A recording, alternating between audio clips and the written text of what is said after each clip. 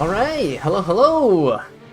Good evening, everybody. Good afternoon, good morning, wherever you guys are watching from. We're back. Welcome back to Fantasia. Alright, see a lot of you guys already in here in chat. That's amazing.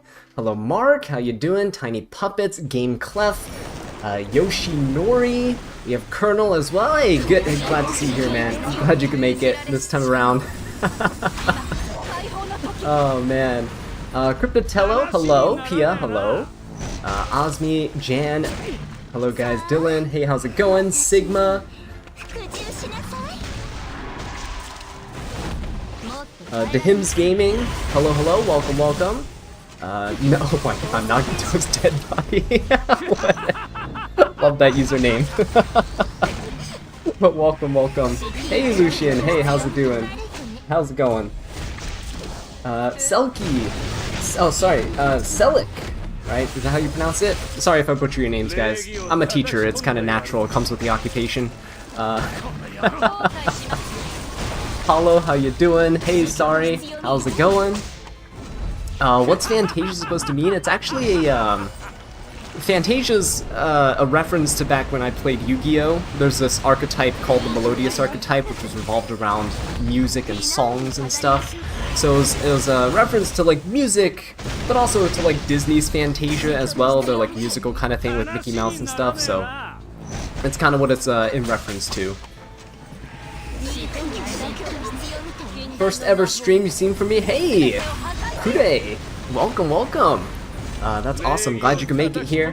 Yeah, we are just going to be watching the Epic 7 World Championships when that starts going live. I think there's about 20 minutes until it begins, so we're just kind of chilling right here. They're just doing some previews and stuff. They're stalling for time, right? You're doing Automaton Tower currently while watching feels relaxing. Hey, that's awesome, dude. I actually don't think I haven't started mine. So I have 2 days left to climb all the way to the top here. I don't know if this season's actually a good one. I'm currently running like a Rylet gimmick. I'm running a Rylet gimmick team. So that's what I'm doing. This team's kind of dumb. All it is I think I got the light and dark, like ML units get extra evasion, so I just put Rylet in the front, and I'm trying to get the counter attack, the little buffs, so that Rylet can just dodge in the front and keep countering. I think it's what I did last week, or the week before that too. You're learning the lore of the channel? Yeah, it is quite...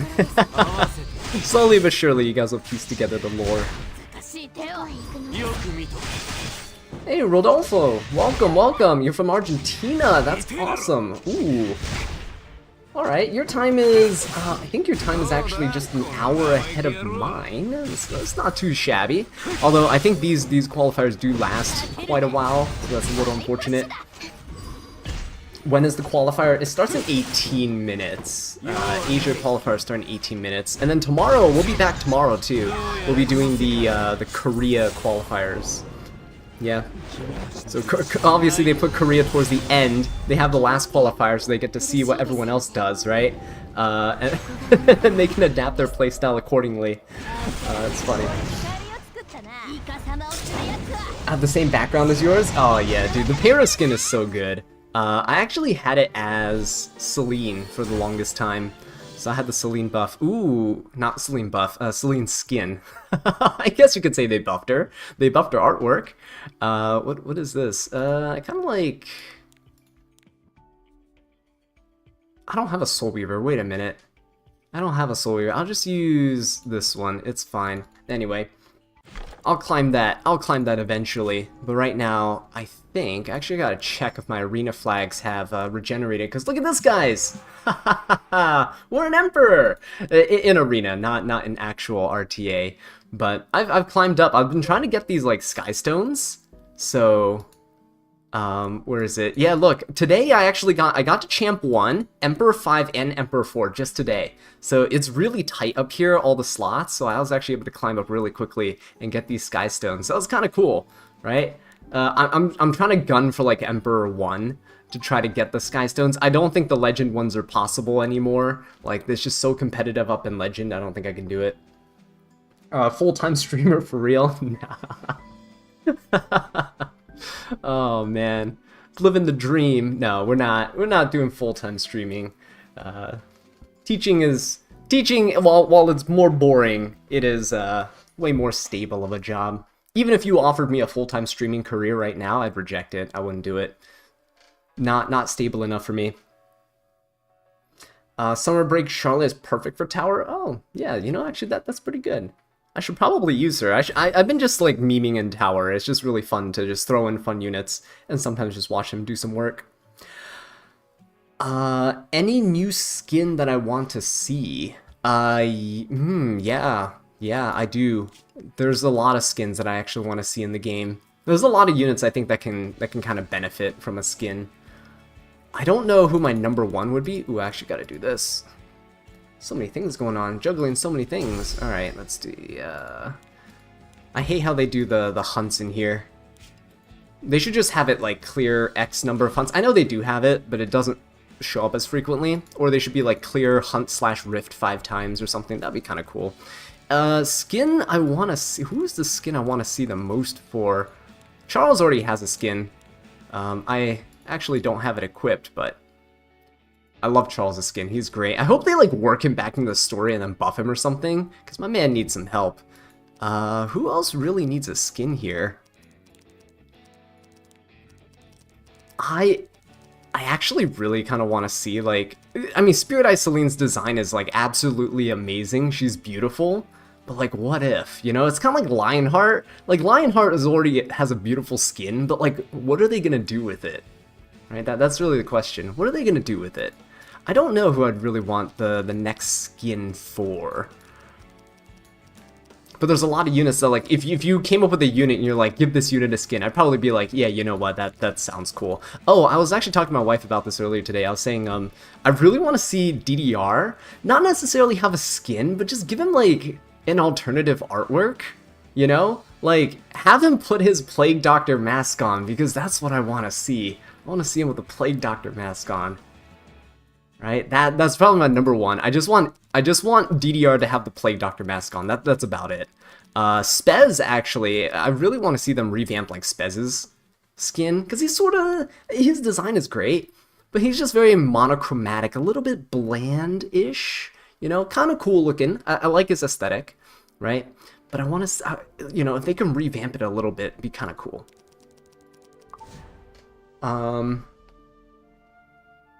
When I have time before the matches, can you see how tanky the Spez is? Oh, well, actually, I was just on Spez. Sorry, I'm, like, really lagging behind on the chat. But hey, guys, welcome to the stream. Bumblebee, I see you waving back there. Glad to have you guys here. We have, what, 13 minutes before the matches, the qualifiers start. You're glad you got to Legend before they changed the format? Yeah, no, that's a smart thing to do. Legend before the change is probably great. DDR in a hazmat suit would be really cool. I kind of want to see, because I know a lot of other games do this, I want to see characters in more like casual outfits. I know it's kind of weird to see in something like E7, but something a bit more casual. Like, we have swimsuits and stuff, right? So like, what's stopping people from just wearing, you know, like a t-shirt, like a dress shirt and shorts, or like a suit? Just imagine like someone in a nice like tux or something like that. It'd be sick, right? Like, imagine Zahak in a nice formal tux, right? A little bow tie action going on. Maybe give the gentleman some love. Oh, the great Mortelix, guys. Guys, imagine Mort's S3 as he strips off his armor and he's just in like a tuxedo underneath. It would be great, wouldn't it? It'd be amazing. You got to champ today. Congrats, congrats. Did not know it was gonna be blind rankings. Is blind, or what is it? Blind rankings in like arena? I think they've always done that, right? What is good here? Ooh, is that good? No. We'll test that one for speed. Just kind of cleaning up some inventory here from farming. I didn't realize there was an event going on, so I wasn't farming today either, which kind of sucks. Is this good? It's nah. If you're going protection set, you want HP, right? You just want to go double down on HP. I'm pretty sure it has a use, but it does have an HP substat. This one too, it doesn't have an HP substat, which I'm kinda torn on. This looks weird, but I might roll it just because HP percent on immunity boot might be useful somewhere. What do I think about ML Ilinov? I think it's gonna be cool. I really like it. I really like her design, actually. I would also appreciate it if in the same, at the same time they would buff Fire Ilinov, because she is struggling. To say the least. Wow, this Torrent Boot's disappointing. Look at all the flat stats. Look at that. Every single flat stat. That's sad. What a waste. We can test speed for a lot of these. That's not bad. I think these are all good. Okay. Cool, cool. I'm like really low on EXP and fodder, so I don't think I can really test too much stuff. Charles in a suit, look, I'm telling you, Charles in a suit would be amazing. I would totally go for Charles in a suit. Oh, hey. Look, Speed Demon Azza right here. We're going, even though it's like terrible rolls, look at this, absolutely terrible, we still went for it.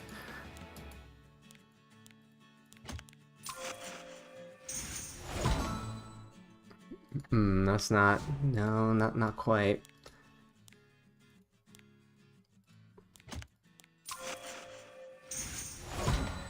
Yeah, the new Rose, I'll be honest, I'm not a huge fan of the new Rose design. I actually really like Ice Rose's aesthetic. It's actually really cool. Her skin looks cool too, but I might be a little biased. I used to use Rose all the time to cleave with. I used to be a slow cleaver. And by slow cleaver, I mean we were slow. We used like Rose, Flawn, and like Carrot or Bryceria back in the day. Those are my 3 core units for quote-unquote cleaving. Is this even good? I don't think this is even good. It's rolling okay, actually. We'll try. I mean, it's a purple piece, so... Yeah, is there really a chance? There's no shot. If I get a 4 roll, that's 13 speed. Reforge is 16. It's not good enough. 16 speed on a sword is not good enough. You want ML Tama, isn't she like one of the only like Gen 1 first like chapter unit that hasn't gotten an ML? Correct me if I'm wrong. Because Kayron got his, right? Isn't she the only one left?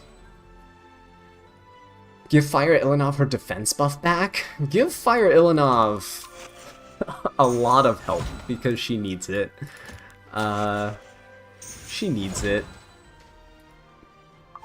Rolling bad gear is way too addicting, it really is. That's why I went broke on charms. I used to have a lot of charms.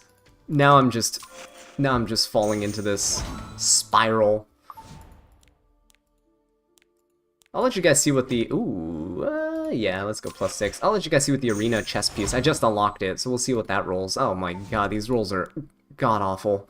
Alright, let's see what this rolls like, right? There's no way this can roll poorly, right? We'll +6 it at first. We'll go slow. I mean, it's a max roll crit damage, even though it's a min roll crit chance. Oh my god, that's awful. So far, Bunny Dom is your favorite design? Hey, not bad, not bad. Dude, guys, this piece is so bad. I'm not even gonna +15 this one. That is terrible. Ugh. Oh yeah, Yuna's the one that also didn't get a skin, that's right. Yuna didn't get a skin yet either. Hey Weebarax, how you doing? Welcome to the stream. Yeah, Yuna, rest in peace, Yuna. I mean, she was in the balance patch notes too, right? My Yuna, I've never actually built Yuna. I've never actually touched Yuna, so here she is. Never, ever, ever. Didn't even try. Yeah, I was never really a huge fan of her design. Slaving on speed gear is probably something you do eventually. Oh, yeah, I mean, testing for speed rolls is something everyone I encourage everyone to do. Just because you never know. You never know when you're gonna get something good. I did get something good not the other day. I mean, it was even before the last time I streamed. Where is it? I had a speed weapon somewhere. It rolled insane. I mean, insane to me. It's a 20 speed piece. Where'd it go? I put it on ML Leica. I'll just find on ML Leica. Cause I rolled this oh no, it's not on Leica. What? Where'd it go? Oh, it's a helmet. It's a helmet. It's not. Yeah, there we go. It's not a weapon. It's a helmet. I swear I know my own gears, guys. But yeah, I rolled this. It's pretty good. Where's ML Raz? ML Mui? Oh yeah, there's so many MLs that are necessary right now. So many. Umbrella, welcome to the stream. How's my new house? It's great. Pretty much everything is unpacked. We're all good. Just my room is not unpacked. There's still boxes absolutely everywhere. But I'm slowly but surely getting like shelves and stuff installed so that I can actually display a lot of my things around the room. MLDN, yeah, that's right. But I don't know how they're gonna do ML limiteds. Like Cerise, I'm kind of surprised they didn't go for a summer Cerise release. They just gave us a skin, right? It's kind of weird. Her skin does look okay. It's not like the best skin, honestly, but it's alright. It's not bad. ML Alencia, I really do want to see an ML Alencia. ML Alencia would be nice. I mean, I really wish they would give like Alencia the buff. Like Ravi got her buff. You know how they were last year? They had the Awaken Potential update that they were gonna do, and they said they're gonna buff Ravi, Ice Crow, Alencia, and Closer Charles. But the only unit so far out of those four that got a buff was Fire Ravi. So I really want to see them like kind of retweak Alencia to be kind of nice. This is my injury Alencia. She's on injury set, but she's like 220 speed. I'm really proud of this Alencia. Too bad she really still doesn't work that well, unfortunately. I've tried her this season. It just doesn't really work too well. Main, you said, did you try Wuthering Waves or Zenless Zone Zero? I didn't try ZZZ. I did try Wuthering Waves, and by try I mean I kind of logged in and played for a few minutes, like 30 minutes maybe, and then I logged off and then I uninstalled it. I just couldn't, I really like the combat. Like, I'll be honest, the combat's great. It is more fun to me than Genshin's combat, but I can already see myself dreading the slog of farming in another game. And I knew I could not sustain it, so I'm the kind of person that if I know I can't commit everything I have to something, I'm not even gonna bother starting it. It's kind of a, like, it's both like a good and a bad thing, I guess. It's good in the sense that, like, you know, when I do start on something, I am gonna be fully committed to it, but the downside is I don't get to a lot of things because I don't start them, because I'll be like, oh yeah, I can't commit to that, so I don't normally pick up new games. It's really rare for me to pick up a new game. Like currently, I picked up Final Fantasy XIV like a month and a half ago, I'd say. And, you know, it's kind of a side game, even though it's a paid subscription for the game, like it's kind of a side game for me.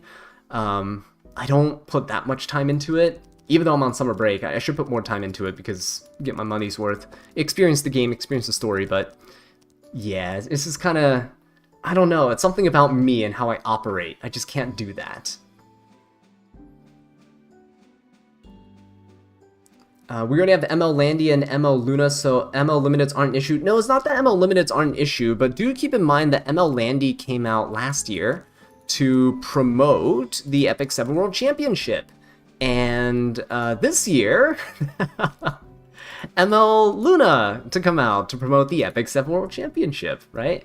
So they might be doing these like limited ML versions of limiteds for like these big events. I don't know. Who knows? We'll see. ML DN, see, they did a couple years ago, they did put out a skin for DN, right? If you guys remember. She did get her Magical Girl skin because she was like the mascot of that one. It was her skin versus Arbiter Vildred skin, which, by the way, in my opinion, is still like the ugliest skin in the entire game. But yeah, those two skins were like the mascot. Those two units were the mascots of that World Championship.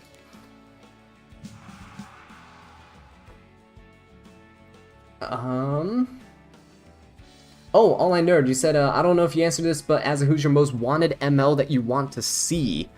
The most wanted ML that I want to see is probably...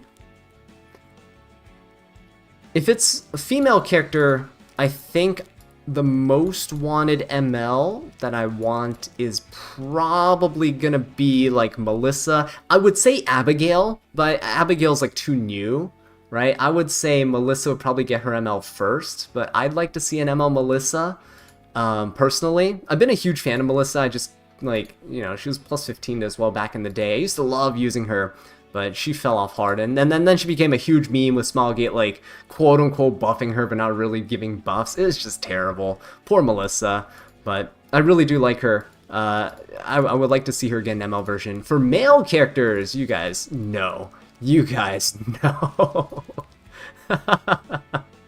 Why do you think I'm saving all these copies of Mort? Look, 1 copy, 2 copies. I think I have more, hang on. I think I have more in this hero storage box. Yeah, there's another copy right here. Another Mort. See? Another Mort right there. So, 3 copies of Mort. Saving him up for the ML Mort. I really want him to come out. It'd be great.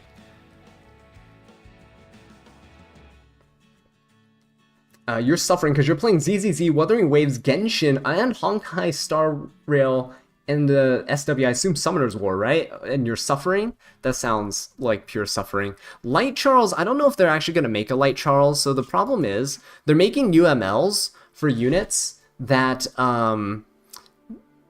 that they need to fit in the story, right? They're making them for the story, and Closer Charles actually does fit into the universe. He's already in the universe, so I don't think they're gonna remake another version of, like, Charles or anything. So yeah. Closer Charles does need a little bit of help, though. I really wish that something can be done. Really, really want him to get something. He's kind of in a tough spot. I do like my build. It's a bruisery build, but I never get to use him.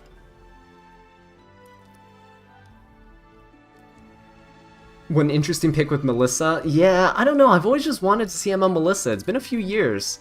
I really want to see an ML Melissa. I don't know who else I'd really want to see an ML version of that I'd be, like, super excited for. I'm just scrolling through and I don't really see... I want to see the limited Flan, though. Flan's one of my favorite units in the game, so really want to see a limited Flan. Pirate Captain Flan, as you guys know, I use her all the time. Like, some units are just a little too new, right? Like, I mean, I guess Arunka's not really new. I love her design, though, so I don't really want to see an ML version of her. Sometimes the MLs don't really look the same as their counterparts.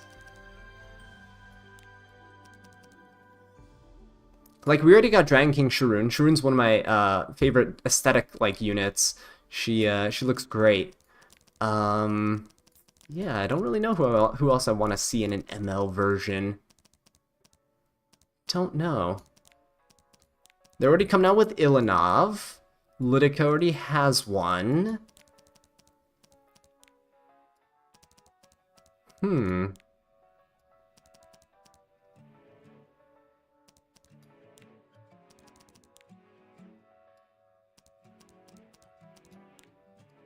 Yeah, quite a few units already have ML versions.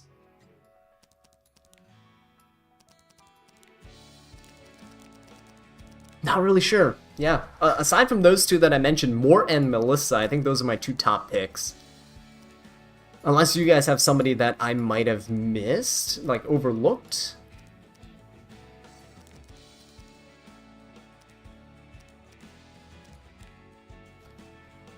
Light Mort as a dragon god would be lovely. Ooh, now you're talking here. Isn't Flan gonna get a limited unit at that costume contest? Yeah, she is. That's what I was talking about. So I really want to see Flan. I want to see what they do with her. Dark Flitica? Yo, I really, really would love to see that. I really would, because Flitica, if you guys don't know, Flitica, like if I had to choose one character, Flitica's my #1 favorite character in the entire game. Favorite male character is Charles. So Charles and Flitica are like my two favorites. But yeah, that's why I give Flitica pretty much like my best gear. My best speed gear that I can muster. Only 4 stars have one or more than 1 ML, no 5 stars. Yeah, that's true. Only 4 stars have multiple. What chances are there for a Dark Roz, Archdemon's Heir or something? That would be cool. That would be really cool. Mostly because, they've already made Guider Aether, so Aether already has an ML version, right? And Meru also has an ML version. Celestial Mercedes is not here. She's probably in my waiting room. Yeah, we have Celestial Mercedes, so why not have ML Roz? I think they'll be pretty cool. Where is Meru? Oh, there it is. Celestial Mercedes, right there. Right there. In the middle.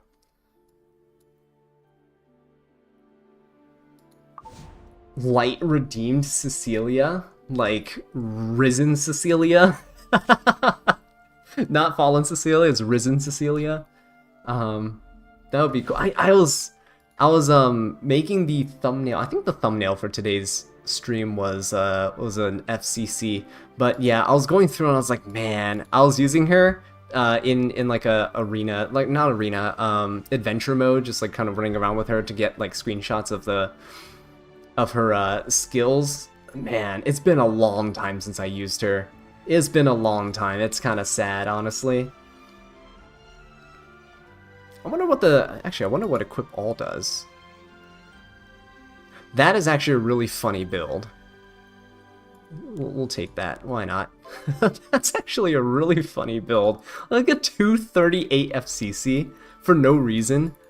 Let's put something on her. What should we put on her? It can't be something actually useful that I use for other units. We'll find something. Oh no, we're digging deep, aren't we? Oh no. Alright, she doesn't need an artifact, she's fine. Actually, no, there we go. It's a spare Aureus. Let's slap that on her. Light CC would be so cool and have an amazing design. She probably would. The one thing Epic 7 doesn't disappoint with is just their artwork. It's always super nice. Always super nice. Yeah, she'll probably get buffed in the next balance patch. How about Lightbringer Ray? Oh, God, I don't know. See, one of my favorite side stories in the entire game was Ray's side story. He actually had a really nice side story. I think it's kind of, not many people probably even know about it anymore, but his side story was actually really sweet and I really liked it. And then it just so happens that Death Dealer Ray was a plague doctor, and I just knew I had to. I was freaking out when they showed Death Dealer Ray. He is so fun, so fun. I'm not even talking about him now, like even before, right? Even before his buff. Where's Fashionita Straze? That would be really funny, actually. I mean, everything's revolved around his like fashion and design, right? With all the other MLs in his storyline, so why not? Let him be fabulous. I should probably continue climbing, but this is the safest team to fight. It's the highest ranking point, but safest team to fight. We'll go in with this team. This is my arena team, by the way, that I take into pretty much 99% of fights.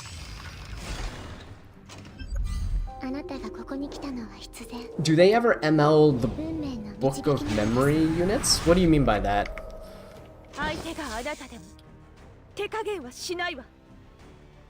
DDR must use his mask. That's what I was saying earlier. I really want DDR to get a skin, and I really just want him to put his mask on. Like, it would look sick. Why is my Luna going first? Oh, I see. That's fine, actually. This is actually ideal, because if I can seal the Bellion, I can get souls with Politis. Nice. Beautiful stuff. Beautiful stuff. So yeah, this team's pretty much foolproof. I can show you my record. I actually lost one time. I was on a huge win streak. I was on like a almost 50 win streak, I think, in Arena.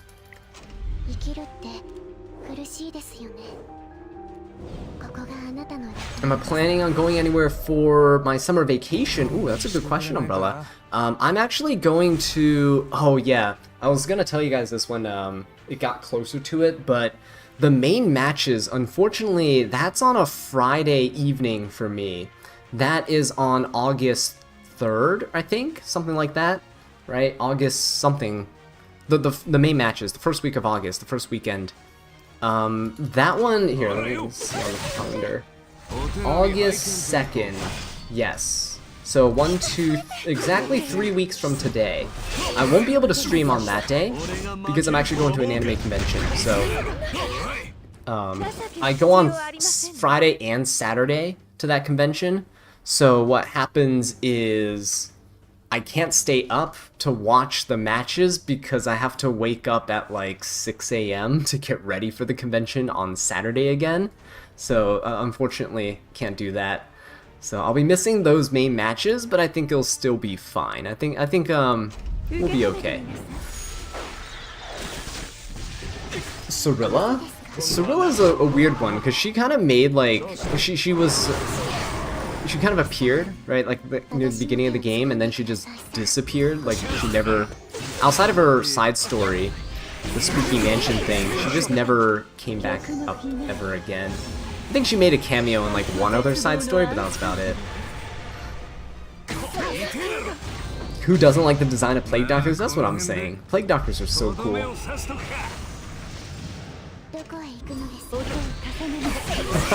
Flappy boy. Risen Cecilia. Give Cecilia the Riz. You guys are in shambles without an Azza stream. It's hilarious given that we legitimately just started streaming last week, one time. But we're streaming today, we're gonna stream tomorrow, so, you know, keep that on your calendar, keep that in mind. We'll be here tomorrow. Ooh, this bottom team looks actually... No, I think this middle team here is pretty good too. We're going on a massive win streak right now. Just climbing. Hey AJ, welcome to the stream. Glad to have you here. Yeah, glad you could make it as well. Glad you could make it here. So, unfortunately you couldn't catch the last one, but hey, you made it today and that's what counts. I'm fine, you said RTA? I don't know if I want to play RTA right now. I'm about to decay in like the next 24 hours, so I do need a maintenance match, but I think I can probably play it tomorrow without any issues. That Bellion was not sealed, that is unfortunate, but it's okay, we can barrier invert that Bellion. You guys are already in shambles. What do? They don't have any buffs, so we kill ML Politis first. Of course, we get countered. Okay. Kill ML Politis, we're fine. DJB is insane in Arena right now, at least for my team right here. Just because 8 Tywin teams don't matter, you don't get stunned at all. And then you just end up killing... You go directly for Yufine. She's the only damage threat. Bellion doesn't really do much.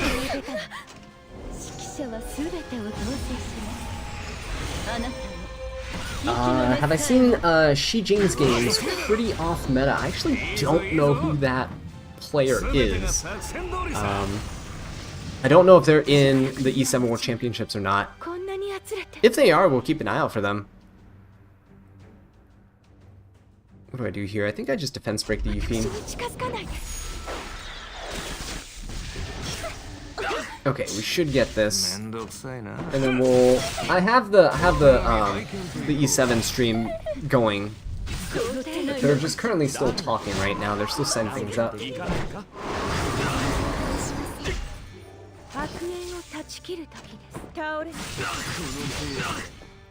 What do I do in my free time besides playing E7? I actually try not to play E7 all that much, honestly. It's always running. I always have it like in the background. I'll always just be there like clicking, you know, auto again and all that stuff. I'll like click to refresh my guilds, you know, buffs and things, but I'm not necessarily always actively playing the game. Oh, look, we're back in Emperor 4. What I do in my free time, I really do enjoy cooking and baking and stuff. So making food is actually, that's why I have a food channel on my Discord server. If you guys want to join, link is in the description. But yeah, the food is like an amazing part of everything for me. You know, if you can cook, you can make yourself whatever you want, and it's amazing to have that power at your fingertips. Also, sometimes I just realize I'm an adult and I can jump to my car at any time and just go down the street to a grocery store, buy an ice cream cake or whatever I'm craving, right? So, that's really funny. Thank you, Stardust Observer, for the password. I'll make sure to pin that. So, yeah, spotlight for Dingo. Is Dingo buff confirmed? Is that Dingo buff confirmed, guys? So there's the password, right? I think you enter it. Oops, not with this. I do, when I watch videos and stuff online, I watch some really weird things. I watch cooking videos, obviously, but I also watch a lot of like car crash compilation videos and like police chase videos. Those are always super fun to me. I don't know why, but they're just super fun. Yeah, I also like watching food delivery videos. Just people like biking around and like delivering food. So, alright, we gotta switch over to the actual game, because I think they're starting soon. That's that round of 16. Oof, sorry about that. We blasted you guys, your audio. Keep their audio low. There we go. Alright. Cool. So we have, that's Elf Mage, Omega. Very nice to see. Very cool.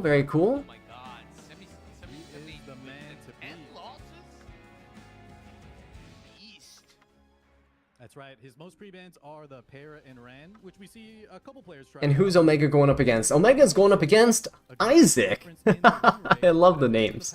Alright. Yeah, Elf Mage going up against Isaac. Very cool.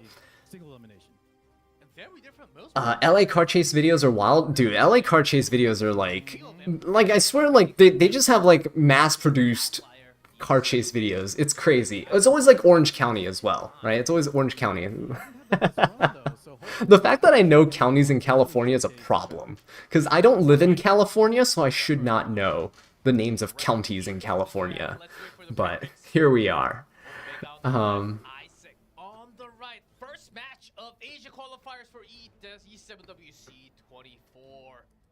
Yeah, that win rate is insane. But let's see what happens here. Actually, look at Elf Mage's his webcam there. He looks so ominous, right? It's like in anime. You know, in anime when someone's like mad or like super flustered or like frustrated and stuff, and then you see like the shadow under their brow cover their eyes. That like just looks like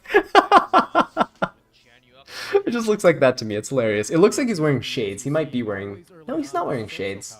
No, he's not wearing shades. That's really funny, though. Opening up with a Laia Genoa into an Emmopolitus. Kind of typical. You want to steal the Genoa pick, right? Laia's a pretty good cleanser to go after Emmopolitus. But Isaac's following up with DDR. DDR is really strong into both Genoa and Laia. Sleep on Genoa is pretty solid, of course. You CC him, right? So you can't proc. But injury on Laia is also really strong. Laia can cleanse like the first debuff, like first wave of debuffs, but DDR is so consistent with reapplication that it becomes a little bit of an issue. Lua and Knockwall picked on both sides. Ooh. Lua's probably outspeeding the Knockwall. Honestly, Lua's probably outspeeding the entire team here on Isaac's side, but Knockwall's reset won't do much because there's a Laya on Omega's side. He looks like the final boss. Yeah, I know, right? Germer1, hey, how's it going, man? Welcome to the stream. Glad to have you here. Dark Lord Omega, yeah, that's actually a really funny name. That sounds like a Yu-Gi-Oh card, like an old school Yu-Gi-Oh card name. Dark Lord Omega, you know, normal monster, 5 stars. You have to tribute summon for it. Elves Genoa is 185 ER. See, I feel like DDR can still do it. Most DDRs are like 150 effectiveness, and with an effectiveness buff, they reach 200 effectiveness. I don't know how these guys play. It might be an ER DDR, in which case it might be more 50-50 up to luck. Dragon Bride, Senya, Bryceria. Bryceria gets banned. Celine gets banned is kind of normal because you do want the Lua and the Laya to do their job, and you don't want Celine to proc the Genoa at all. And most importantly, she is a direct counter to Blood Moon Haste. But Blood Moon Haste on Isaac's side is a lot of sustain. The problem is Isaac's side doesn't have a lot of DPS. He has a lot of sustain. The problem here is that Elves Mage's side has Genoa, and Genoa is gonna kill. Laya can also kill too. So there's no consistent cleansing on Isaac's side either, so Lua might actually be really potent, because look, she's outspeeding everybody, right? She outspeed the Knockwall and everything. Kinda nutty. So even though Isaac was able to take the first turn of the ML Politis, there's not a lot that he can do here with Isaac is a speed demon? Oh, that's good to know. That's good to know. Sleeping or reset. 30k HP Laya, that's pretty bulky here.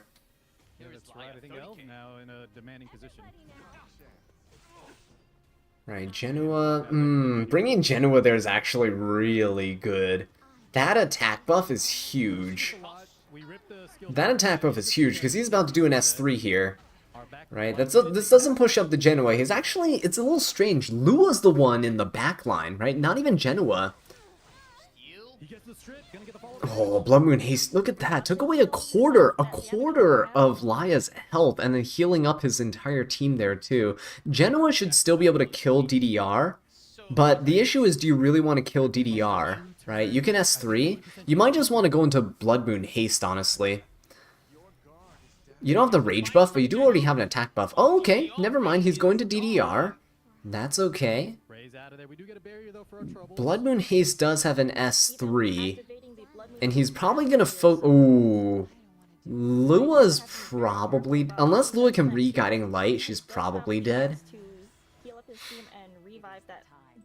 All these guys are running 30 to 35k HP Layas. Yeah, it's kind of normal. Mine's also 30k in combat. 30k is just pretty bulky. It's pretty bulky. Hey Alex, welcome to the channel. Appreciate you. Glad that you can make it to the stream, and thank you always for watching. Ooh, Seal on Dragon Bride Senya is nasty right now. That is tough. She can't even proc from the Lua now. That's not good. Okay, Laya is able to cleanse. That's nice that he saved up his S2, pushed up his whole team. Lua with that cooldown is actually nice, because next turn she can start doing her S2, S3 combo. There you go. Goes back into Guiding Light. And Blood Moon Haste, I would say he can kill Laya, but he's not going to take the risk. Yeah, he's not going to take the risk. Going to go into the Dragon Bride Senya again.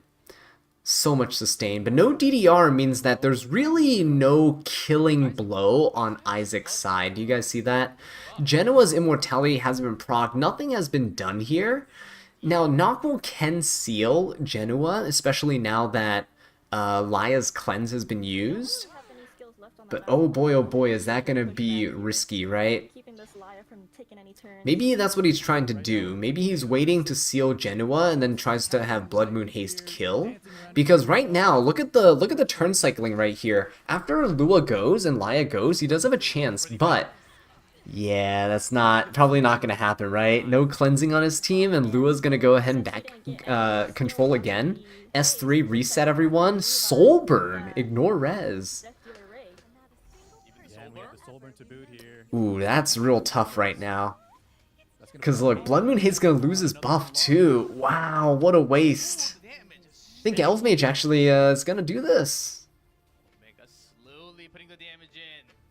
Think he's gonna make it putting the nail in the coffin, G-Clef. past the first round. Things are not looking good for Isaac right now. His whole team is just reset. Because honestly, there's no way. There's no way Isaac's winning this anymore. Dragon Bride Senya, like Laya's gonna have her S3 on this upcoming turn. He was just asleep. And there's no injury on this Laya, so S3. Not sure why Does he's get a going counter here, though. even with that counter, Strip into the heel. even with the strip and everything, it's not gonna be enough. He's gonna come in for the extra attack, but So now she gets the cleanse. look at that barrier. Just reset the Dragon Bride Senya. Laya's gonna come in. S3 on the Blood Moon Haste.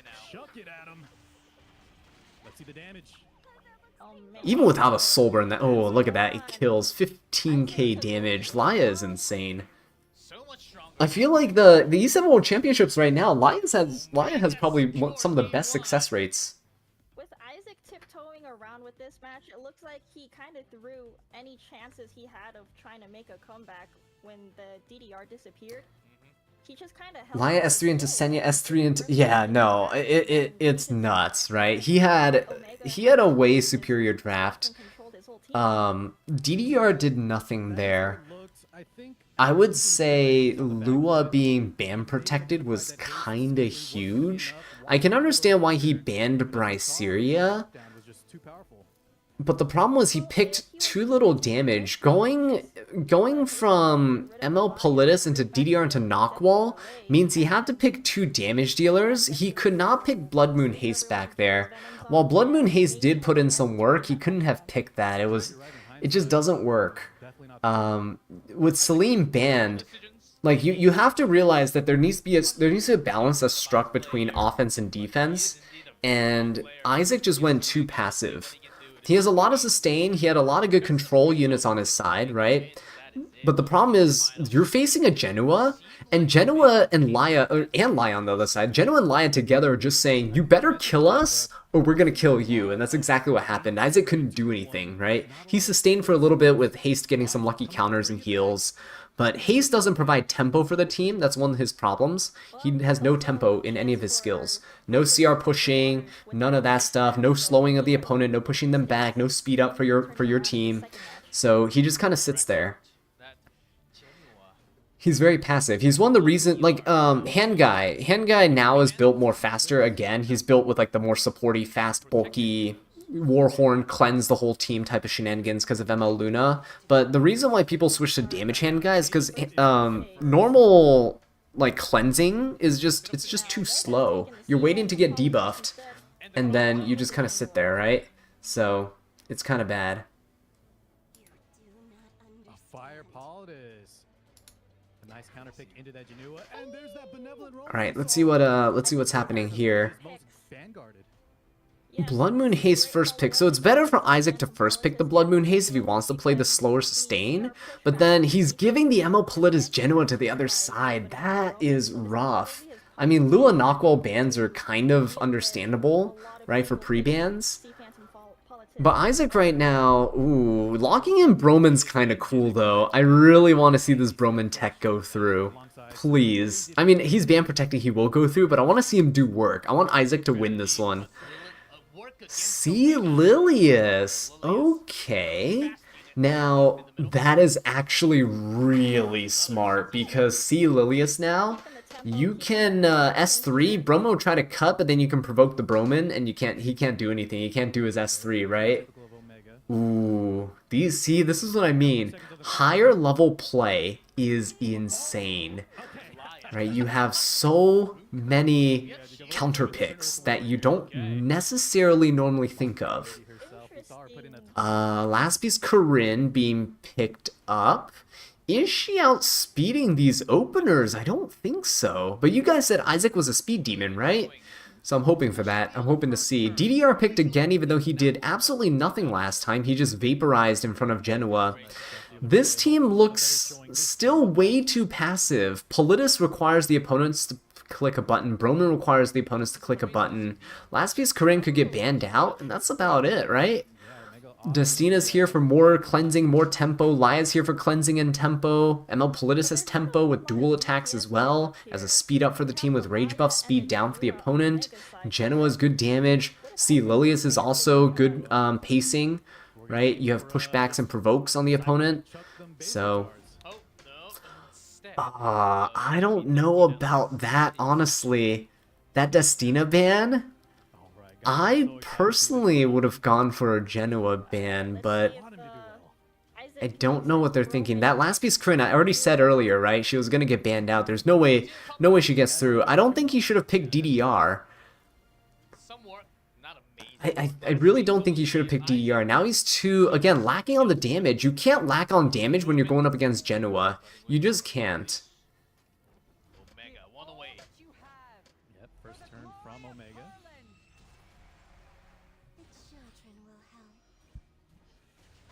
Okay, Fire Politis just gonna come in. Is that Degen Politis? She hardly did anything, and I don't think she crit.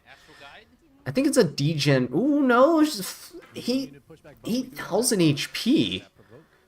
Is it a damage Politis? Oh, maybe it's because she had an attack down. That's weird. Okay, she stuns the Politis, and we know that the Genoas resist Genoa. I mean, pretty much every meta Genoas resist. Yeah, no. That is bad. Oh, Isaac, that is bad. That's not good.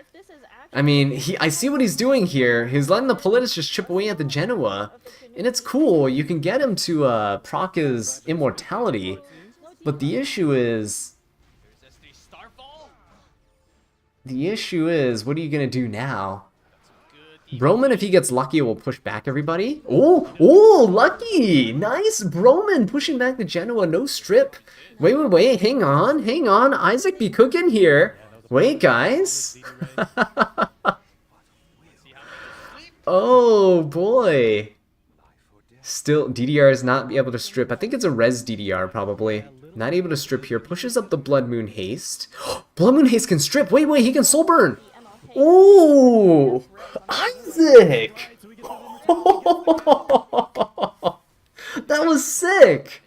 That was all made possible because Broman procced. I think it's a 35% chance to proc that without a silence. That is hilarious. What? Isaac. Oh. Yo, look at that. Look at that face right there. That facial expression. Yeah, you know. That guy has sat in RTA for many moons. And he is perfected. He has perfected his Politis counter pick. That was sick. Just sitting there and soul burning Politis. Very smart to soul burn her and then proc Genoa so she can get another sneaky S2 in. That was amazing. Good job, Isaac. See? That's what I like to see. Broman getting a win there with 292 damage. Good job, Broman. Good job. Yeah, even I thought he was gonna lose, but no. He did it. Took down the only DPS.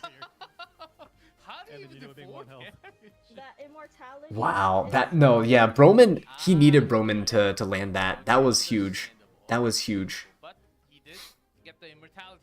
Yeah, that was definitely well played by Isaac. Both of these guys showing good knowledge of the game, right? This is a very high level match, very high level, because all the small nuances, even the C. Lilius pick was intentional, right? C. Lilius to lock down Broman is very smart. Like, many players, myself included, probably wouldn't even have thought of doing that. But yeah, C. Lilius definitely counters Broman. So does A. Tywin, but the fact that he picked C. Lilius because he was playing aggressively pays off. He looks dead inside for sure, a true RTA veteran. Yeah, anyone who plays RTA every day grinding is dead inside. I can confirm.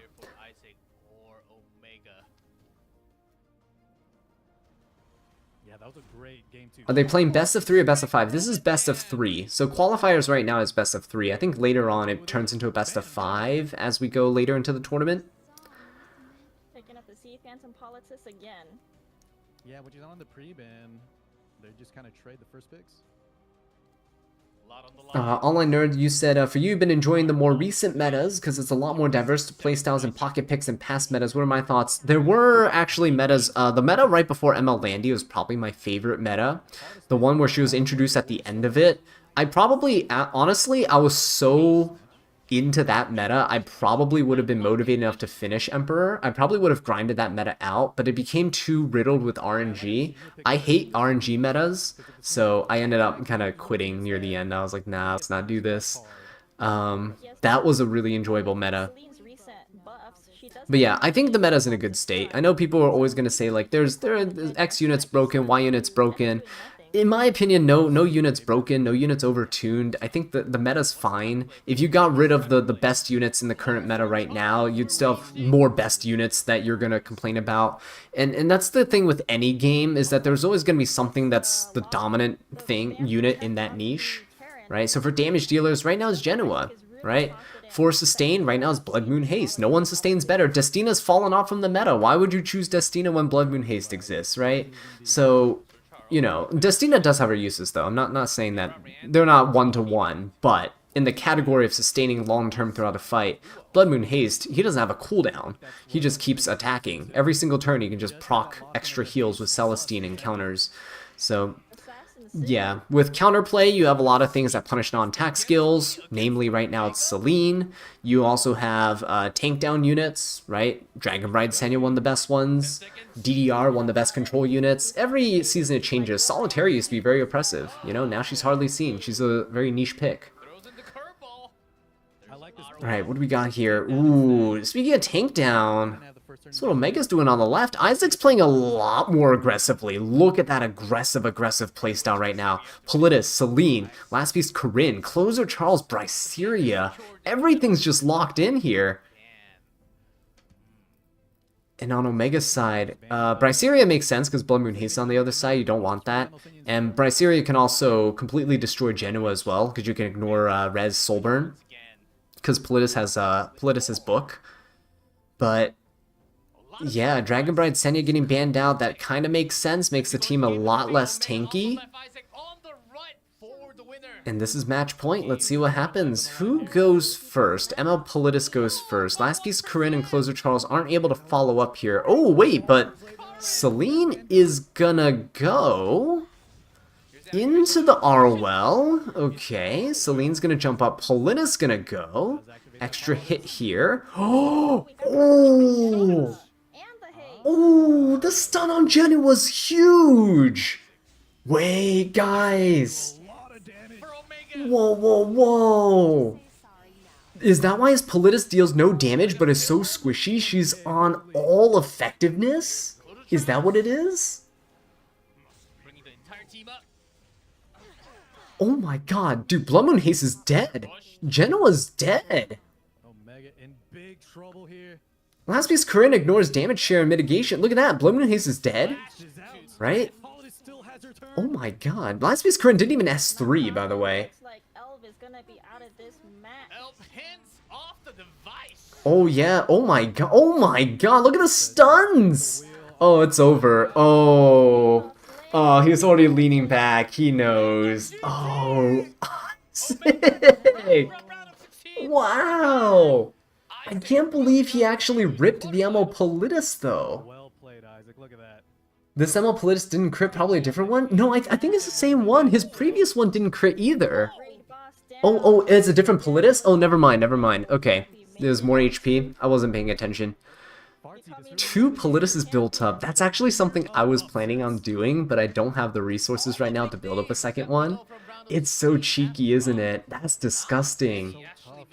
Wow, yo, wait, maybe I should go through with my plan of building my second. I have a spare Politis that I haven't merged into my ML Politis yet, and I've been thinking of building a second Fire Politis. Ooh, that is disgusting. Well played, Isaac, wow. I can't believe it.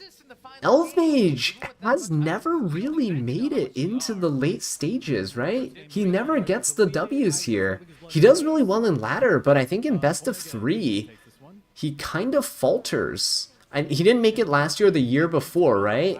He qualified. He like ended up going to the qualifier. I don't think he made it through any of them. That's unfortunate. You have two politices. I don't know. What is it? Politices? Best decision ever? Yeah, I should. It sounds good. It sounds really good. Yeah, this is where he dumped all his souls. So yeah, that was the damage politis, right? Yeah, this is the damage politis, that 8.5k HP one. Actually paid off. And I hope they replay because I want to catch the HP. You guys caught it, but I'm really bad at catching those details, honestly. Wow. Imagine turn cycling enough for enough souls that you can use that Blood Moon Haste. Okay, let's see here. I don't know why he popped the ML Politis S3, honestly. Let's see what that Politis is going to be, the Fire Politis. Yeah, that's actually hardly any damage. It's a different Politis. Disgusting. But now everyone knows that he has two Politises. Closer Charles coming in. Pretty incredible. And Closer Charles, first appearance in the tournament. Had that CR Okay. Yeah, there you go. 18k HP. Caught it at the end there. That little glance. Yeah. at the current Elf gets eliminated every round one. That's what I thought. That's really sad. It's been many years. not too many. Dang. One of the certainly most strategized Cleave and degen. we've seen in the tournament so far. Use it more than you think, huh? I'll take your word for it, Carla. I should probably do that. I should probably build too. So it just goes to show that even though you're speed racing, just because you take the first turn doesn't Should I do that mean you're now? gonna win. I mean, we're gonna wait for the matches anyway, right? Part Because I have a Polita. She's not very good. of the tournament. Here, let's mute this because they're just gonna be talking about the match here. Let's go back to BlueStacks. All right. So I do have an extra Politis that I saved.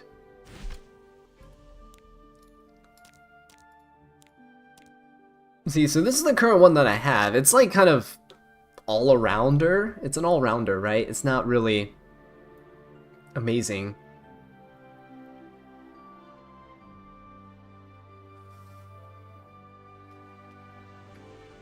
Many years, many Hall of Fame finishes for Elf, but never the World Championship. Yeah. CR Floodgate is just valuable. It is. I had a degen Politis, like a counter degen one, but I kind of ungeared it for this. It would be really fun to have like a degen Politis that you couple up with Abyssal Euphine against Cleavers. That'd be amazing.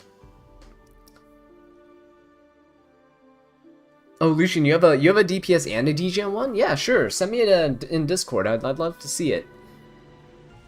Arwell should have been ML Landy. Oh, you mean in the matches? Maybe. Sab Politis? Dude, my DPS gear sucks. My DPS gear is terrible. Like, these pieces are not great. It's kind of hard for me to build. Look at how bad this is. It's terrible, right? It's really difficult for me to build speed DPSs, which is why I don't play Cleave or Aggro or anything like that. You think Politis and Selene are just super solid units? They are very sad. They're very solid units. So I do have an extra Politis down here. Yeah, see, I saved this one. I can try to build like a degen one. That'd be really fun.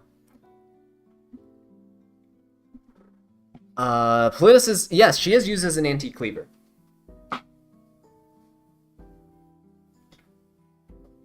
Politis is definitely used as anti-cleave as well. She can. Can Lua outspeed ML Luna? Yeah, I think so. Here, I don't know their base speeds. Let me see. But yeah, all these units in the higher speed brackets can all outspeed each other. Unless you're Ron, you outspeed everybody. I fought Rons that outsped my Zeo, so... Let's see, ML Luna is right here. What is her base stats? Preview stats, fully awakened.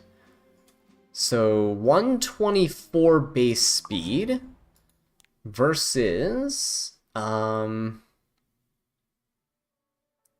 versus... which one? Lua. Lua's here. 120 base. Ooh, it's gonna be tough. 120 base speed versus 124 base speed. So losing 4 base speed, actually, it's a bit of a difference, but that doesn't stop you from doing it. It doesn't stop you at all. Because, like, it depends on how people invest into their units. Like, Lua doesn't care about any stats. I guess you could say ML Luna doesn't either. Depends on how you use them. But if I went to my Lua, like, look, if I went to my Lua and I actually tried building her, let's just go fastest speed pieces, right? Let's see. I think 20 speed weapon. Let's just go like Flitica gear. My Flitica has some of my best gears. Let's go for that. What's this? 20, 22, 21. Alright, so we have a Lua this is going to be an insanely fast Lua. What do we need? Speed? Speed. Let's just go for this. 307. I mean, fast as I can do, it's tough, right? 307 speed here, that's 22, 21, 23, 26 speed, 20 speed. And cleavers take every anti-cleave unit and make their own. Oh yeah, 100%, 100%. You got Astromancer Elena. You were wondering if you should spend resources to build her. Is she even good this meta? She is good if you are a aggro or cleave player. If you're not an aggro or cleave player, don't bother with her, because she doesn't really fit other playstyles. Now, New Mage Luna, if I actually just went fast as I can be, let's use the same pieces from my other units, right? From the Lua. So I did a 307 Lua, right? So if I did the same things here, speed boots, 307, let's see. Same exact pieces here. Let's do, I need a speed piece, right? 307 versus 312. See, look at that. You have a 5 speed difference. That's kind of tough. That's kind of tough, right? Fake turtle player? You think I'm a fake turtle player? Look, the problem with my gear is that they don't synergize well with each other, because the fastest pieces I have is stuff like this. Like Flitica is this. It's not useful, right? So that's the problem, is that they're not on speed set. You want to know the Malona piece. I think I know why, because it's like one of my fastest pieces, right? This is the Malona piece. Oops. That's the Malona piece.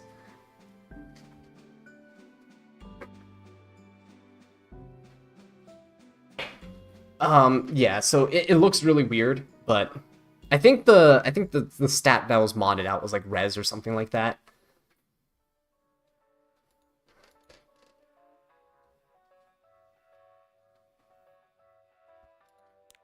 Having bad luck on speed rolls? Yeah. How can I have that much speed? Look, guys, the thing is, like, where I currently am, and this is after playing for 5 years and stuff, like, this is not considered fast. This is, like, the best of the best pieces I have. It's all I have. It really is, like, all I have.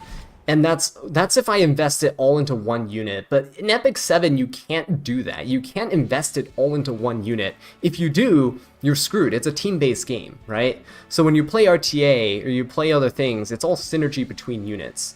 Like, you can't have all your speed gear on one unit and just be like, well, that's it. I win, right? It doesn't matter. You have to spread it out, and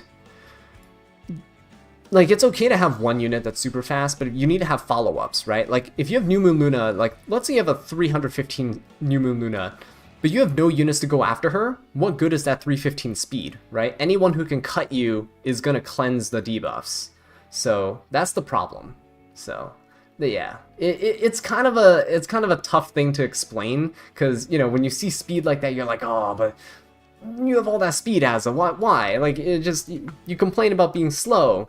But it's just how it is. Like, the fact that people can have like 320-something speed Rons, and, you know, they can outspeed my Zeos, you know? It's just different, and different placements, different place values, right? Like, different rankings. So if I'm like high champ, it's kind of expected to have if I have a C Lilius, it's kind of expected to have it like 300 plus speed. I can never build one 300 plus speed. It's just how it is. 26 speed is crazy on the helmet, but keep in mind, it's a rage set helmet.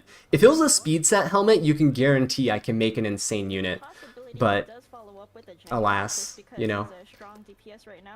Fastest weapon is a destruction piece. Fastest chest piece is a crit set piece. Second fastest is a res piece. Like, it's all disjointed. I don't have any fast speed set pieces. So, that's the issue.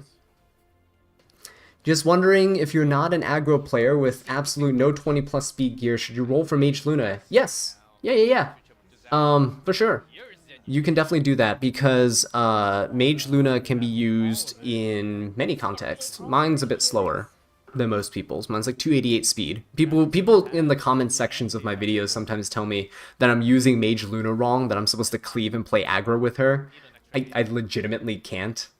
I don't have units to follow up with her, so I can't do it.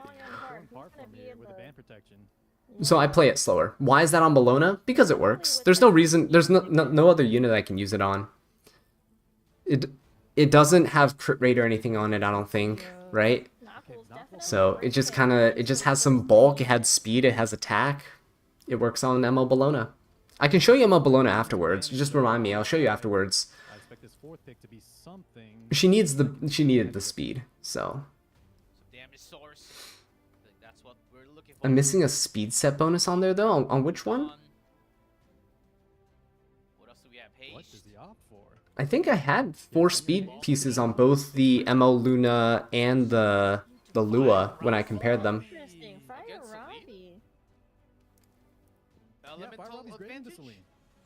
Yeah, great into Celine, great into the DDR, somewhat. I'm confused. Why don't you roll more speed gear then? I have 5 20 plus speed pieces on speed, says a new player around 6 months of playing. It's all RNG. I tell people all the time, you don't get to choose your playstyle chooses you. Like, I've rolled hundreds of thousands of pieces of gear at this point, and there's just, like, I just don't roll the speed. Like, you guys, I post my crafting videos, right? I know it gets less views than my other RTA's videos and stuff, but you guys can watch them. Like, I legitimately show you all of my crafts. I normally don't craft when I don't record. I just don't. And you can see the luck. You can see where the rolls go. I don't go into speed very often. Very occasionally I will get, like, 1 speed piece every few months. It's just luck. You know, if you have 5 20 plus speed pieces as a 6-month-old account, that's insane.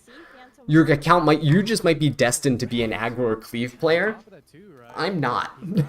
my stuff's just slow. Also, Fire Ravi is in the game. Hazamare, let's go. I'm voting for you. That Fire Ravi's nuts. She's gonna be pretty decent into the right side account, right side team, I'd say. Pretty decent, because Knockwall being there kind of shuts down a little bit of DDR and the Genoa. So it's actually pretty good. Knockwall doesn't proc Celine. This is a really good draft by Hazamare. Cursed account, delete it? Yeah, conspiracy theory on my end, but I think accounts are seeded. You have good luck accounts and bad luck accounts when it comes to certain things. Mine doesn't get speed, but I get insane tanky gear. I have really nice tanky gear. My counter set pieces are insane. I'll show you some counter builds later.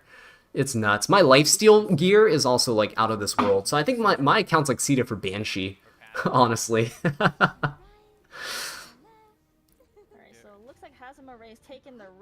You roll speed on non-speed sets? Yeah, me too. It never happens on speed sets. Ooh, Celine picked a bad target to go into. That's not who you want to hit. But ooh, look, Ravi's stealth, actually. That's kind of nutty. A Taiwan's the only unit that can be hit. Oh, but that's a full damage Celine, guys. Ooh, look at that. Almost got it. That's less than 10% left. Okay, Knockwall's going. Resist on the Genoa. She got the bind, but no reset. Not that it really matters, because Genoa's passive doesn't really... I mean, Genoa's S3 doesn't really matter here, I'd say. So it should be okay. Knockwell's gonna go for the seal. Oh, that's massive. Oh, that's massive. Look at that. It's huge amounts of damage too. Okay, he's gonna proc. Whoa, wait. Why'd he proc the A Tywin there? Oh, wait. Why'd he do that? Huh? Oh, everyone got hit. What? Except the stun on the death array. Yeah, that's fortunate for Hazumaray. Why'd he soul burn it? But it's not a guaranteed stun or D-break. Look at that damage. With the defense break.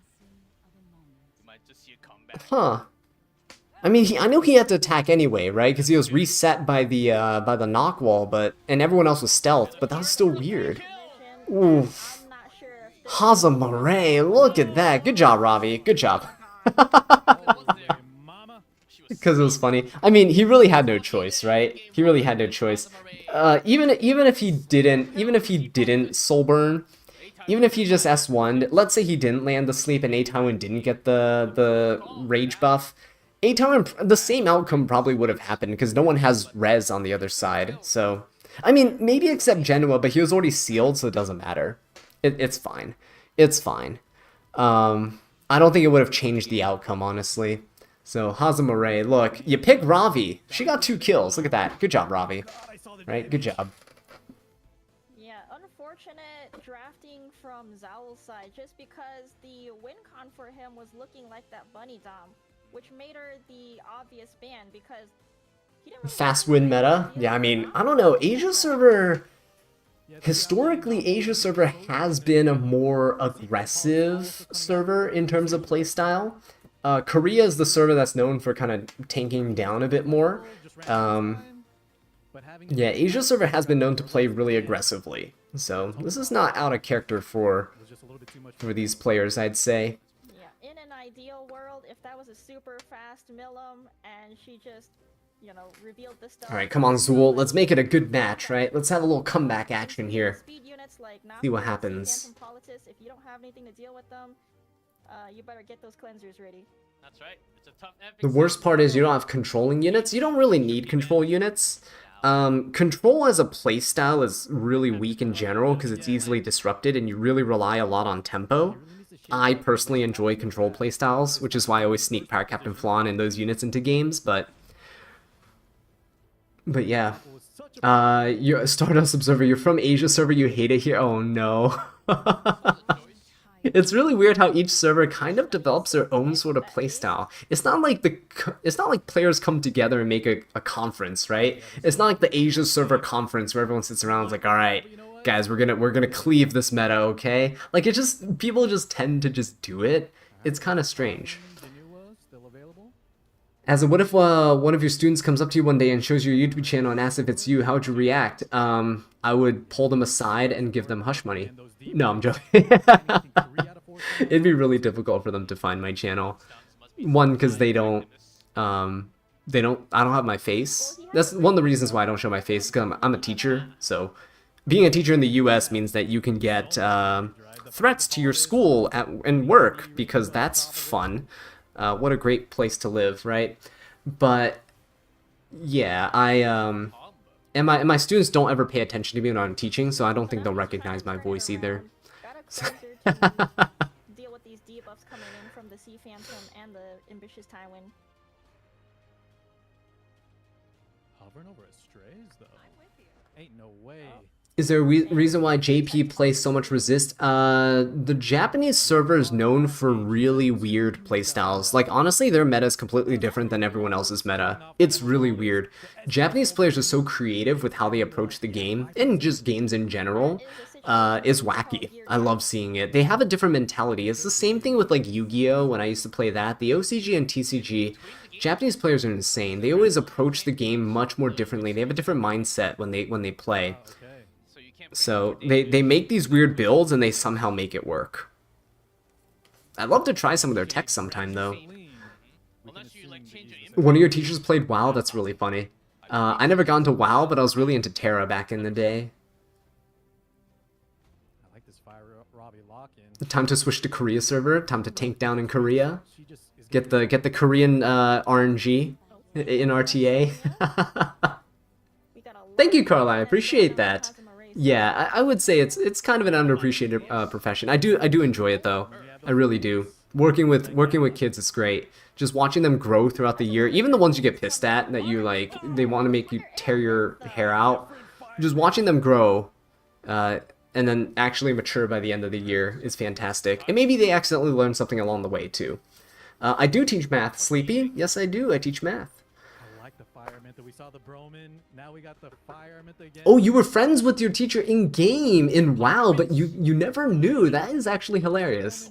That's actually really funny. What are the odds of that? Just like late night playing, your teacher comes to school next day sleep deprived, you are as well. You guys just don't know that both of you were just staying up playing WoW all night. That's great. Terra? Yeah. Hey Moshi, how you doing? Terra's a game, yeah. Long time ago.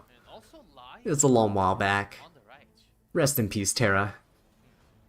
That's a really green broccoli team on the right side there, but Laya gets banned, Lua gets banned. Okay.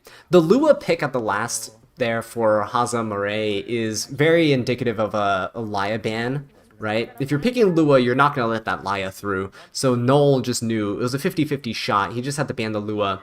And I do like the Fire Ravi lock though, right? I do like this Fire Ravi ban protect. I love it, love it, love it. Let's see what happens. So, ooh, I don't know if I agree with the Celine, with that Celine on the other side. That Celine's gonna hit really hard. I think A-Tywin's dead. So anyway, A-Tywin's dead. Fire Araminta on the other side is meant to counter A-Tywin, by the way. So I did learn that between last week and this week. Fire Araminta is here to overwhelm the A-Tywin with debuffs, and you have Abyssal Crown and stuff, so you can hopefully keep stunning. You S2 first, and then you lap, and then you S3, and you get those stuns, and you lock down the entire team.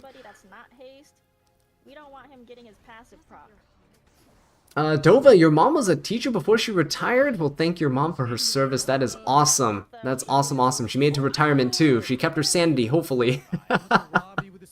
Thank her for her sacrifice. That's amazing. Because, yeah, sometimes, some days I'm sitting there in the office and I'm just like, I don't know if I'll make it to retirement age. I don't know if I can stick to the profession for this long.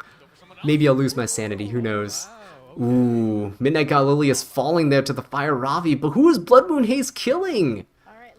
That S3 coming out is going to be massive, though. Araminta's not built with crit, usually. She could actually probably S3, yeah, and just get that stun going. Oh, that's nasty.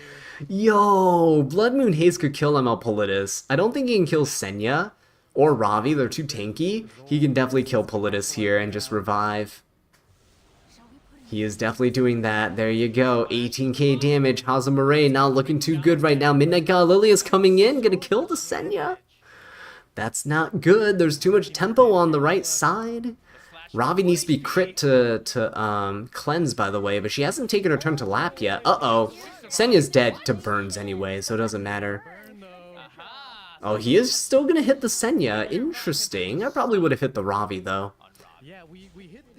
Soul Burn to heal. Ravi's not gonna be able to do anything. Okay. S2 coming out. Unhealable coming. Ooh! Abyssal Crown as well. Ooh, Ravi. Oh, she's a victorious flag, Ravi. I don't think she would have been able to solo anyway. With no Sigurd's Scythe, it's really hard. Like, even if you counter here, there's not enough healing. I think it's over. I think Celine kills. Oh, and it crits to Fire Ravi. No.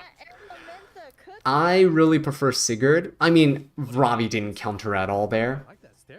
Dude's so happy he's bouncing. Yeah, I think the big decision there was opting for the Gala over the Fire Element. Oh, nothing better than as a stream plus shop refresh. Your luck has been insane. 200 Sky Stones for 50 Mystics and 30 bookmarks. Congrats, my dude. Look at that. It was definitely the Araminta there, keeping all the debuffs down and stunning everyone. Haza Murray probably watched my stream last week, decided to show the world Fire Ravi's power. Guys, I'm telling you, Fire Ravi's super strong. I think the issue with the left side team, honestly, I'm just gonna put it right now. There's no, these players aren't picking enough Soul Weavers.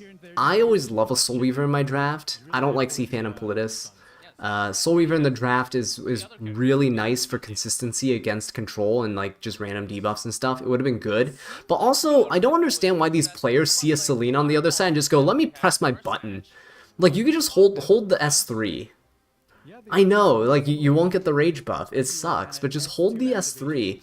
These players are losing. Like, Elv lost that last match because he saw Selene on the and Politis on the other side and was like, what's the worst that can happen? And he just pressed S3 for ML Politis and then just lost immediately. Like, I don't, just can't, you can't do that. You really gotta respect the Selenes out there. Some people's Selenes are built with so much damage, it's insane. Just respect the Selenes. Like soul with a Z. He's a soulful player. He's a soul. Okay. All right. You've always loved Selene, so you like the resurgence of your favorite auntie? Oh yeah, no, I love Selene so much. She's great. I think she's one a bit too overdrafted, but she still performs okay. About a 50% win rate, so not too bad. Not like game-changing, not game-breaking or anything, just good. She either flops or she does okay, right? Like, there's kind of no real in-between. Alright, first pick ML Senya here. Playing it really tanky, really safe. And Haste is not in the picture anymore. They're doing RNG plays. They're you're saying they're hoping that the Selene goes into the right character. I would never gamble in a 1 in 4 chance. I never do it. If you guys watch my videos with DDR, I just hold my S3. I don't, and S2. I don't gamble with it. The only time I do is when I see a really big opening, and like I'll force out a Selene, and then I'll follow up with DDR's like skills to put her to sleep after I proctor. Like, that's really rare though. I typically just hold it. I don't think there's a point in just popping it. They just want to see Politis' pretty animations. Yeah, they're doing it for us. They're doing it for us. We need to be more appreciative. Why gamble for $50,000 of prize money? Yeah, I don't know. I really don't know. I wouldn't. I mean, I'd be playing it safe. These players are all playing it safe. Like, no one's going cleave or aggro, right? To be fair, Zero and Ron's always banned, so everyone's smart enough to ban Zero Ron. No one wants to fight Zero Ron in a tournament setting. Imagine just losing in a tournament setting because your opponent picked Zero Ron and cleaved you. Like, no one's gonna be down for that, right? So Hazamare taking the Minaga Lilius this time, saying no, you're not doing those shenanigans. But Noel kind of took the A Tywin there. He picked the Laya again. Lua's not pre-banned, is she? I don't think so. So Lua's still on the table. Hazamare might end up picking like Lua again. Hazamare locking in the Ravi once more though. I kind of like this. I really hope he wins just because I know Fire Ravi has really good potential. Look, Fire Ravi into A Tywin and into Laya is pretty solid. It's very solid. The only issue is that you need support. Right now, he has 2 DPSs and a Knight locked in. Hazamare really needs to start picking like Soul Weavers and stuff. The issue is, no DDR, no Blood Moon Haste. So what do you do into an A Tywin into a Laya, right? Personally, I would say Dragon King Sharoon is so good right now into 3 Knights on the other side. I know the A Tywin can cleanse, it's fine. It's pretty good. Dragon King Sharoon also doesn't allow your team to get stunned by A Tywin, but he's just gonna go all... See, these players are so aggressive. Another Genoa. It's strange. Zool on the right side too, going for double DPSs, Abyssal Fiend and Navy Captain Landy. So a lot of sustain on the right side, a lot of self-healing. Laya heals with S3 if she kills. Abyssal Fiend is usually lifesteal. Navy Captain Landy has salvo, right? A lot of healing on the right side. But Ravi can heal, Minaga Lilius can heal, Genoa can heal. So it's a lot of self-sustaining DPSs. I can understand why they're picked. There's no Soul Weaver or anything like that. But they do need support units. C Lilius gonna get picked out. I don't think C... Ooh, okay. I was gonna say I don't think C Lilius will make it through, but then again, there's this Politis blast pick, and then they immediately went to bans. Politis would get banned here because you want C Lilius to not get punished, and you don't want your Minaga Lilius to die to the Politis. But Politis with Abyssal Yufine would have also been pretty bad for CR pushing, right? Ravi can't CR push at all with that. The S3 with the Victor. You know it, you love it. Alright, see, so there's no mitigation on Hazumare's side. That's kind of an issue for Minaga Lilius. Typically you do want some sort of mitigation or barrier unit on your side, but there's none of that. Hey Mark! Welcome to the party. How's it going? James, yes indeed, you see Fire Ravi here. Hazamare is, I'm living vicariously through him right now. He is representing the Fire Ravi and I love it. He's gonna push up the Genoa. Genoa should just S3 here into the Tywin, just kill. Yeah, this will kill even on a non-crit. That's great. So no stuns and stuff coming out, which is huge. That is massive damage to that Minaga Lilius. Really, really bad actually. That's really bad. Oh, that's a lot of damage from Fire Ravi. Attack buff, vigor buffed Ravi. That's insane. Minaga Lilius hasn't died yet. Oh, Hazamare just. I think Hazamare's got this. Genoa's jumping up. Gala has heal coming in, right? She can soul burn heal even more here, or he can save the greater attack buff, right? Look at that. Not enough of a heal, but Navy Captain Landy's dead. Yeah, kill the Navy Captain Landy, so no chance of a counter from her. No counter salvo. And now you just kill Abyssal Yufine here. Just straight up kill the Abyssal Yufine. Yeah, there you go. Kill the Laya. If it's a holy sack, she'll come back. Or not? Oh my god. That is hilarious. Hazamare, repping that Fire Ravi. That Ravi damage was actually insane too. Unless that was a paper-thin Navy Captain Landy, which I doubt. These players have good gear. But that Ravi was doing insane amounts. I mean, she was attack buff and she did have a vigor buff, so do keep that in mind. That's a lot of attack. Mario, welcome to the stream. Hey, first time catching it. That's very nice. We streamed last week, but here we are again watching the Asia qualifiers. We'll be watching the Korea one too tomorrow, so stay tuned for that. But I know a lot of people aren't tuning in for this one as much because at least in the US it's a Friday night, so people are exhausted from a week of work.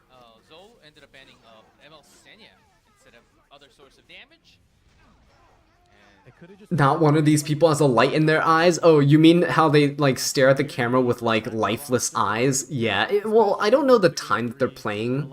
They could be playing at a really weird hour. Honestly, right now it's past midnight for me too, so I'm a little tired. I just came from a little like family gathering, a little party as well, so a little tired on my end. My social battery is a bit drained, but we're good. But also you have to understand that these players have been grinding and practicing and just selling their soul to RTA and Smilegate, and it is awful. It must be awful. I love that we saw an Araminta play though. That Araminta play was sick. I know a lot of people have been building their Fire Aramintas for the 8 Tywin matchup, and that's really cool. I love seeing these techs. What was the Abyssal Yufine on? She was probably on, Elber's Ritual Sword is the most popular artifact for her right now, so at first people were all about Holy Sacrifice. I think Holy Sacrifice's cope would have helped him here, probably not. He would have revived and Genoa would have killed again, so I think Holy Sacrifice a little cope. Just personal opinion. I've never got it to work. Elbrus has always been the best for me because it helps you charge up faster and you put so much more pressure on your opponent. If someone attacks you and you counter, that's insane. 40 fighting spirit, you're basically halfway there to getting your S3. Did you miss most games, Mark? No, you didn't. That was the second round, so yeah, you didn't miss all that much. That's a good thing. Oh, it's 11 a.m. in Indonesia. Ooh, okay.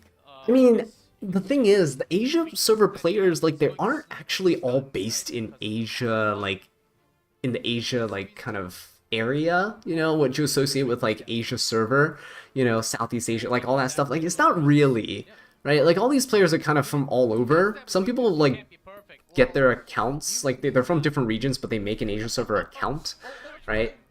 So you have to keep that in mind. Fire Araminta and oh yeah, no, yeah, Siberia. Fire Araminta is really nice into A Tywin because you can overwhelm him with debuffs. That's the main reason people have been building her. You love how they pick characters that are not based on meta. Yeah, no, it's really nice. It's actually really nice. Here, let me go into the game and I'll show you. These, again, this is what I'm talking about. Like, sometimes people like to shoehorn characters into a specific role. Like, I have people tell me, like, oh, you're using Numu Luna Ron because you're not fast enough.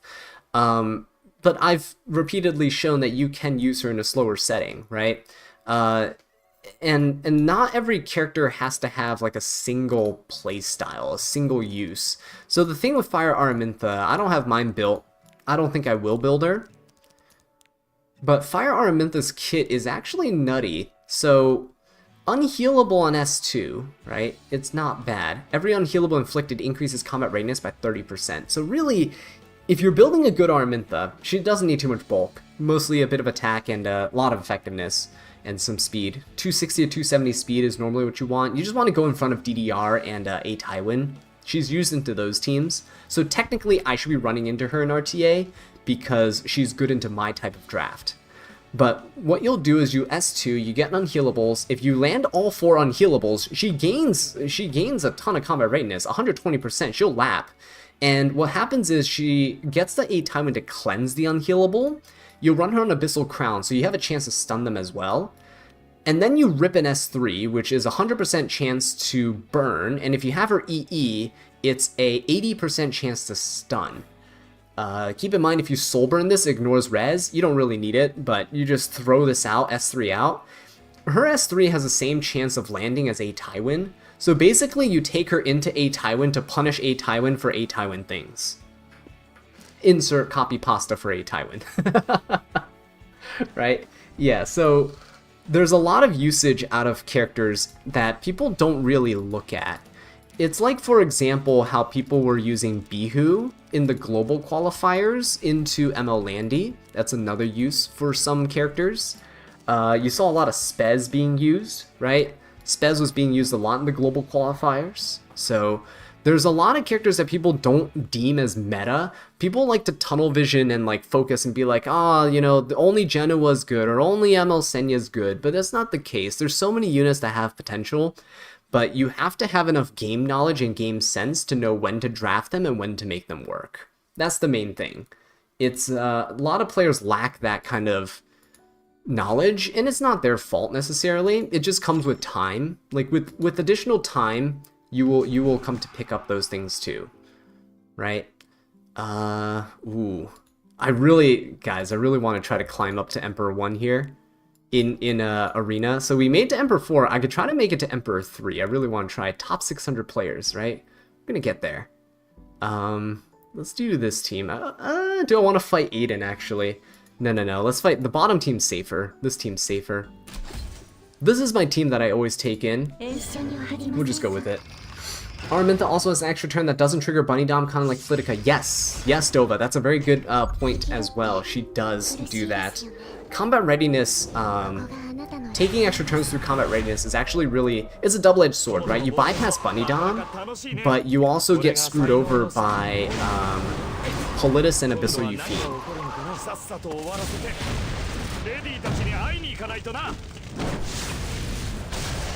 Oh, the curse combo. What's the curse combo? I'm actually kind of curious about that.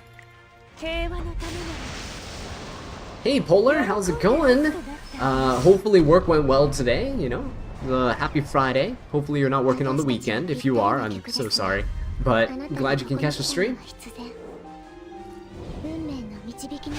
Oh, is there another code? Oh, that's great. Okay. That's the live code? Is that like the code you put into the like redeem code feature in the game? we'll take a look at it after this. I want to focus. Let's see. Kill Genoa. I think we're good. Oh, wait. Genoa's not sealed. Who cares? Who cares? You won an RTA match with Dillavet because you thought you think your opponent forgot what she did. Yeah, Dillavet is actually a unit that is actually pretty decent. Very, very decent, I should say. I did win a match with her as well earlier in the week. She's really good. Honkai Star Rail is literally the best PvE focused turn-based game. In terms of live service gachas, probably, I would agree, for live service gachas. There are many other games that you can play that are like traditional console and stuff like that that are probably better in terms of just content-wise and their like actual story and progression and consistency. But yeah, for a mobile title, it's actually not bad. The graphics are great. It's fantastic. For a free game, I should say. It's absolutely insane for a free game what you actually have access to. So it's really good. I played it for a while, but I didn't play it as long as I did Genshin. The problem is for me, if I'm picking up a different game, I want it to be a different genre. So I'm already playing E7, which is a turn-based game. I don't think I can suffer through another turn-based game. Like, I don't think I can. Just mentality-wise, I don't think I can do it. So, you know, I picked up Final Fantasy XIV. It's an MMORPG, which I do love. It's one of my favorite genres. So that I can do. I picked up Honkai Star Rail, dropped it like a couple months after. I just really couldn't stick with it. But I did stick with Genshin for a while because open world action combat stuff, that's not terrible. It was pretty good. It was pretty fun. I like the story. Genshin was one of the few things I actually read the story for.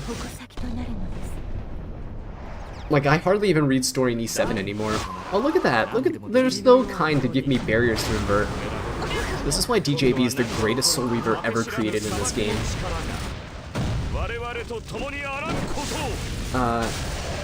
Kushi, you said 8 days in on a free-to-play account and got ML Shoe. Nice! Can't use it at full potential. Why couldn't it be on the main? Oh, never mind. It's an alt. I thought you just meant like you started the game and you got ML Shoe. Either way, that's kind of cool. If I could have one ML unit, I would pick ML Shoe. I don't have ML Haste, but I'd 100% pick ML Shoe over ML Haste. ML Shoe is nasty. I don't know. I don't think people understand how disgusting ML Shoe is as a unit. Like, she's one of those characters that is like low-key. Like, just kind of slides right under the radar, right? She's like the quiet kid in class that like no one really pays attention to, right? No one really kind of notices, you know? You have like the loud troublemakers in class, right? Like Genua, you have like, you know, Blood Moon Haste and stuff that really capture people's attention. They go, oh, you know, screw this guy, screw this unit, you know? But I'm telling you guys, ML Shoe is that quiet kid in class that is like absolutely insane. She can just destroy everything, right? She is so good in so many matchups. She's one of the few units that didn't care about ML Landy back then too. She legitimately didn't care. E7 story used to be good when Roz was the main character. Yeah, I loved the Roz stories. I actually stopped paying attention when Aiden was a thing. I actually still don't have Aiden, so I don't know. Aiden's story was boring. Don't change your main character, basically. If I could give advice to E7, don't change your main character. Your main character is what made your story the story. And E7 actually is one of the rare gacha cases where they actually keep their units relevant, like the starter units relevant. Like they buff Free Spirit Tyria, Mercedes, they buff Roz, like they buff them, they give them specialty changes, right? They give them alternative versions, they give them Mercedes has their own exclusive artifact, like it's great. Aiden has their exclusive artifact and all this stuff, it's great. I love it. Now just keep building on that, please. Don't let Roz fall to the wayside. She was a secret dealer in the back of the class. Yeah, no, I wouldn't necessarily call her underrated, but I would say she's very underestimated, for sure. I think people understand how good she is, but I don't think people realize, like, how destructive a unit like ML Shoe truly is. When ML Shoe's picked, pretty much the only thing going through my head whenever I see her picked against me is, I need to ban her, like, immediately. Because I can't fight her. She's one of the few units that, like, actually has a really good matchup into pretty much everybody. That's why people are building res shoes. You don't need damage, you don't need a crit. You don't even care about landies. Oh, thank you for the barrier. ML Landy just folds. You injury down the Landy, and then you just S3, you detonate, you kill her. She's done. She's toast. Episode 5 is pretty decent. Hope they get a good payoff to all the build-up. Yeah, I hope so. I should probably progress more in episode 5, actually. Rowlet getting a buff, will you be using him more then? Oh yeah, for sure. He really just needed that, honestly. And I'm kind of surprised they gave him more damage, because his damage is stupid. His damage is stupid high. So I don't know what more they can really do, but I'm all for it. We'll see. Also, this is so satisfying. ML Luna trivializes Arena, but just the fact that you can crit ML Landy without fail is just absolutely disgusting to me. This is my default Arena team, by the way. I've been climbing all the way up to, where am I? Like Emperor 4 right now, with pretty much just this team. I have another team, I think it's like LRK, ML Senya, ML Bologna, and another unit, I forget who. I have it saved somewhere in one of my teams, but it might be DJB, I don't know. It's only there to fight the really tanky teams that can't be cleaved. But this is not really a cleave, it's more of an aggro team, but this team just works so well. It kills everything. Nina, you're saying she gets hosed by Unbuffable though. Yes, Unbuffable is everywhere now. Oh, guys, we did it. Oh, Sky Stones. Oh yeah, look at that. I'm just doing it for the Sky Stones, guys. I love it. I love it. Look at that. Next up, Emperor 2. We're climbing.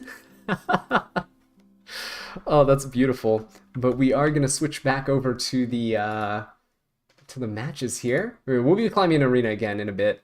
That's sick. First time getting these. Oh, look, it's Nezuko. Oh, that's really funny actually, because my I just started rewatching season 1 of Demon Slayer because my wife hasn't seen it. So then I introduced her to Demon Slayer, and she has learned why Nezuko is like the best character. She is adorable. Oh my god, she's great. Okay, so Senya is available, but So yeah, thank you guys, thank you. Yeah, we made it to Emperor, but here we are. Bodong Pao on the left side and Nezuko on the right side. Okay. Big buffs for your team. Attack breaks on your opponent, and then you can follow up with a provoke or First pick C Lilius. What meta are we in? Whoa! Hang on. This guy is no fear DDR. Guys, you remember this meta? This was like last season, I would say. It would be first pick C Lilius, but into that you'd pick DDR and Bunny Dom. Because C Lilius, whoever she provoked, whether it be DDR or Bunny Dom, like, well, C Lilius can't S3, right? So she has to just S2 into one of those. If they S2 into DDR, Bunny Dom cleanses. If they S2 into Bunny Dom, DDR cleanses. It was great. Exactly what we saw in Nezuko's profile sheet, right? He likes the ROL, he loves the Navy Captain Landy. Gojoification of player Nezuko. Is Mr. Aiden abuser? Wait, who? Who uses Aiden? In this meta? I'd kind of like to see it, honestly. DDR A Tywin, Dragon Bride Senya. Okay, well, C Lilius, ML Landy, Arwell. Pretty standard stuff. So on the left side, DDR team needs cleansing, so you bring A Tywin. You need mitigation, so you bring Dragon Bride Senya. Oh, guys, Asia server. Wait, Asia servers were attacked, guys. Look at these Fire Ravi believers. Yo ho ho. On the right side, though, it makes sense for ML Landy to be there. You need ML Landy with another dual attacker. Typically, everyone builds 0-speed Landy, you just dual attack with C Lilius or Lias and stuff. So that makes sense. The C Lilius's Vigor buff is also really good here. Minaga Lilius is very nice. With the Vigor buff, she should be able to one-shot somebody on the other side. Unless... I mean...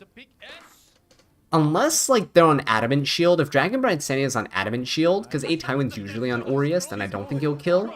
But Fire Araminta coming out again. Again, it's very standard to see Fire Araminta into that DDR A Tywin team. She's kind of the tech right now into it. So if you have Fire Araminta laying around, you could build her. 260 to 270 speed, you just want to outspeed DDR, so 270 is kind of safer. And as much effectiveness as you can. You don't need attack, you don't care about the burn damage and stuff, you just care about stunning and putting the debuffs on. So as much effectiveness as you can, and 270 speed, that's about it. Ooh, Ocean Breeze Lilica banned. That would have been a really strong pick into that Sea Lilius, actually. Minute Lilius banned as well. Yeah, she was gonna kill, right? That Minute Lilius was definitely gonna kill somebody. But now, it's a bit of an issue because that Araminta is gonna go.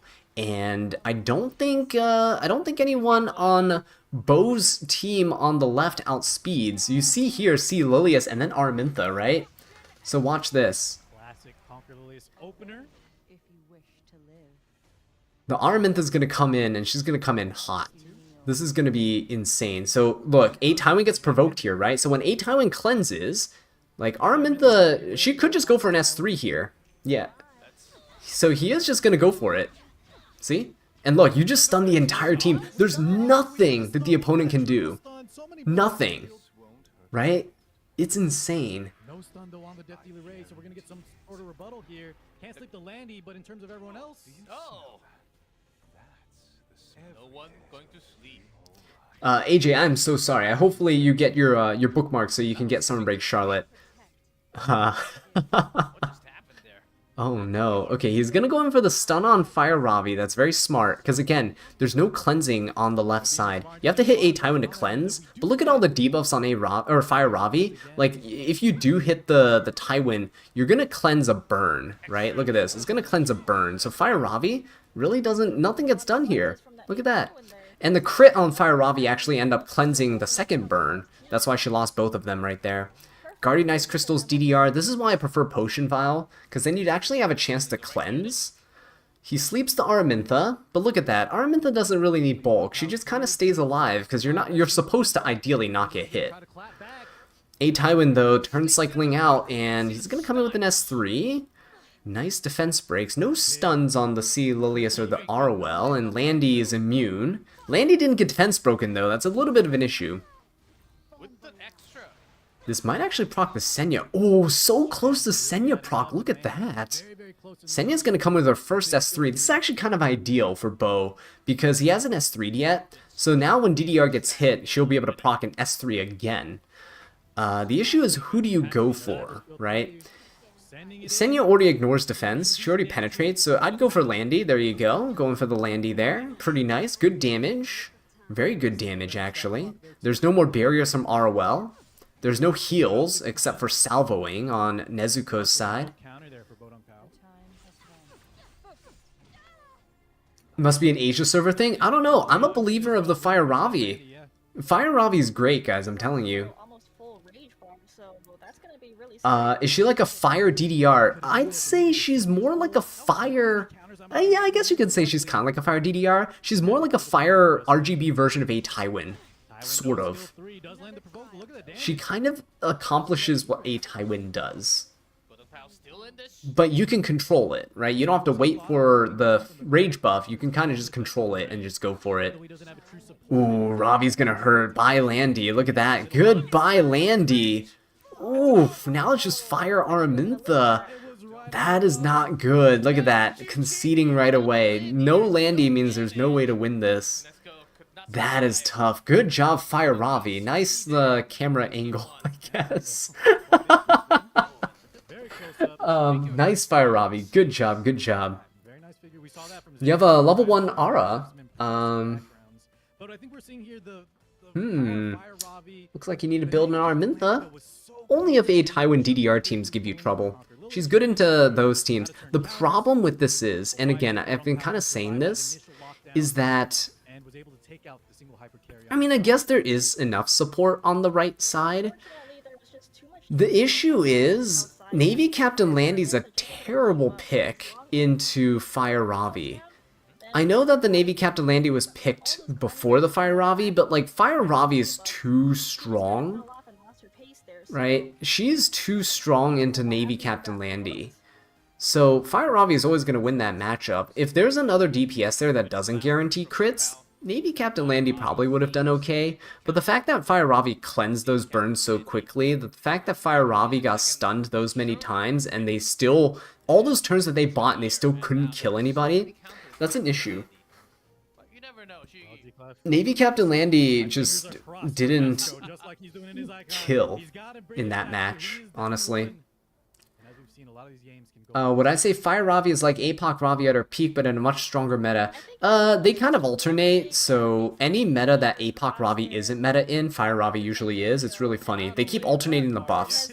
People like to meme about Melissa getting 10,000 buffs, but Ravi and APOC Ravi have been getting buffs for forever. They're like Smilegate's favorite units, honestly. They've been getting buffs for forever. So many. Ain't no spoilers. I just said it was fire. Spez pick would have been perfect. Spez pick would have gone hard, actually. That would have been cool. But I don't think Asia server tends to go for those types of picks. Asia server seems to just be very aggressive in their playstyles. They don't like to pick healing, support, and stuff like that. They go for just damage. You notice how all their support units also just pretty much deal damage in some way. Or promote damage. Like, Tywin's a good defensive unit, but he promotes damage by defense breaking. Dragon Bride Senya, you know, throws out damage with her S3. You see Genoa here, does more damage, right? I think Asia server is just a very aggressive server. They just pick damage dealers, and then they're like, yeah, well, it's fine. But then, and you see, like, when they do go for a bit more of a passive pick, like Arwell, they don't tend to do that well. It's strange. It's strange. So we see the Arwell Navy Captain Landy. This is pretty much the same team, just no C. Lilius because she was pre-banned, right? So Nezuko going for the same draft here. He stole the Dragon Bride Senya. Oh, but Bo is going for the Tywin and Albedo combo. No DDR here. Albedo's a really strong unit as well, just because she packs so much damage with 3F. And her S3, well, one, she doesn't crit. She doesn't need to crit, so she doesn't care about Navy Captain Landy. Her S3 is unbuffable and has defense break. It's huge. See, there you go. Finally. Dude, guys, these Asia server players know what's up. They play just like I do. This is a perfect example of a Dragon King Sharoon game. Arwell can't stun your team, and you can just go ahead and rip your S3 and defense break all these knights. It's beautiful. Oh, okay. Have a good night, Moshi. Thank you so much for tuning in. Enjoy your rest. What else? Look at that. Aola getting picked up. Ban the Aola, honestly. Degenerate unit. Get her out of here. I hate fighting her. I don't know how anyone puts up with her. So, ban Aola. It's fine. If Abigail's there, it's fine. F10A is fine. Who cares? Pick Dilibet or something, right? Who cares? Maybe don't pick Dilibet. That's probably a bad. Actually, no. Dilibet's not a terrible pick. You can pick Dilibet. Infinite Horizon Acades. That's who should be picked right here. Infinite Horizon Acades would be nice. Very nice. Yeah, Nezuko picking Navy Captain Landy, I don't necessarily agree with. I think Navy Captain Landy is kind of weak, honestly, in this current meta. Like, unless you're high-rolling your RNG, it's not great. Fire Ravi, and again, guys, Fire Ravi. She's gonna do it. She's gonna do it. Fire Ravi's gonna win this. I would have ban protected that Fire Ravi. I wouldn't have picked Genoa, personally. Like, this would be my draft, it's just I wouldn't pick Genoa. F10A banned. That makes sense if you're picking Fire Ravi now, and Tywin the Cleanser is banned as well. So you do have to worry about your Dragon King Sharoon. Like, she won't be able to do anything because Aeola's going to keep silencing her. But oh boy, it's a fast Genoa. Whoa, whoa, whoa. Hey, is he going to be able to crit here? Go straight for the Aeola, right? No, okay. Ooh, but Genoa's gonna get unbuffable in silence. That's the issue. That's the issue here. He's gonna go straight for Albedo. He does get the salvo. Okay, Genoa procs. But Aeola's gonna strip it all. What stats does Fire Ravi need? I can show you my Fire Ravi stats afterwards. Nezuko is a Captain Landy player. Yeah, I don't necessarily agree with it. Go for some interesting plays here. She's okay. Even Soulburn. She's always been okay, but you need to do decently with your RNG. See, Genoa's dead, right? It's over. Genoa's gone.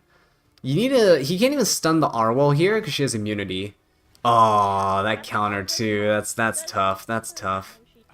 That Genio would have been gone if she did. Yeah, Nezuko's team is way too tanky right now. I would focus the AOL. I don't know what's going on here. I'd focus Aola. I don't know why he's focusing down the Arwell. Damage going out here from Bunogao. Genoa's dead. I would never have picked Genoa to begin with. He's not that great into this type of fight. Now double pow. Only 3 left. Yeah, the Genoa's too fast too, I think. Because he took that first turn and just wasted it. He just S1'd and wasted it. Next turn. Ravi carries this? It's tough to say. If his team can't set up, it's gonna be tough. Now, see, look, he's gonna S3, but Aeola's gonna cleanse everything. He just put skill null on the opponents for free. See? It's just free skill nulls, and now Ravi can't do anything. Ravi can S3, but what are you really accomplishing with an S3 here? No one takes damage, you can't really stun Landy. There's another counter. Ooh, that's rough. That is rough. That's a full burst Navy Captain Landy coming in. Albedo's gonna go down too. Okay, let's see the damage. Ooh, that's bad. This is so bad for Blood on Pow. Call the warship. Incoming. Hey, it worked out for him here, but honestly, I think it worked out because Bo had kind of a weird draft, honestly. It was not something I would have gone for if I was picking Fire Ravi. I would have picked Fire Ravi way earlier. Also, this guy's running Victorious Flag, which is very interesting. Rip Fire Ravi here. Now we can use all the stuns. Maybe he's actually accidentally used his Guild War Genoa build. I actually don't know what Guild War Genoa build is, but yeah, it's over. It's over. This Fire Ravi's not going to take a turn. Unless he's banking on a counter. Are these Ravis actually on counter? Wait, that's another question, right? Have you seen these Ravis counter? Nesco, the dream free to play, survives in game 2. Yeah, the Landy kept countering too, but that's the thing. Like, Landy... That's one thing. I don't think Landy's like broken or anything in my opinion. I really genuinely just don't like fighting characters that are so RNG. And I know that some people remember it, the Remlet meta, where Rem and Violet were, well, the meta, and everyone just picked RNG units because that's what was good at the time. I just don't like those. That was probably one of my least favorite metas of all time. It's just terrible. Like, losing to a coin flip every time you do something, it just sucks. Is good in the Navy Captain Landy, but Nesco just had so many answers to protect her. The Fire Ravi. There's a chance. There's still a chance. Landy did high roll, but that's what I mean, right? Landy typically doesn't win the Ravi matchup at all, because Ravi cleanses the stun from the S3 too. The issue was, one, he let Aola through. Should not let Aola through. Right? I literally said at the start, like, don't let Aola through. That Dragon King Sharoon did absolutely nothing because Aola was there. Okay? Cannot let Aola through. But at the same time, like, you have to pick Ravi a bit earlier. You can't just wait till the end. You have to just lock her in, right? Second or third pick Ravi, it's fine. There's hardly any ice units that can really counter the Ravi. And I know, there's a lot of pre-ban units right now, it's hard. This is a Ravi game, look at that. Arwell Laya, what better time to use? Don't you dare pick Genoa. Like, Genoa's not... I don't want to say Genoa's not good, because he is, but like, in this situation, like, he really isn't doing much, right? He really isn't doing much. Both these players opting not to need Laya until this game 3. Oh, Guild War Genoa's 260 speed to outspeed Singelica off. I see. Okay. I gotcha. Vodunkan gonna switch it up this time? You've seen quite a few people build Fire Ravi on speed or destruction, so maybe... Yeah, I don't know. Counter Ravi's the way, guys. Counter Ravi, Sigurd's Scythe. If you're not Counter Ravi, Sigurd's Scythe, you can't necessarily get away with the stuff that I get away with. Ooh, Abyssal Euphine into Alaya. That's kind of rough. Is he panic picking? Because he's taking so long and he's picking... Ooh. Ooh. That's what you like to see. Alright, I'm sorry, Bo. Nezuko all the way. Oh, yeah. See, this is why you can't lock in Abyssal Euphine early, guys. Spez coming in with the Extinction. Gonna one-shot that Abyssal Euphine. You have Elvira making Abyssal Euphine absolutely useless. Legitimately nothing here, right? She won't be able to do anything this entire match. Like, it's over. DJB getting picked. Now, he can ban Elvira. But now, Nezuko gets a free last pick after seeing all 5 of Bo's picks. Last piece Corinne into the Spez. Yeah, ban last piece Corinne. And now, what do you pick into a DJB double knight Abyssal Euphine team? Too bad he banned Dragon King Sharoon. I'd definitely pick Dragon King Sharoon here. Earth Sharoon could also technically work. Somebody that can help support the Spez. But I know these guys don't really pick Soul Weavers all too much. We do see DJB here. We did see Dragon King Sharoon last game, but it was a terrible time to pick because of Aeola. Ooh. Celine is weird into Crimson Armin. I know it can deter DJB. It's not terrible because last piece Corinne also needs that non-attack skill to ignore the damage share. It's not a bad pick. You can definitely still ban last piece Corinne here, and they're banning Elvira. What? Oh, that's weird. You knew the last piece Corinne was gonna get banned. Banning Celine's strange because now Abyssal Euphine can never do anything. In fact, you can literally just wait around. You just have Spez not even hit her. You just have Laya charge up and just throw her a guitar at her, and it's pretty much done. Alright, let's see it. Come on. Come on, Nezuko. You can cook with Spez. He's learning from the global server. And it comes down to this game 3, starting with Laya. Let's go.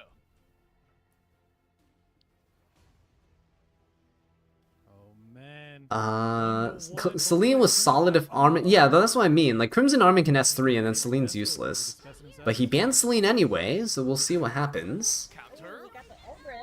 Oh, unless this Abyssal Euphine is just gonna keep hitting Spez.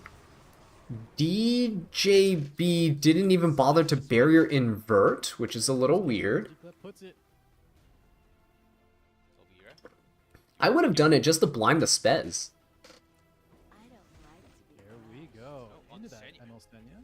Like, what is he waiting for? To invert the barrier when he hits Elvira too low? Like, it won't even kill, right?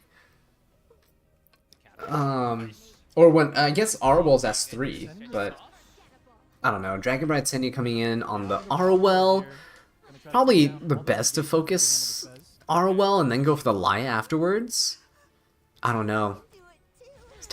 His days are numbered though, because he does have a stun here. He can stun anyone he wants. If he stuns the Crimson Armin here, it's over. Oh, Spez. Oh, we cooking.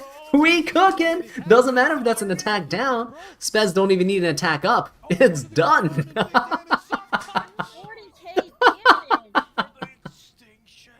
Oh, that's satisfying. Good stuff. Good stuff. Good job, Spez. Oh man, that Spez is cooking. Now DJB can barrier invert here. There we go. So Spez is blinded. That's actually pretty good. So Spez probably won't want to S3 because you don't want him to not kill. If he can't reset his S3, he loses evasion buff, by the way. Or risk a huge 50-50. Still nothing because of Elvira.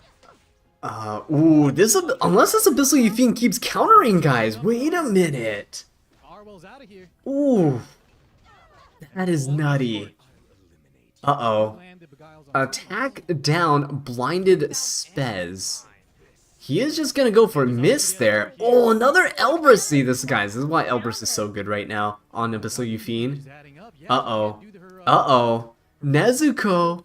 Nezuko, no! Spez! No, Spez. No, no, no, no. Spez, Spez, Spez. Oh, yes, he lived. He lived. Okay, okay, okay. We're good. We're good. We're good. We're still in it. Please, please, please, please. Push up the Spez. You got this, Spez. You got this, buddy. Don't die. Just don't die. You can't die here. He's probably gonna die anyway. He just has to rip it, right? He just rips the S3. Or you try to stun the Euphine. You can stun the Euphine. No, he's just gonna rip it. You have to. You have to. It doesn't kill, so he lost his evasion. He's dead. He's dead. Oh no.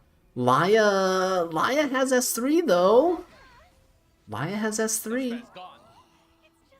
You gotta just soulburn and kill the... Oh, it does have the soulburn. Just kill the Senya here, right? Just kill. Yeah, save the soulburn for Elvira. That's pretty smart, actually. That's not bad. There's still a chance. Nezuko has a chance. Oh, this is down to the wire. Oh my god. Oh no. Does Laya still have Sweet Miracle? I think she does. Elvira soulburns, yes. Good. Okay, you S3. Right, okay, Beguile, pretty good. You S3 into the Euphine. I would. S3 into Euphine, yeah. Lando's debuffs. DJB can't cleanse just yet. Alright, good. Unhealable there. No defense break, but doesn't really matter, I don't think. 3-turn immortality from Elvira is kind of good. Unhealable allows Euphine to not kind of undo all the chip damage that's about to happen.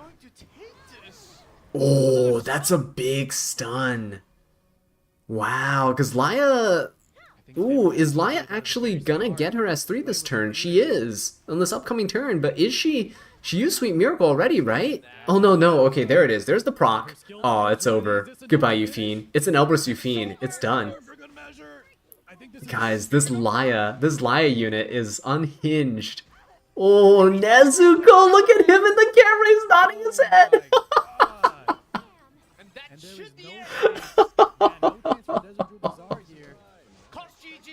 Oh, YouTube, Euphine's fighting sphere doesn't go up because Elvira is preventing that from going up. Oh, Nezuko! Look at that, guys.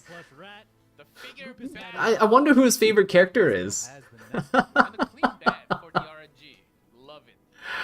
Oh, Nezuko, Nezuko, Nezuko. Look at that. That is beautiful. That's really fun. Everyone like brings out their like pets and stuff for these victories. Nezuko just brings out waifu. Nezuko's like, I got this, guys. I got this. That was quite a good pick there with the Elvira, because she actually carried that match, even though that Spez was kind of losing on. Ooh, that was a Laya clutch. He did it. He did. The power of the waifu was strong within him here. Wow, I can't believe that. I can't believe this happened a few minutes ago. This Araminta game, these Ravi games. I'm sorry, Bo, but yeah, that play by Nezuko was sick. Again, Abyssal Euphine could have done stuff if Elvira was not there. If Elvira was not there, because look at how many times she countered with Elbrus. Even if Celine was on the other side, Celine's dead. Celine's dead. There's no way. Both threw that second game, though. I think that draft was just really weak. Like, you can't let Aola through in that situation. Look at that. Like, everything that the ML Sharoon did was... She didn't do anything. Everything was cancelled, right? It was over. But that Landy was countering everything. That Elbrus went fire, right? Nezuko's Elbrus went fire with the ML Landy, and then so did Bo's Abyssal Euphine. Like, Abyssal Euphine countered like every hit here. It was insane.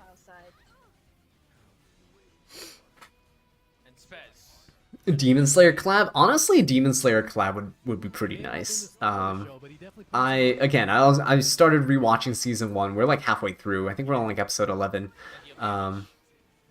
Yeah, we were having a good time. Good time with Demon Slayer. No stunts, but still. Wait till I watch a stream picking 4 evasion units? Oh no. That was looking real close when that. You still don't get the Celine ban? Yeah, I don't really get it either. Maybe he was thinking the last piece Corinne would be let through, but then she can't do anything because of the non-attack skill, like, punishment from Celine, but, I really don't think that Celine should have been banned. Honestly, really should just ban the Elvira. That was, and I want to say that's also the issue with his draft order. He should not have picked Abyssal Yufine that early. That really locked in the pressure on him. Like, that pick hurt him so much because that Elvira, that Spez was there, and it was so much pressure, and I don't think he can overcome that. He got lucky. Like, the only reason that match was even that close was because Abyssal Yufine was countering literally every single hit. Right? Like, every other hit she was countering, and she was hitting Spez, she got the attack down, like, he was getting really lucky. Like, you really can't complain about the outcome when you had that much RNG on your side. So that was just really unfortunate in terms of the banning and stuff, the picking. I think the draft is what cost him the game. The whole match, right? Or sorry, the game. Yeah, the second match cost him because of his draft. It's just how it is.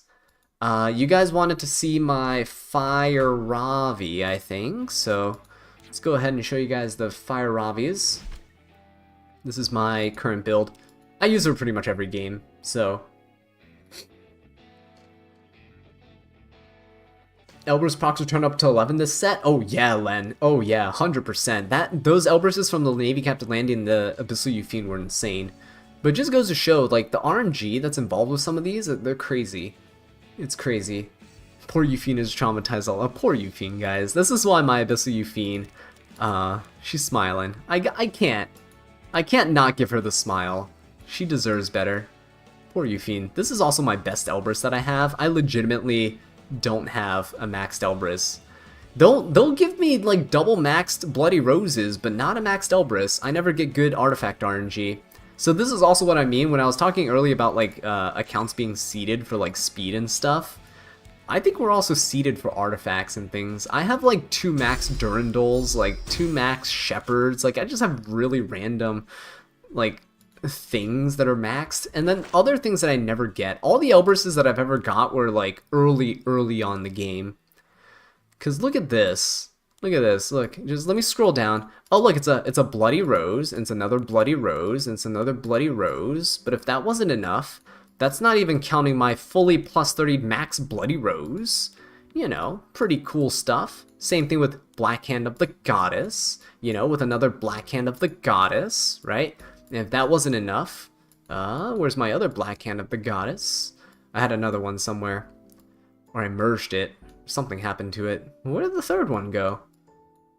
It's lost. Oh well. But yeah, I guess so many weird artifacts that, like, I can't, like, I don't understand. But, like, look, I have 1 Elbrus on Charles. I have another Elbrus on Landy, and then that other Elbrus that you saw earlier. Where's Elbrus? This one on Abyssal Yufine. That's it. That's the only 3 I have. It's done. That's it. Unfortunate. You can't lose when you're winning for the waifu? 100%, man. I agree. Ooh, can we get more of these arena ones? I'm about to do arena. 100 energy's fine. Alright. Let's keep climbing, guys. We got to Emperor 3. Can we get to Emperor 1? Probably not. This is my last flag for today. Unless it regens more, because I think I used... Yeah, I already used my friendship refresh. I refuse to use Skystones to refresh for flags. That's insane. You'll eventually, if you're just diligent and you keep climbing, like, you'll make it. The thing that makes it a lot easier is if you guys are trying to climb arena, get these bonus points. Plus 8 points is insane per climb, per win. It helps so much. The bottom team looks like a joke. Let's fight that one. Joke for this team. This team right here is pretty good, so... Yeah, let's do it.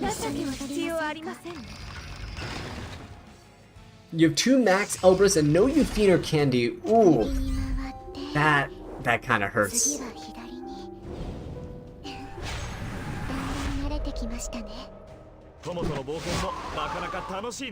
Are they in another match already? Hang on just a second. Let me just tab over real quick. What's going on here? Oh! Well, they are. Hang on. That's kind of strange. Okay, I mean, looks like we're looking at one of these. Second yet, so he's going to be wary of that unless he plans to post-ban it. What's going on? Alright, so... Isaac versus second. Okay. You can't be faster than Zio, though. Match starting, the draft starting. Yep, let's take a look. Right, assuming the player geared correctly, but that's, Oh, yes. that is for dang sure. Ain't It's no way. passive. Last pick here from second. So, ooh, look at that, guys. Zio Sid. See, this is why you gotta pre-ban Ron and Zio, guys. I can't. Just looking at that is just disgusting to me. I hate that. Yeah, maybe worried about one Celine, Last Piece Corinne, Fairy Tale. See, it's weird because a lot of people are picking Fairy Tale Tenebria. It's like she's kind of gotten a little resurgence as like kind of a pocket pick to force people to go faster or to punish slower teams. Just in case. No extra speed on her. It's just really strange to me. That's right, extra speed, and I believe Green Sid is for the speed imprint. But what are they racing? They're racing the ML Politis and the Fairy Tale and the Last Piece Corinne. Bryceria coming out. I don't think anyone has the Bryceria, no one has the Bryceria EE yet, right? I don't think so. Too big of a problem there for second to leave on the board. Is it Broman time? No, it's not, unfortunately, yeah. So, Briarwitch ban, Zio ban. Okay. Maybe with the Sid. Shouldn't. And the Poly. I don't know how to feel about that. That's, Zio ban makes sense, because you don't want to get hit by your fast units, right? You're probably going to get outsped now by the ML Poly, but you do have Celine, so you're not going to get S3'd at the start. Right, ML Politis not going to do anything here. Last Piece Corinne is going to be following up, though. Ooh, he kind of has to. He kind of has to. This one's no choice. This is not like Elf Mage's game, right? This one he has no choice. He has to push back the team. Yeah, Celine's going to cut, but he can get lucky, and he is getting lucky. ML Politis is not the ideal hit. You'd honestly want to hit something like Sid, but look at this. Blood Moon Haste as an anchor is really strong for these aggro teams. Blood Moon Haste here is insane. Potentially Sid out of the equation here if he wants to. So he's gonna kill Sid. He has to, but look, these like forced interactions are funny because look, Blood Moon Haste about to revive by killing somebody, and it's not gonna be pretty. Genoa can't kill the Fairy Tale. He's not even going for Last Piece Corinne. Not going to because the Senya, obviously, but. Let's see how this plays out.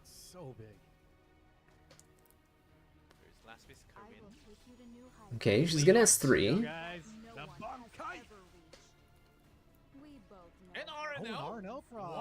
Who does he go for? You put RNL on Last Piece Corinne? Goes for the Blood Moon Haste. Ooh, oh, extra turn. Okay, RNL shenanigans. Gotcha. That's kind of weird tech. I like it. It's kind of interesting. I know a lot of people go Alexa's Basket.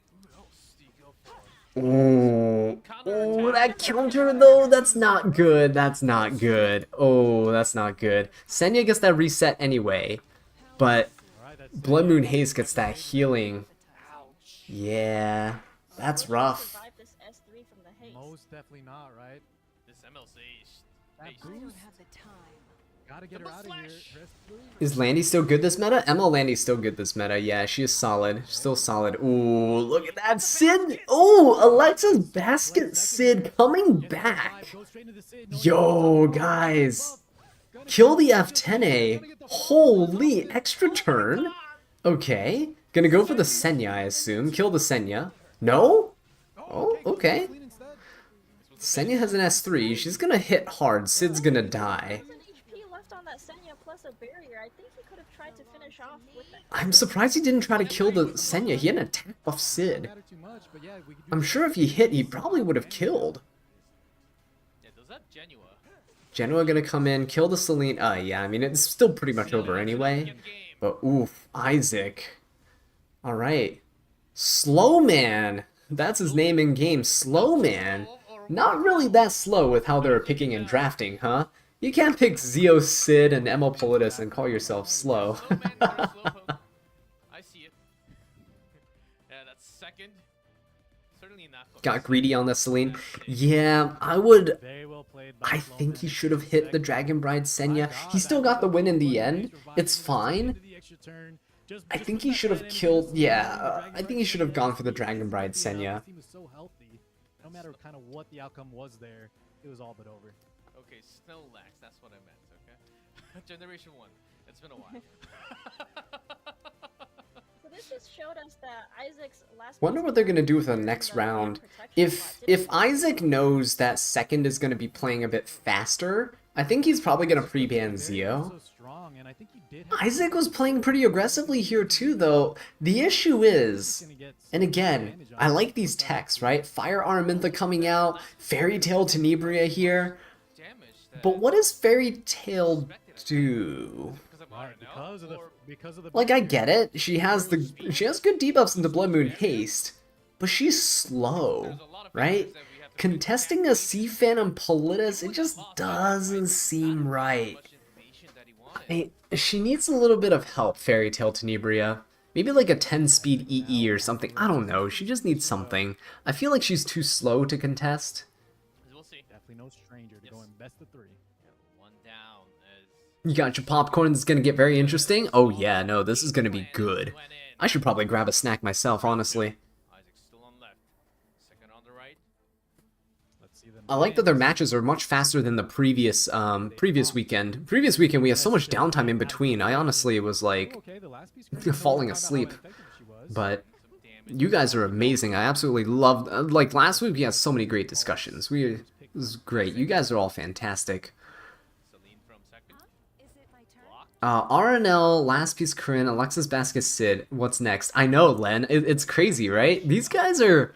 I kind of like their aggressive playstyles. I learn a lot from watching, and that's one of the reasons I make RTA videos, is that I personally learn well from watching other people do, so therefore I also put out content so people can watch, so that people can copy and learn from what I do.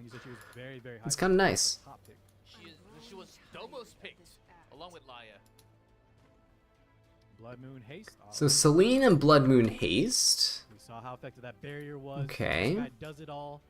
Potentially sustain big damage. You gotta worry about killing him first, or if you kill someone else, like we saw in the situation of Sid, he's just gonna ramp up. Double poly knockwall. Okay, what are you cooking? That's a lot of debuffs. Lua.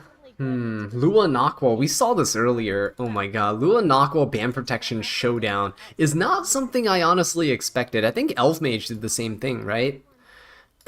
Elf Mage had like a showdown as well. Great answer. That's right. So it's very interesting. She does everything. Damage, some heals, CR push. Everything in a bag of chips. All right. What does Isaac need now, though? Probably some. Oh, these are the box codes, by the way. So I'm gonna repin that. Maybe an imprint. Those are the codes for There's a dragon the Bride boxes in your inbox in game. Extra protection for the incoming source on the back. Laya being first to pick Laya here in this kind of mirror match of the resets, right? Lua versus Knockwall. It makes sense. First to pick Laya is typically pretty good in this case. Laya Blood Moon Haze is actually a pretty decent combo as well. If you dual attack with Blood Moon Haze, you're getting a lot of heals. So much sustain. It's insane. But Dragon Bride Senya, they're kind of taking down on Isaac's side. It's a little strange because they're kind of lacking damage. You're kind of using Dragon Bride Senya Knockwall. You're kind of sealing with Knockwall, right? Politis and Sid. Is that enough damage to kill Blood Moon Haste? ML Rowana. Oh my god. I am honestly like not. Somewhat of a different drafting style. Very unique. I honestly don't know Yeah, they really what's wanted the first happening. turn, that's what the Sid, swapping Sid Because I don't was, see people draft like this really at all. punish it, though. No, instead he's just gonna ban it out here. ML Rwana's Take that first ban, turn. that kind of makes sense. You don't want your whole team being reset. It'll be a double reset, right? ML Rwana plus Lua, like your whole team's screwed. You won't be taking a turn for 2 turns. Even if that knockable does Sid was banned because he was a speed imprint and a DPS, so it makes the most sense here. set everything with the Fire Politis can punish the Lua, but the team is pretty tanky. Like, Lion stuff's pretty tanky. Celine might be a bit tankier too, like who knows. If Celine dies, it procs Blood Moon Haste, so I don't think they really care. Second's probably just gonna go for it. Oh, or you just sleep the Politis, that's right. I forgot about that. Oh, it's, wow. Look at that. She's even on the targeting artifact, Song of the Stars, to screw over like a Fire Lilius in case Fire Lilius was used. Getting used up there, the Astro Okay, got reset on everyone on the other side. That's kind of nasty. So Knockwall can't do anything here. Hopefully she goes back into stealth. If she doesn't, it's kind of over. yeah, typically the knockballs are Okay, there we go. She does go back into stealth. I guess it wouldn't have been over because ML Senya's there to help, but ML Senya's kind of squishy. 30k HP Senya is on the lower end for Senya's, especially since she has 3F on her too. Look at that Blood Moon Haze, guys. Look at that Blood Moon Haze. That's disgusting. Look at that sustain from that extra attack there. Yeah, and we're just going And all Celine coming in. Yeah, see, that Senya is just going to get focused down so hard. She's already dead. Oh, that is rough, isn't it? out of the way. That is rough. Her skill 2 is already out. Politis gonna go. Oh, dude. The counters. Nothing to strip at least, so we won't get the follow-up. It might be over for Isaac. There's no way those 3 units can win against the right side. You know, you can't do anything with Celine there. You can't use ML Politis' S3. So ML Politis is kind of dead unit. Politis herself is not enough damage. Knockwall could try to do stuff here, but again, Laya's a cleanse. Laya's an S2. She's going next. Like, there's nothing that can stop this. Stop that counterattack, but it's You might as well just not gonna be enough. seal. Maybe go for Lua for some damage. Nope, going for the Blood Moon Haste. You do get a seal, but Lia's coming up next. Yeah, it's kind of a lost cause. That's awful. Biscuits, hey! Welcome to the stream. Glad to have you here. You recently got back to E7 after 3 years. Hey, that's awesome. Well, welcome to the channel. Appreciate it. Appreciate it. Counterattack actually on this Politis. Hold up. Oh, but it's You're a casual player. Within 3 weeks, you made it to Masters. I love to hear those stories, man. That is awesome growth. Congrats. Congrats. Because Masters, I mean, that's where you can get the RTA skins. Make matters worse. here comes the moon We're slash. getting a snipe to the face. Oh, dude, Politis is dead. Yeah, it's over. Oh, Isaac had a good run. Kind of sad. Kind of sad that he lost that one. But this guy, second, he seems pretty enthusiastic. Look at that Pokemon poster in the background. Gotta love it. Wow, a nod of approval there from second. Alright, second's gonna be moving on, I see. Oh, he has the RGB PC. Do you see that? He has a mirror behind him. He's winning through the power of RGB. A lot of underdog stories come up and rise from these. Game was over in the draft? Yeah, very much over in the draft. Left side just really had nothing. Right side too much sustain. With Laya and Blood Moon Haste together, it was pretty much over. You have Celine as well, the lockdown skills. Kinda done. Selena's very powerful, right? You can see here in this match too, she was very powerful. The problem with this match was that, again, Blood Moon Haste provided way too much. Isaac was drafting a little too weird. Like, I don't understand the last piece Corinne pick here. I also don't really understand the Fairy Tale Tenebria pick. Like, I understand last piece Corinne's a very fast DPS. But again, sometimes slowing down a little bit can help, because your opponent's not racing, right? What does the opponent have that can race? Oh, I mean, ML Politis is there, but there's other units they can counter ML Politis with. ML Politis and Sid on the other side. This was a pretty weird one. They had weird artifacts too. Last piece Corinne on RNL is not unheard of, but I'd say if you're trying to kill with her, you probably want to go with Alexa's Basket, right? We saw, I believe, Where's the ML Luna picks? ML Luna picks are not available during qualifiers. She's not allowed. She will be allowed in the main matches though, so we'll see her in a couple weeks. Your man Elf Mage got eliminated by this? Yeah. Rest in peace, Elf Mage. Yeah, Isaac was definitely outdrafted here. Second had really solid drafts, but I think it's just a playstyle thing too. I think second, judging from these drafts, he's a lot more sustained. Like, yes, he plays aggressively still, very aggressively, but once you lock ML Haste and Lion stuff into your team, you're playing way more of the long game, right? You can sustain the team, you can keep everyone alive, you have a fail safe. If you die, you can revive a Blood Moon Haste. Unfortunately, Isaac just didn't have that, and when he took damage, it was permanent damage. It hurt. So really nothing he could do about it besides eat it. And if he couldn't kill his opponent before his HP reaches 0, it was done. So he's experimenting. I don't know if you'd want to experiment when $50,000 is on the line in a tournament.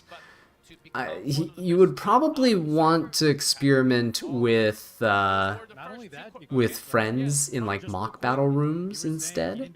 So I don't know if it's an experiment or if he tried to pull off like a tech that like worked in practice but like, or worked on paper but like didn't really perform here. I'm not really sure, honestly. So it is a little strange. But yeah, we'll go back to E7 for a little bit. I have them on the sidelines here, so I'll see when they switch back over to the stream, and we'll hop back in there. But yeah, if you guys have any questions for me or anything like that, please let me know. More than glad to show you my units or answer anything that you guys may have. I'll give you opinions on things that you are curious about as well, because that's interesting. The Asia server drafts are very, very fast-paced. Yeah, experimenting in the E7 World Championships is definitely another level of confidence that I definitely do not have. So, you like the pair in the background? Yeah, I kind of like this. It's really nice, especially when the background. I'll let the background go away. When the background goes away and pair's just kind of swaying here back and forth, it's really good. I have kind of like a triple monitor setup, so E7 is usually just on one monitor by itself. See this? I usually just have this. It's like kind of a live 2D background. I don't have live 2D backgrounds, but kind of like it. It's just swaying on my left monitor usually, so it's kind of cool. And she's not like dressed in a way that's like terrible. There's some questionable characters and stuff here, but in this game, plenty. But yeah, she's not terrible here. I also had at one point, I had Celine. I had like a, where was it? I had Celine here like this, but I also had a background. Where was the background? I had like the beach background, whatever it was. Oh, there it is. There's the backgrounds. I had, like, this was a background for a while. It's kind of fitting right now. It's the summer. Yeah, this one, actually. It was this background. I had this for a while. It was pretty nice. But right now, feeling the para. Para's pretty cool. How am I today? I'm actually doing pretty good. Alex, thank you for asking. We've been chilling. I was at a family like gathering event earlier, so I just kind of rushed home and I was like, I can't miss the E7 World Championships. More important than family. No, I'm joking. Here's my DJB Raging 7F. There you go. Where would you draft Fumir? Asked Travis. So Fumir is a unit that you typically draft, ideally, you have to draft her with, I actually ungeared mine. She was geared, but I ungeared her. You typically draft her with a fast fire and earth unit, ideally. So what people are using in this current meta is a lot of people are going Midnight God Lilius, really good friend. right, of hers, especially because most people's Midnight God Liliuses, if they're fast, they're like 280, 290, 300 speed now. If you have a slow Gala, you can't do that, but you'll have a fast Gala, you'll have a fast fire unit, so some people build speed Genuas. You could do a speed Genua, it's fine. It can work. There's other fire units that people can use as well, like some people do Shaltir. Some people, like, you just need like a strong DPS. Knockwall is also a really strong unit to use with Fumir for control. So some people build like a fast Knockwall to use. I guess the new tech of Fire Araminta can technically work too, but you don't want to pick too many supports because then you lack damage. So that's why you need to have like Gala, for example, as a DPS that you can use in that team. Earth Sid also works as a speed imprint. If you're cleaving, like, he can work too. So it's not terrible. Fumir, usually what people do is they pick stuff like Ron, Zio, Jacko, like they're setting up for a standard cleave, and then what they do is they fourth pick DDR, and then they last pick Fumir. So their last two picks, after they've picked the first 3 units, the last 2 picks are DDR and Fumir, and then you just sleep everybody. And then you win. YouTube says, should I build Astromancer Elena since you got her? Only if you play aggro or cleave. If you don't play aggro or cleave, don't build her. I kind of ungeared mine, but don't build her unless you're playing aggro or cleave. She's not worth it otherwise. Like, you don't really... There's nothing you can really do aside from that playstyle, unfortunately. Can I rebuild her? I don't think I can rebuild her. Can I?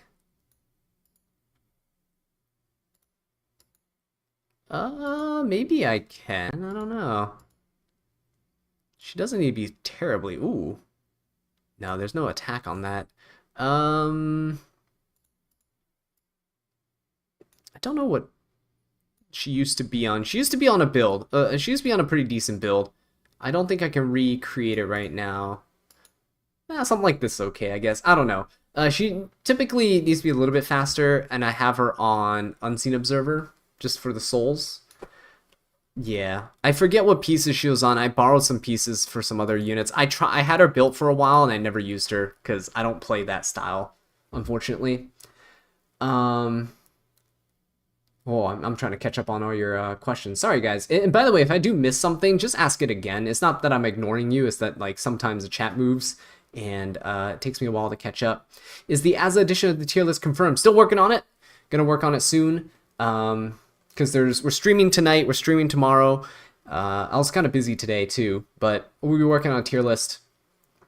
And I'll try to do a tier list of all, like, the relevant PvP units. I'll leave out, obviously, things that are not relevant, in my opinion, but... We'll get you guys a tier list, and hopefully it'll help you guys out. Enjoy the carnage that'll ensue in the comments as people fight about things. It's mostly gonna be from my perspective.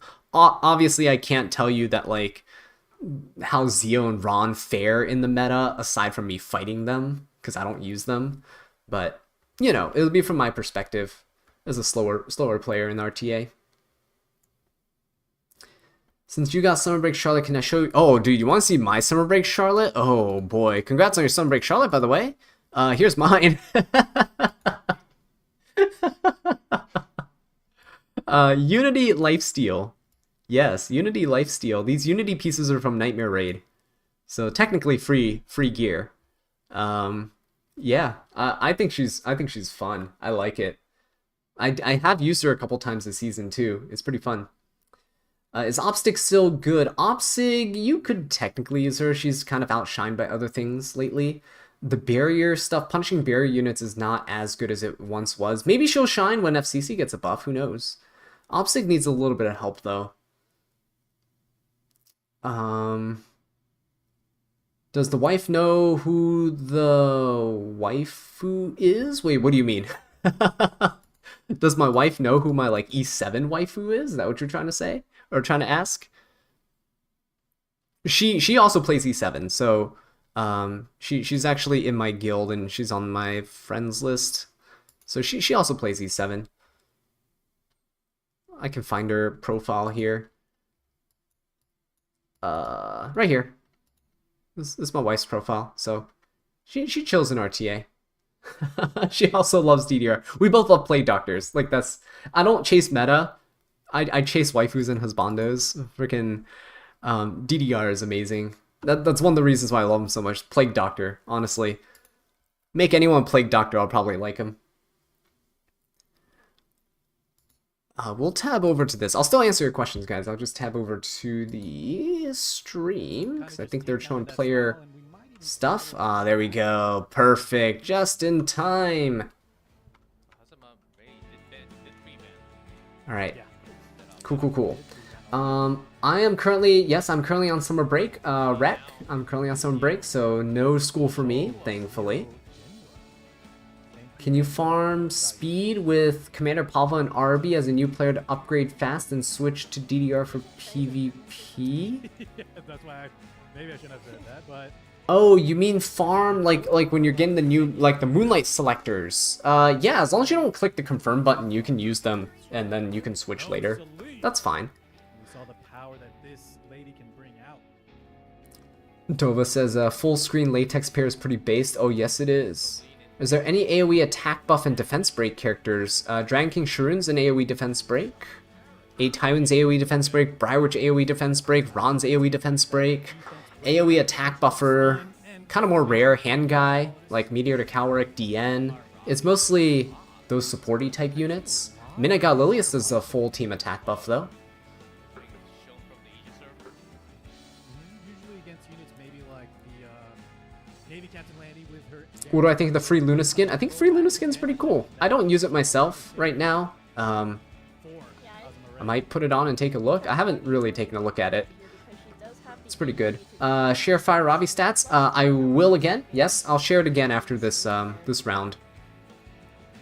I should do some drafts with her, with some fans one of these days. Yeah, I was actually thinking of doing draft mode stuff with you guys. Maybe, I don't know if there's E7 stuff next week, the E7 World Championships. If not, I'll do an earlier stream, because I don't like these late night streams. It's already 1:30 for me in the morning. I'm dying. But, yeah, I could do an earlier stream. We could do some like viewer battles. Like, I can jump in as well. It'd be kind of fun. It'd be kind of fun to see. Oh, this is Haza Murray versus Shuize. Okay. Shuize, right? Oh, Shui. Oh, okay, I see it's water. Okay, Shuize. Okay, cool. Let's see what he's got in store for us. Broman's already locked in. I'm sorry, Haza Murray. I love Ravi, but I gotta root for the Broman on the other side. Also, he has Shu, so Ravi's kind of dead. Minaga Lilius is a good pick into that, though. It's pretty solid. Oh, Carly, you wish your husband played E7 with you? Yeah, I mean, have you tried showing him, like, the art and stuff? Because the animations is really what got me into it, and what got my wife into it as well. So, we play because the animations are sick. Honestly, if they stopped making sick animations, I would probably... If every animation became like Closer Charles, I'd probably stop playing. I have no problems with dropping this game, but the animations are too good. It's so good, actually. It's kind of unrivaled in other games. You really just can't get, because the style of art they do, this like kind of anime style like 2D art, it's timeless. It lasts really well. It stands the test of time. If you have like those live 2Ds, like kind of not live 2Ds, but like necessarily like 3D models and stuff, like those age poorly.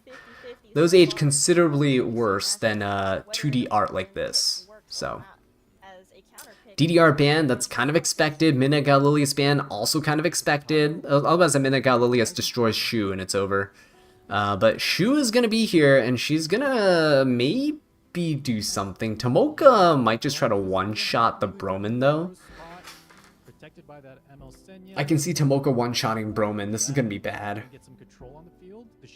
But it might cause ML Politis to hold off on our S3. I mean, probably holding off anyway, because Celine's there too, so I don't know.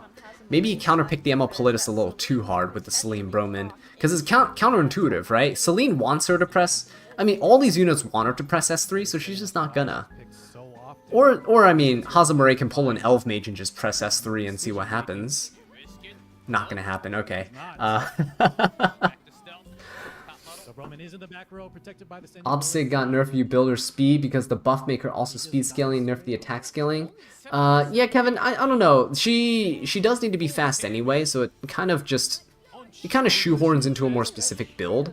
Ooh, going for the Shu there. Okay. Shu has immunity at the very least, so she won't get stunned. Broman can't be silenced, but he can still be stunned here. Oh, that is gonna hurt. Good job, Shu. No foosh. Alright. Should you build Huayang, says Jackknife? Yes, you should definitely build Huayang. She's good. She's a little niche, but she's still good. That is a 30k HP Shu. She is quite tanky. Yeah, she's like Midnight God Lilius Jr. If you don't have Midnight God Lilius, you can build her. It's fine. Kind of make sure you have the gear first. She uses very specific gear. And she's ideal on Torrent set. This Ravi's about to slap. Yeah, oh my god. Okay. Shu also still not fushing at all, ever. So that's unfortunate. Kind of a dumb question, but is it worth to use Assyria on Laya? You can definitely do it. Someone tried in the World Championships like last week too, but it's not really consistent. In PvP, people can counterpick you pretty easily. So Assyria is pretty vulnerable. She's very linear.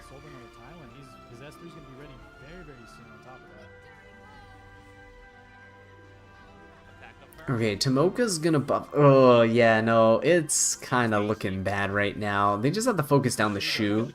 No proc. I wouldn't chip away at the Shu with like a Tywin necessarily, but your DPS units would definitely go after Shu.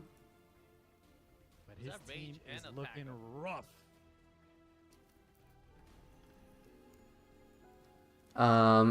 Hazaru, you're saying normal Charles has no buff and ML Charles has a terrible animation? Yeah, I feel that.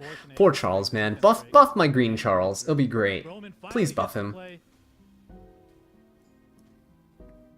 Why do I betray Fire Ravi like that for Broman? Dude, I love Broman. If I see Broman on the other side, I want Broman to win. I'm sorry, Fire Ravi. Fire Ravi, like, the thing is, Ravi's not even one of my, like, favorite units. I just use her because she's fun. I have fun with Ravi. So, I just use her because she's fun, and she's kind of funny when she solos. I like units that have 1v4 solo potential. Okay, got the pushback, but it wasn't that much of a pushback, honestly. Oh, Shu. Oh, Shu's dead. Oh, wow, that is... Ooh, that is bad. That is bad. Oh, sorry, Broman. Rest in peace. Might not matter at the end. It's just way too much damage. Yeah, that's pretty sad. That's pretty sad. We need another Charles variant. I would actually kind of like to see another Charles variant, like a limited edition Charles. Can you imagine that? Like Charles with a top hat or something. Can you imagine like an Easter Charles? He's like wearing like kind of like Kairon's skin. He has like kind of a more vibrant like spring themed suit. Right, but he, like give like Charles a top hat and he pulls it off and, like rabbits come out. I don't know, just something cool, something fun. Lean into like he's the only old man. He's the only old man in the game. Where are my other old men? Where are my other old dapper men?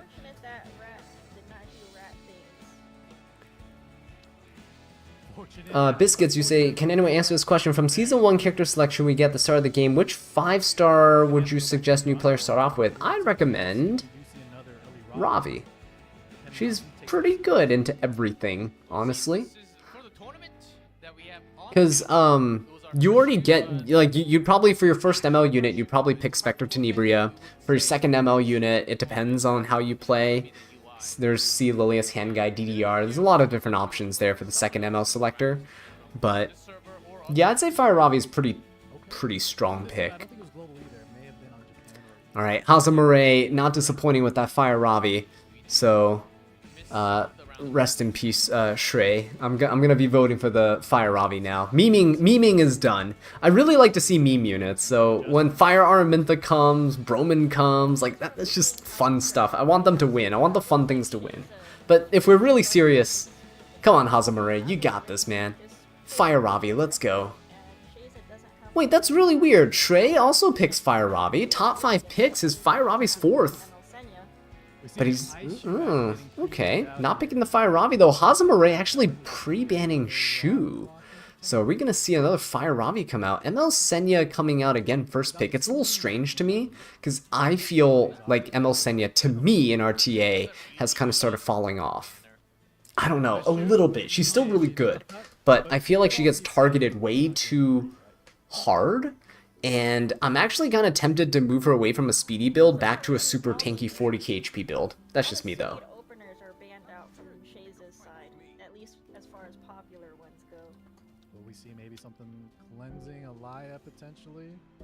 That's a lot of debuffs. Worldwide, you're still lost on what Broman does. So Broman, when the opponent uses a non-attack skill, he has an EE now that he pushes up his combat readiness. His passive also makes it so he can't get pushed back in combat readiness. He also can't be silenced. So things like ML Politis, when they do a non-attack skill to push people back, Broman doesn't care. He'll push forward with his EE. He'll cut the opponent's team, and then you can soul burn his S3, silence everyone on the opponent's team for 2 turns, take another turn, and you S1. When you S1 someone who's silenced, it doubles your chance to push back the entire team. So it's a really RNG, high risk, high reward, where you want to cut the opponent, silence everyone, and push them all back, so it enables your team to go. It's not very consistent, which is why many people don't use him, but I like to see that people are trying. I mean, what's the harm, right? Besides outright losing the match. And you know what, G-Clef? Hey Goku, Goku solos your verse. I love your name. That is hilarious. I'm doing good, man. How's it going? Welcome to the stream. Young Heart Charles. Yeah, see, I was thinking about a young Charles, but the thing is, I kind of like the thought of a dapper old Charles, so I don't know. I feel like we need more older characters. Older characters are cool. They have this more like refined air about them, right? Like it's the reason why people lashed onto Charles so much is because he's like the only old guy in the game, and he just disciplines you. He just goes like, correct your posture, you know? He's great. We need more characters like that. What EE am I gonna get first? If the ML5 EEs, if that's what you're talking about, I'm going for Briar Witch, because she's more useful than RB. I do have my RB built. I want his EE so bad, but Briar Witch is a bit more versatile.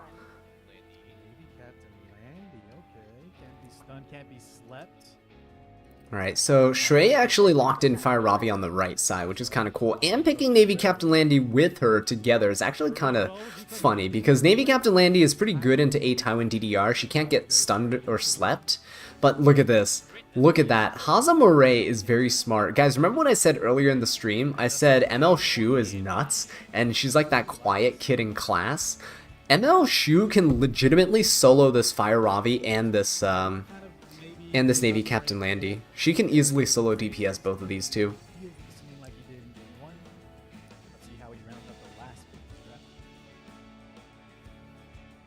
think this was a missed opportunity for a DJB pick here, just because it does kind of... Last week I said, why didn't they use Fire Ravi, blah blah blah. Now this week everyone's using Fire Ravi. They definitely watch your stream. Dude, I know, it's great. I love it. Fire Ravi is so strong, I'm telling you.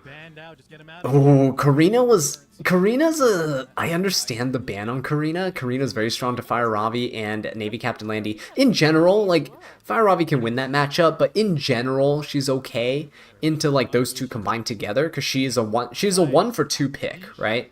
I can see the Celine ban making sense as well. You want DDR to be able to go unrestricted.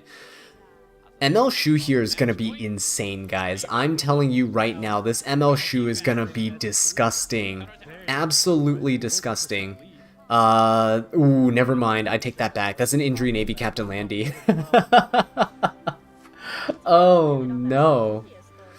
Travis, you're not the only one, man. My purple gears roll better than my epic gears quite often. It's fine. Stardust, you said, I get why you like Charles now. He has that teacher-mentor energy. I don't know. I just kind of like I always liked kind of old dapper guys. They're just kind of, they have that that refined air about them, right? They wear suits. They have like fancy little mustaches. He has like his little monocle and stuff. He's just great. He's just so cool. I love him.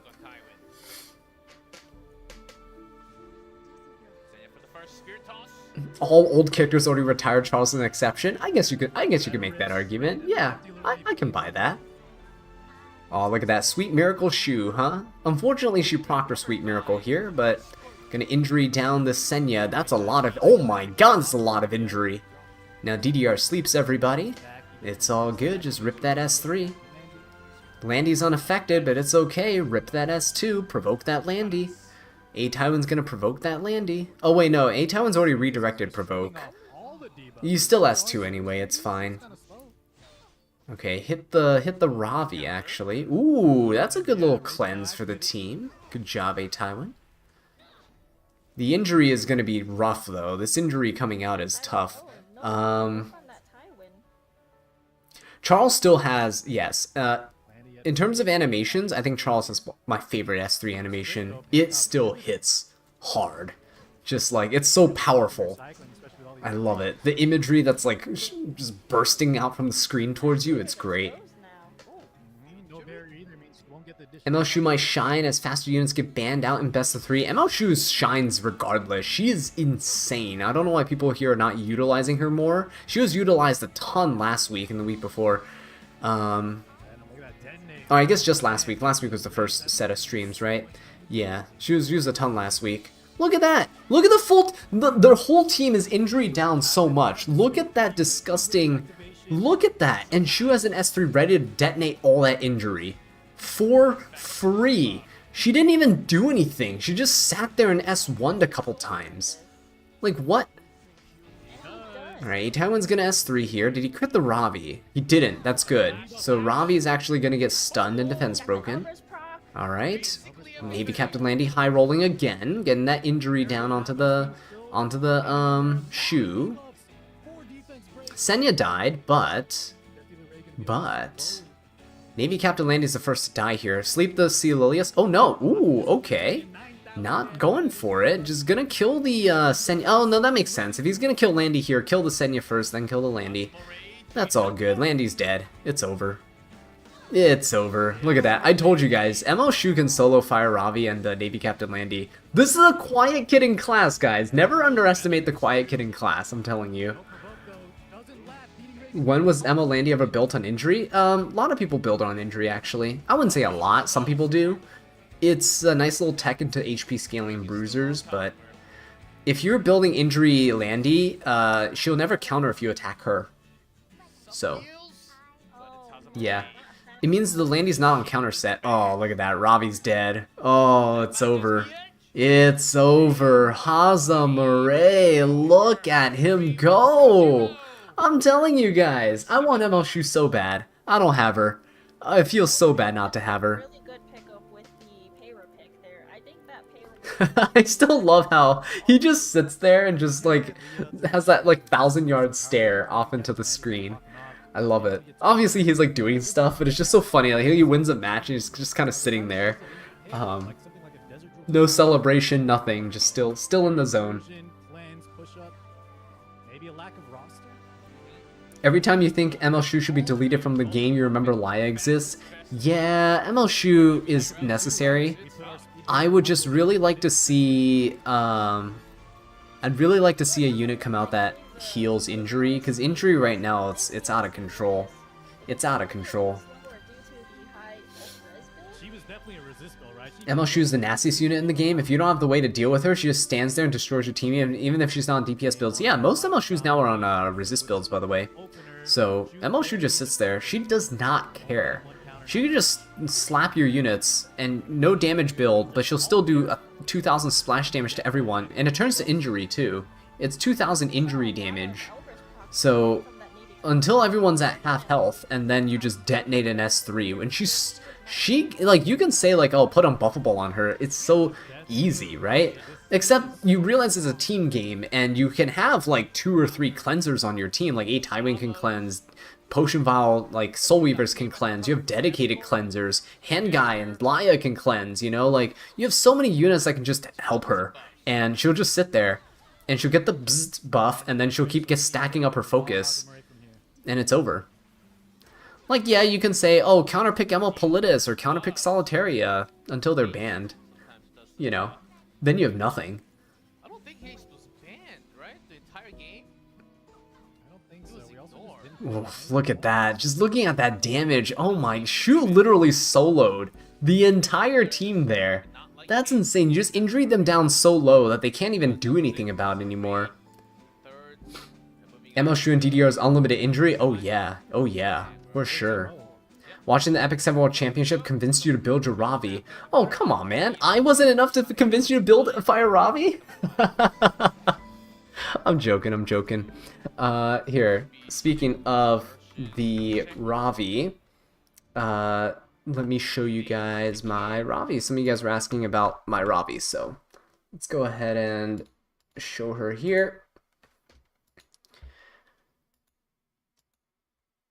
You just use ML Politis and Town and win. Yeah, I mean, both of those units are really solid right now, so definitely mix and match the units to make your own team. Here's my Fire Ravi. Here's her build.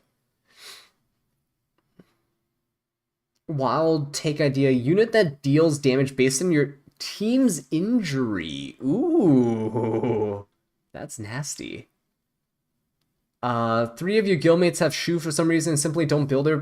Dova, I understand that. So you see this unit here? This is my most hated unit in the game, by the way. He's my most hated unit in the game. I refuse to build him ever. Even back when he was meta, so meta, absolutely broken. If you guys want my opinion on when the degeneracy started, everything started with Basar. If you were around when Basar was buffed, this guy is absolutely disgusting. He can hold book. He's a mage. He can soulburn himself. His S3 is a full buff strip, okay? And it decreases their combat readiness by 30%, but you can soulburn it to ignore resistance, and he actually puts unbuffable on you too, right? So this might not seem like a big deal, but back then, you didn't have units that can cleanse before they buffed. A lot of units just were buffers, and they weren't cleansers and buffers, right? So, like Ocean Breeze Luluka now will cleanse 2 debuffs before putting the Ice Cream and Defense buff up. Back then, that wasn't a thing. Like, you didn't have that. So this guy would just go and destroy your entire team. Push back 30%, ignore res, you can't stop it. Yo, Basar was nuts. He had a decreased hit chance and a decreased attack, so good luck dealing any damage to his team. And then he had this like random debuff and inflicting a buff thing. His S1 is kind of wild, but this unit, I hate him so much. I refuse to build him ever. He can be the next buffed unit and be insane, and I'll refuse to build him ever. I'm gonna uninstall this game before I ever build a Basar. He, in my opinion, started this whole cascade of disgusting soulburn units. So yeah, if you look at ML Luna and you're like, wow, ML Luna is so dumb. Look at this stupid soulburn that ignores res, strips everything, right? Seal and unbuffable. Yeah, Basar did it first, so... Basar did it first. You know, if you ever fought an ML Politis and you're like, wow, this ML Politis unit's kind of stupid. She can soulburn and ignore res and push back my team 20% combat readiness. No, but Basar did it first. Basar did it first. So the only thing that's actually holding Basar back is he has terrible stats. He's like he was out when the game was released, right? So he has terrible base stats. His speed is atrocious. So because of that, he won't be meta. Yeah. But yeah, anyway, let's go back to the games. They're actually doing good with like making these go fast. I'm glad they're making these go fast because holy, we waited for so long before. Like last week we're waiting too long, honestly. Anyway, my rant about Basar aside, I'm so sorry. I got triggered by the Basar, even though I brought him up myself. Travis, you asked, do I play other games? I do. I'm currently playing Final Fantasy XIV as well. Just started like a month and a half ago. The last 2 days I've been really craving Pokemon, so I actually dug up my old Game Boy Advance SP. You guys remember that little thing? Yeah, Game Boy Advance SP? Yeah, so I started a new Pokemon Leaf Green run, so I'm going to be going through that and enjoying it greatly. I should maybe put on emulator or something, but my Game Boy's still running, so I'm going for it. It's great. I didn't buy anything from the Steam sale, but like over the last holiday season, My wife actually got me Persona 3, 4, and 5, and I should start playing that. So maybe I'll stream stuff like that's not E7 sometime too. We'll see. I don't know. But yeah, I do have quite a few things I need to get to as well. I'm in the middle of playing Ratchet and Clank 2. Not number 2, but Ratchet and Clank as well. I think it's called Rift Apart. Ratchet and Clank Rift Apart. I'm in the middle of that. It's a good game. What class am I in Final Fantasy XIV? I play Paladin. I'm always a tank in MMOs. I always play dedicated tanks. Final Fantasy XIV would be a really good game if they didn't charge you monthly. See, I'm actually fine with them charging me monthly because my favorite MMO, Terra, died because it couldn't bring in any money. So I would honestly like have paid a monthly subscription fee if it would have guaranteed that the game would survive. The game's gone now. You legit can't play it anymore unless I think you're on console. I think they have a couple servers up on console, but it's a dead game. So it's sad. I wouldn't want to see a game that I like shut down, so I'm willing to put money into a game to keep it alive. That's just my take though, especially for an MMO, because it's really expensive to upkeep.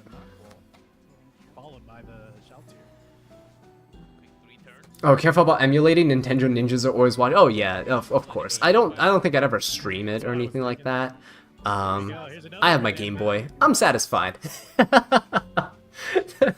The good old days of hiding under the sheets when your parents come to check to make sure you're asleep. You have your Game Boy, you know.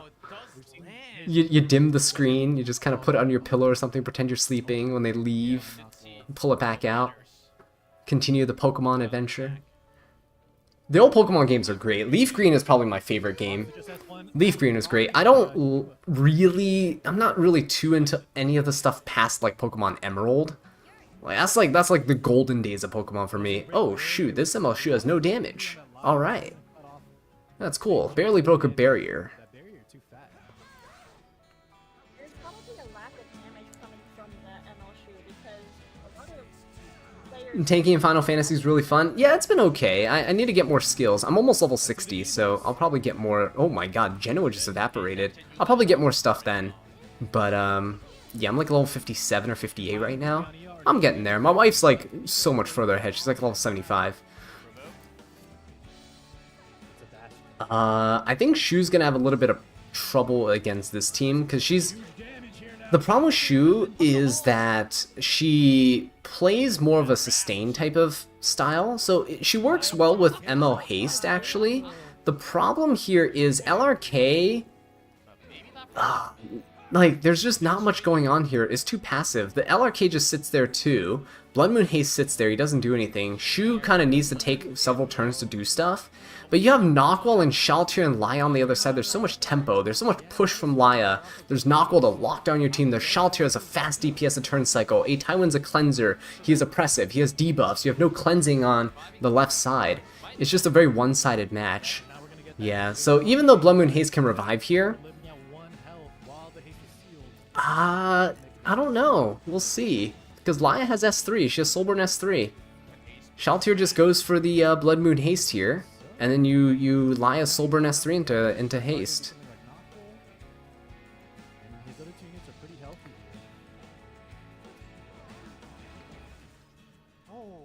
Rip Terra? Yeah, Rip Terra. Played that for 4 years and I can't even look at it? Yeah. Terra was great for me. Terra was so good. Look at WoW, people hate on it, but it's probably the longest standing MMO. Yeah, for sure. For sure.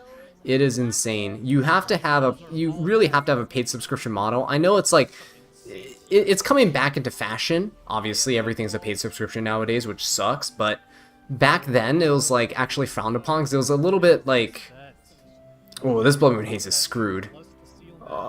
He can't even counter because he's, oh shoot, he got reset as well. Oh, this is bad. This is really bad.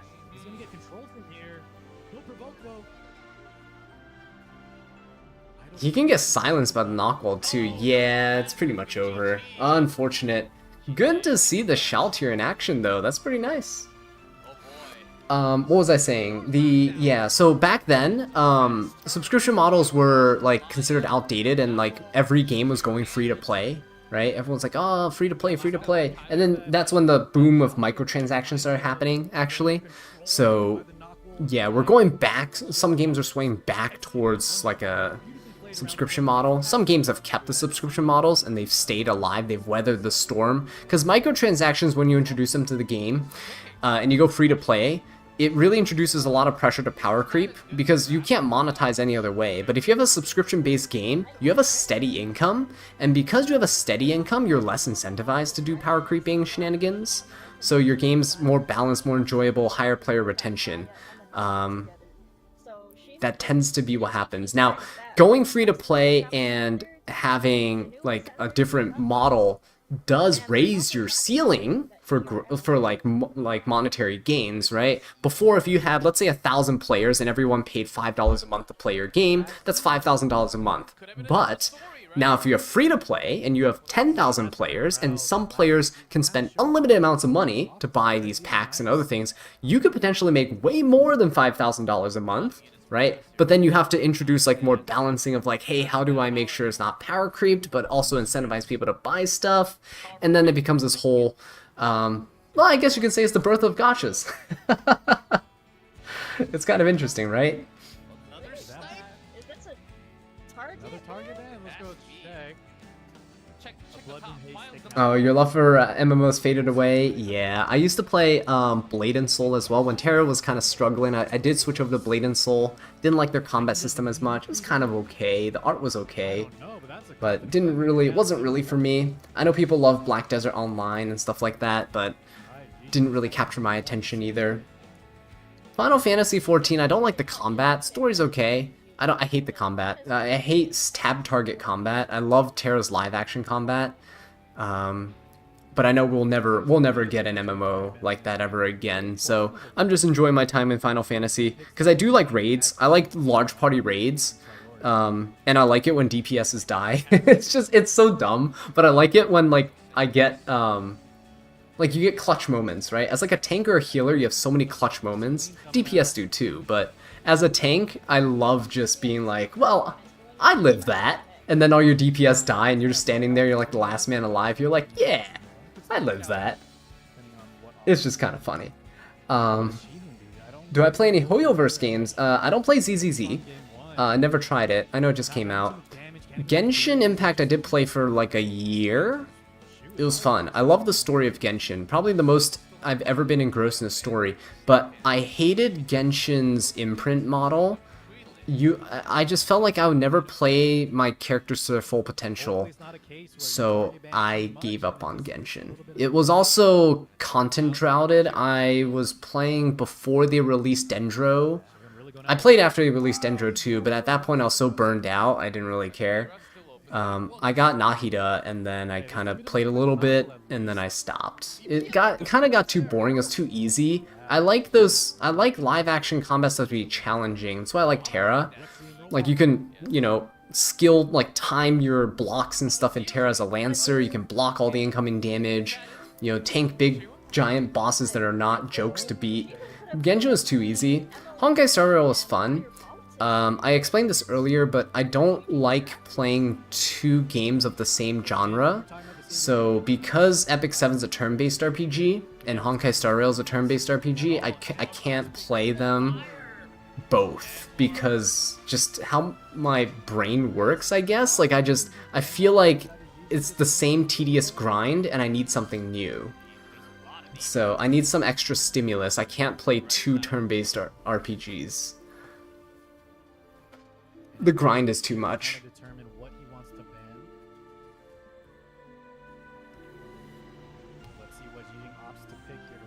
What server am I on in Final Fantasy XIV? I don't know if it's a server. I'm on like Goblin. I don't know if that's a server or the world or whatever. It's like Goblin, I think.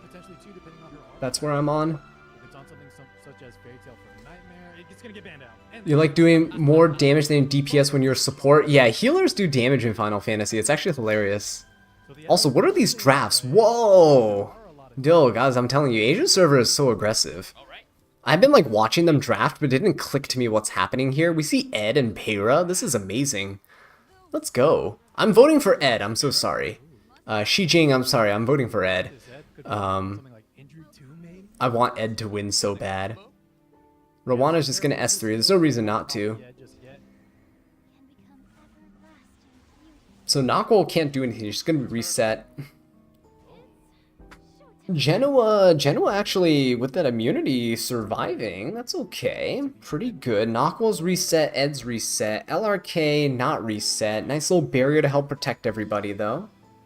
Thinking long and hard if he wants to S2 or just Then I tried Guild Wars 2. I've actually never played Guild Wars 2. holding the cleanse just in case the Napo rips the Your husband quit Genshin for the same reason, got bored, too easy. It's way too easy. I wish they actually leaned into the world levels and like made everything challenging, and if people wanted it easier, they can tone it down. It was just way too easy. I need a challenge, otherwise I sit there and I'm bored out of my mind. Oh my god, that's a 31 KHP LRK. Holy!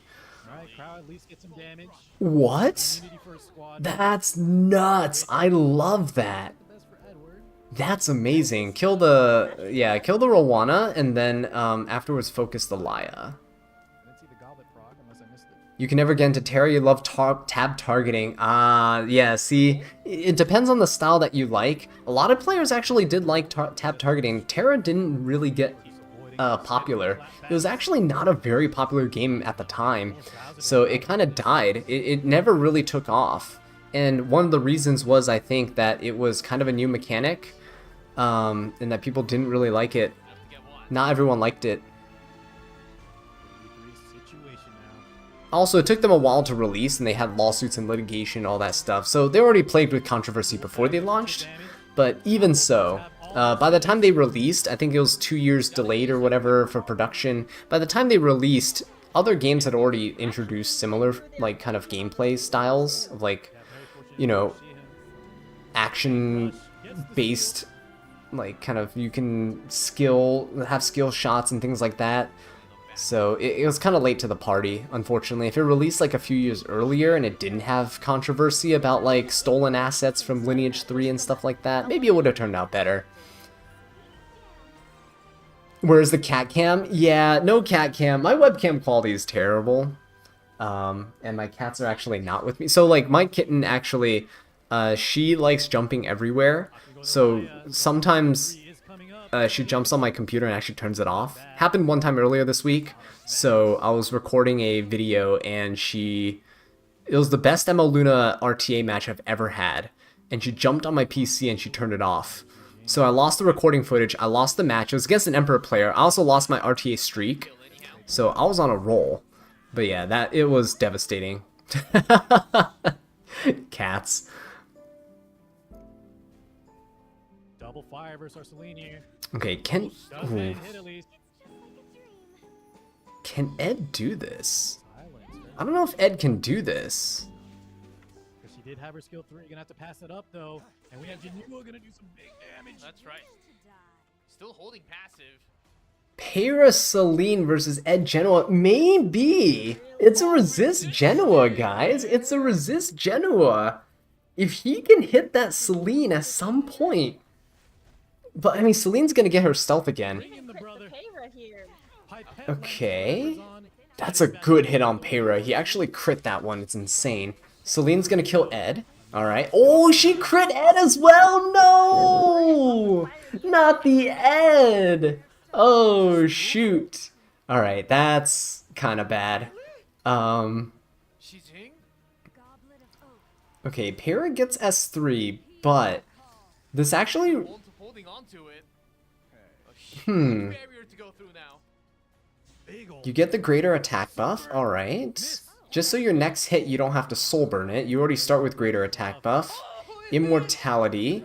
Payra can try to strip. 50-50s right now. Can he actually strip it though? It's a resist Genoa. Yeah, that does ignore elements of advantage, but he's immortalized regardless. Does she strip Alright, here? is she ER? Oh yeah, no strip there. Uh-oh, he's gonna try to soul burn. You just kind of have to. And just pray that there's like a 2% chance that you stun. Nope, it's a really well built resist Genoa. Now, the issue is, if he doesn't kill, he's gonna kill the Celine. Is he gonna... Ooh, ooh. Oh my goodness. Genoa for the win. damage! Whoa! My God.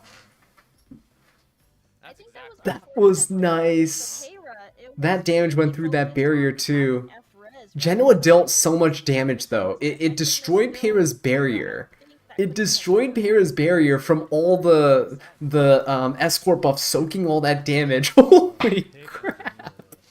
Crazy because Almost reminiscent of those That was insane.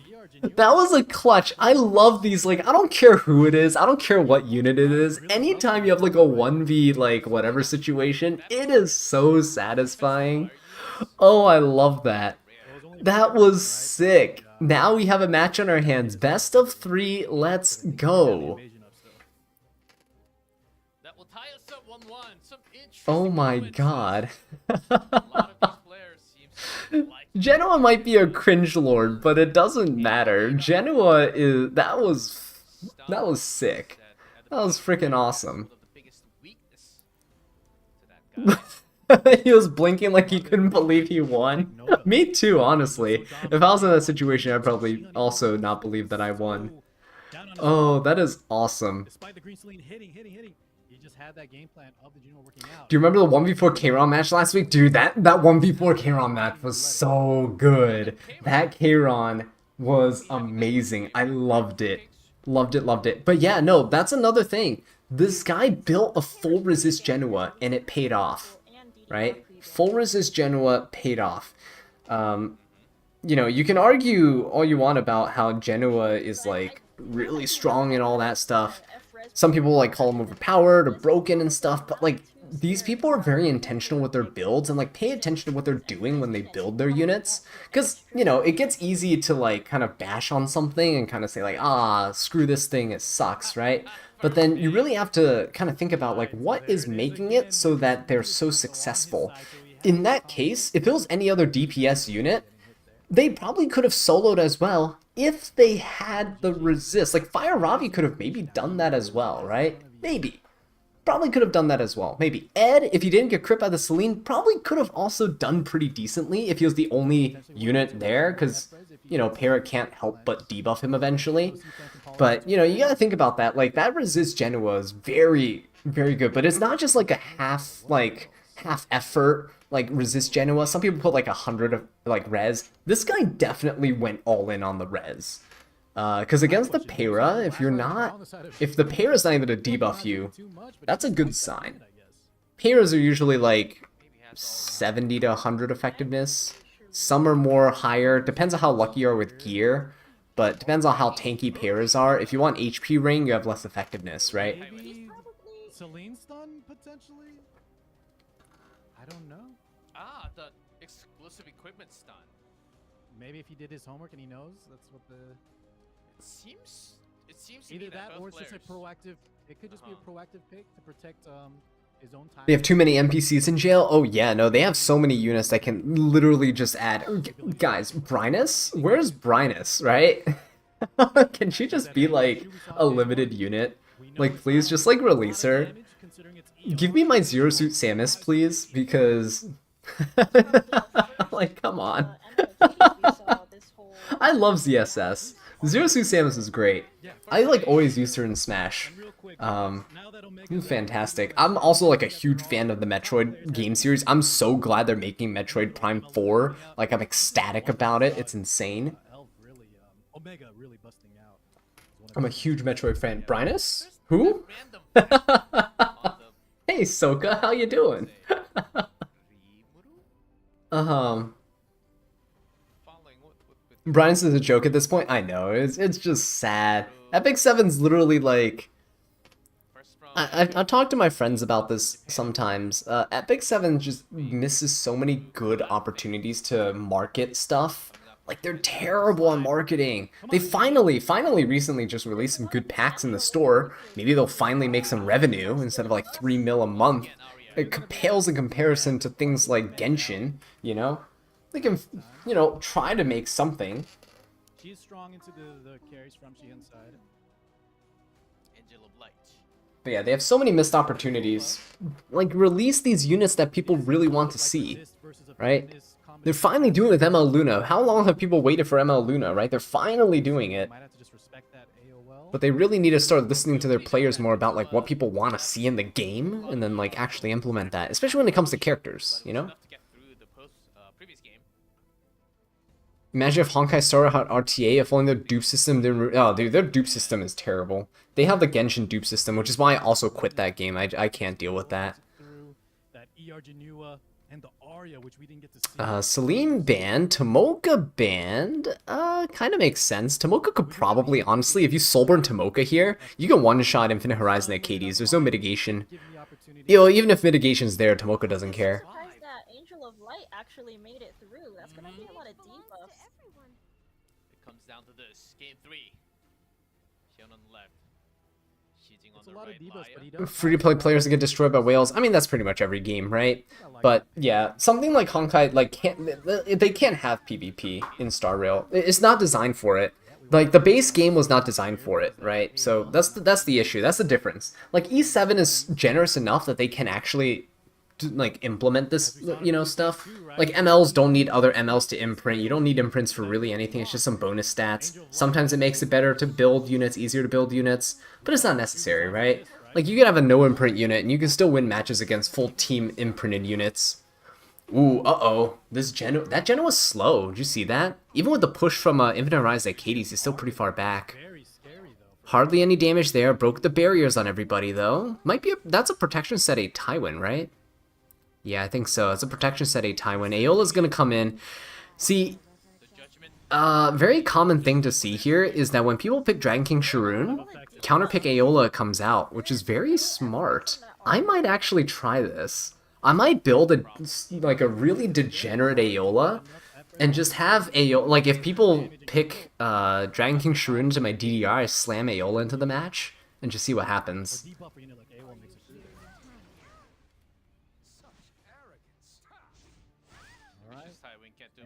That's a really squishy Aeola.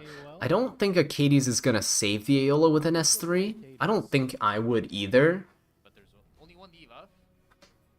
You just save it, right? It's just a war of attrition at this point. Like Acades doesn't pop her S3, and you just wait for the A Tywin and the Sharoon and stuff to pop their skills. And that big cleanse, that A will kind of nullified there. That's why Lai is so powerful. Sweet cheers. We still have to worry about the AOS too, though, so I'm assuming we're gonna... You're so happy they changed Luna's design? Oh yeah, no, I'm happy they changed the Mage Luna design, for sure. She looks so much better now than she did before. Ooh, A Tywin has the ignore res, but is he gonna do anything? He could stun. He could stun Infinite Horizon Acades, actually.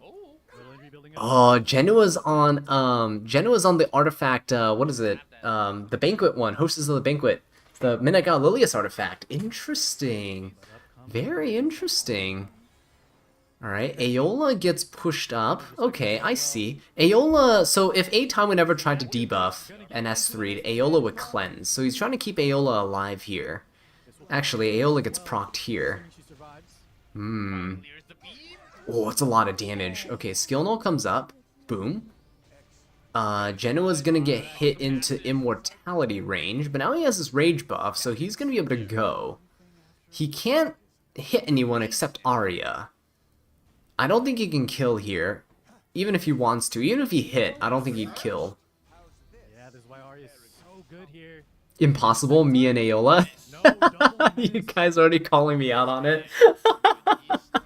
I haven't even tried. Yeah, I can't see myself doing it, honestly.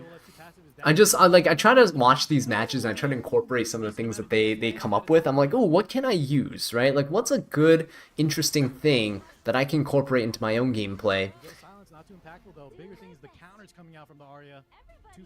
Oh, he's gonna kill that Aeola. Ooh, look at that. That was a really squishy Aeola. I wonder if it was built, like, just super fast. It might have been. Genoa solo didn't proc immortality? His immortality's proc now from the Arya, but I don't know if he can solo this. There's still a lot of stealth. I mean, Dragon King Sharoon's actually gonna get out of stealth soon. Oh, that stun is huge. Look, Infinite Horizon Acades can't do anything. Oh, that's terrible. That is actually terrible. Laya has S3? Oh, no. Here we go. Lie to make things Oh, it's over. It's over. Infinite Horizon Katie's gone. No cleansing. Genoa's gonna be dead. His immortality's running out. Kill the shoe. It's done. Oh, that's sad. Oh, that was a good run, though. That was a good match, honestly. Wait, what's going on here? Is that his wife with like a little like panda little headbands? That's hilarious. My man. Very well played. Most like global players like bringing out their pets, you know, like their cats and dogs and stuff like that.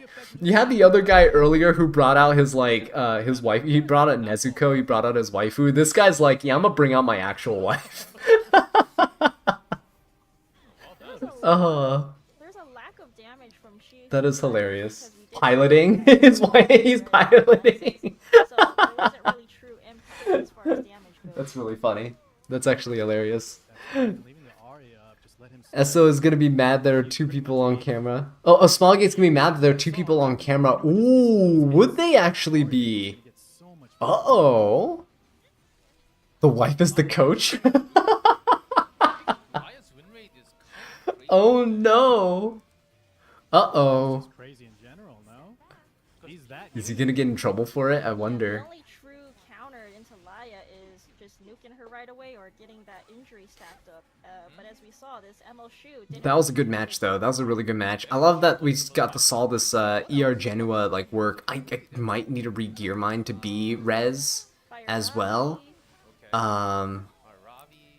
But I like seeing Ed too. Fairlian used to be a thing, but not as strong anymore. The wife diff. That's really funny. Mel, Ilinov, maybe in the future. Yeah, this second match was nuts. I loved this one. This moment was sick. more buffs. We'll never know. But Didn't they say they would take it more seriously? You never know. Yeah, they did. But then again, they didn't evenly crack down. There's a lot of drama about like how Korea server got favoritism, because a lot of people got DQ'd, right? A lot of people got disqualified, but no one from Korea server got disqualified, despite some of them being known to, you know, have some sort of shady like account sharing stuff like that, potential boosting and stuff. She's growing on me. So. I think I have a hot Considering drama before the World Championships, I wouldn't be surprised if Smallgate says something. Yeah, I don't know. Especially because this is not Korea server, right? This is Asia server. I think I have to. So they maybe. But I don't think they'll make it a big deal. Oh, wait, no, hang on. She's been in the camera. Wait, look at her. She's just standing right there. Wait, do you see that? I didn't notice that before. She's just standing there in his camera. Procs the rage. That's all she wrote. Uh-oh. She didn't just come in after the fact. She just kind of stood there.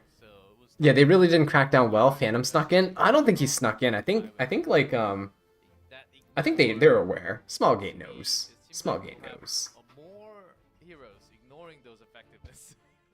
Do I think Champion Zerato works? Champion Zerato really depends. Like the problem with Champ C is that you really have to have opponents who have debuffs in their like S1s. Otherwise, if they can just avoid popping their skills and they just keep S1ing into Champ C, like they can still kill him. So he is a very, very situational character. Yeah, you didn't see her before? I didn't see her before either. She's just kind of standing there, right? Like, what? The wife diff in the third match. Guys, for a break time before we actually go to the semi-finals, match 1 and 2 to decide who is going to be coming out from Asia server. Only the top 2 survives out of the 4 that we have now. They're frozen, but will be unfrozen when we come Okay, back. what is he saying? Is there oh, they'll be right back with the final one, right? There's one more? They've been going fast, guys. Yo. This is insane. It's like about 2 o'clock something right now for me. Oh my god, my kitten is absolutely destroying my feet right now. She's just absolutely, she's like shredding my feet. What is she doing? If there was a cat cam. But I think there's one more match, right? Look, it's like 2 o'clock. It's insane. The one I watched, the global ones, oh my god, that went until like 4:30 a.m. It was terrible. Why are the casters frozen? I actually don't know why the casters are frozen. That's really funny. Yeah, no, they're moving through these so fast. I really appreciate it because my sleep schedule is gonna be so off. It's gonna be terrible. Can't take it. So let's mute this and let's head on back over to the Epic 7s. Again, a lot of you guys have been asking for Fire Ravi again, so here you go. From previously.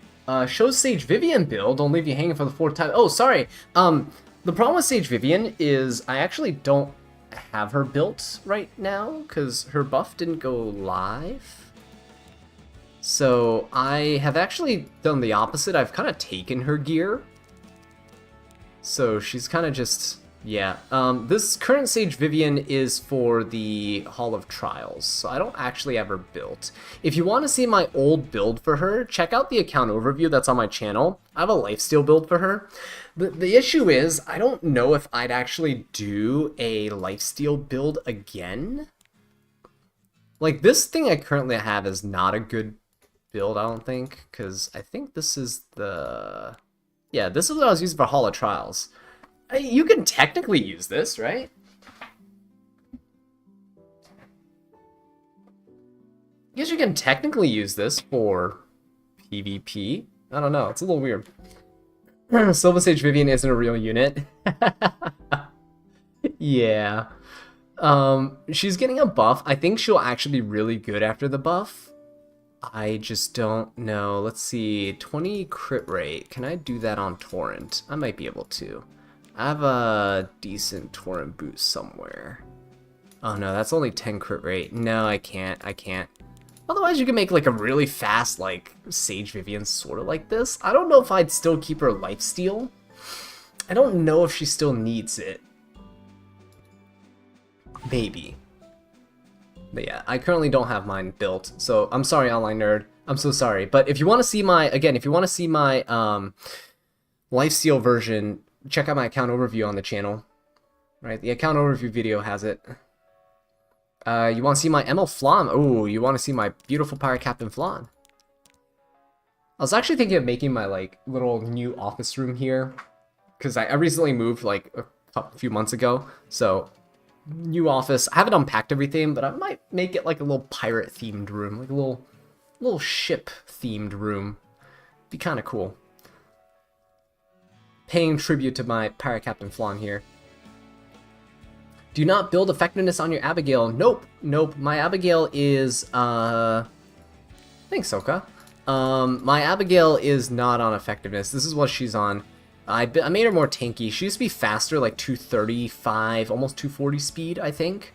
But, yeah, I put her on Destruction and Immunity. She's much tankier now. Victoria's Flag's also decent for dealing damage and stuff. She's pretty good for solo protect the DPS unit in the backline. So sometimes in Arena, I will come across some opponents that are kind of weird, and I will do that. Not this one. This one is, my DJB team will destroy this. The way your passive reads, as long as there's no ML Politis, SSV will be immune even to seal on her first turn, so maybe... Yeah. No, she will. You actually don't need to build Silver Sage Vivian on immunity anymore. She used to be on Lifesteal immunity. Now you can build her on, like, anything you want, really. Honestly, like, Torrent is fine, I guess. If you just want more damage, you can build her on, like... Yeah, you have a crit for like more speed if you're just trying to look for speed and you don't want increased damage at the cost of HP. Yeah, she can be really versatile now, I think, in her build. I'm kind of excited to see what people come up with. Oh, you wanted to see if I updated her? No, I haven't updated her. I'll update her after the buff goes live, because I like to see how the units have changed first. Like what changes they've implemented. Because sometimes you see like, oh, you know, they increase damage and stuff like that, or they tweak this and that, but then you don't actually see how it works out in practice, right? Like Rylet's damage, I don't know how much they increase Rylet's damage. It could be like minuscule. It could be negligible. But, you know, it could also be significant, and Rylet's build might slightly alter. Maybe fast Rylet is going to be meta afterwards, who knows?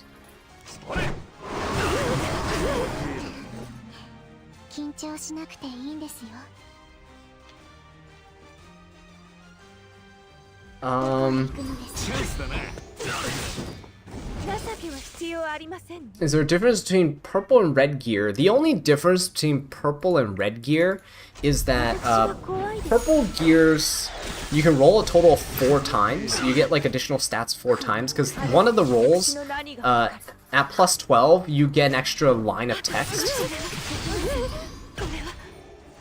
But red gear, you actually get to roll 5 times, because you already have 4 substats. So you get to roll 5 times into those substats. So you could technically gain an extra roll. That's the only main difference.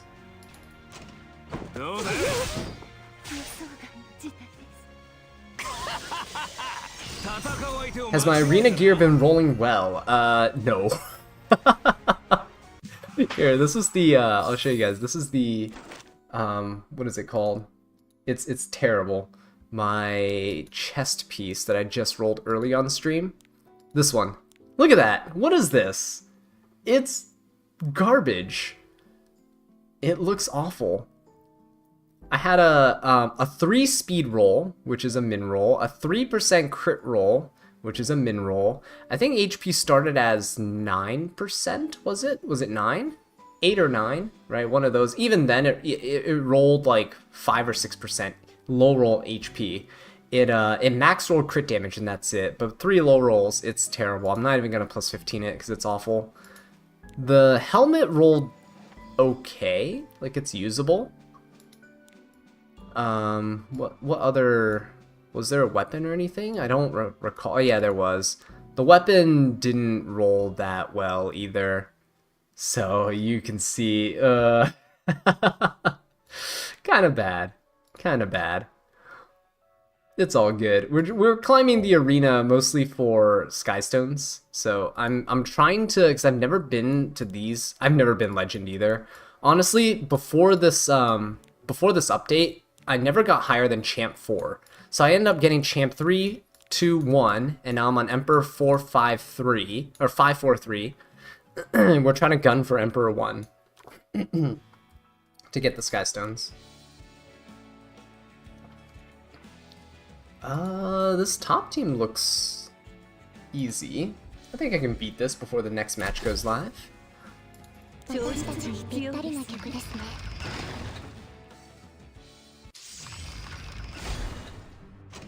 Taken out of context, my account lacks strippers. Darcy says my account lacks strippers. Is Bastar still worth building? Bias aside. Bias aside, no. He's not worth building right now just because he's too slow. I'm sure you do have units that can strip though. So many units do. If you're looking for units that strip in RTA, like if you're saying you don't have ML Politis, you don't have ML Luna, you can easily get a Conqueror Lilius. That's a free ML that you can get. If you're early on in the game and you haven't unlocked the second ML selector, right? You can get a free C Lilius. DDR can be also obtained in that same one. You can choose between the two of them. He's technically a unit that strips buffs. Who do we kill? We kill Abyssal Euphine. Oh, she's on mature sunglasses. That's great. So she won't revive.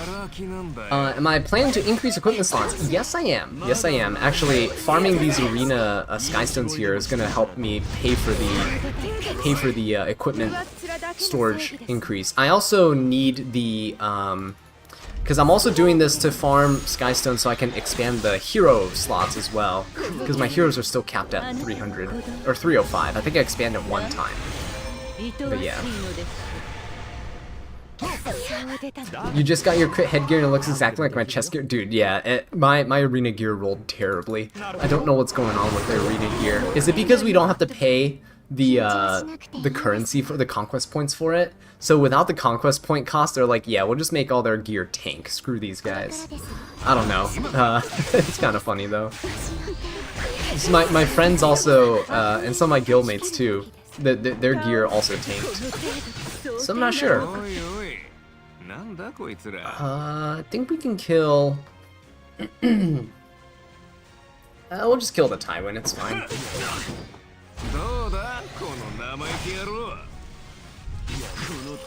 This crit arena set feels much worse than immunity and destruction from before. I think they rotate stuff though.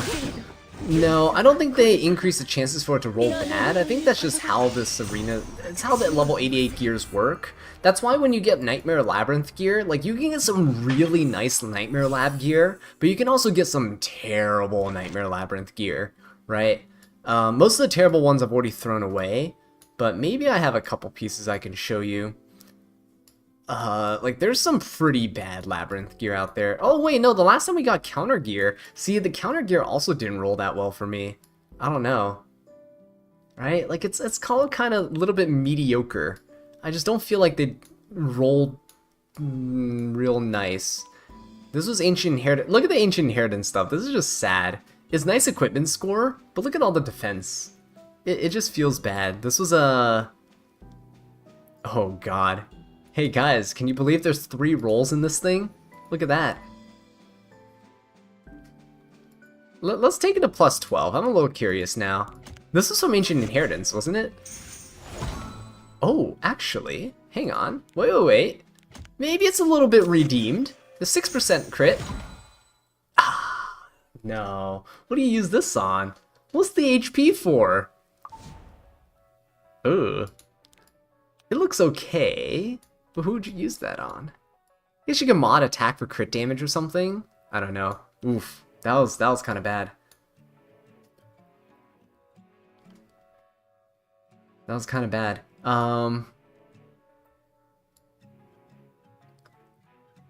Wish they gave the equipment at plus 15 already. Oh, I see, like getting the rewards and stuff. I think they just don't want people to have like identical builds for units, so the little bit of variance in RNG for the rolls can kind of make a little bit of a difference in terms of differentiating builds, which is kind of what you want in a game like this.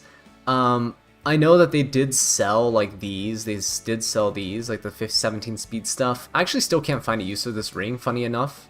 That was like one of the main reasons I got it. But yeah, rest in peace.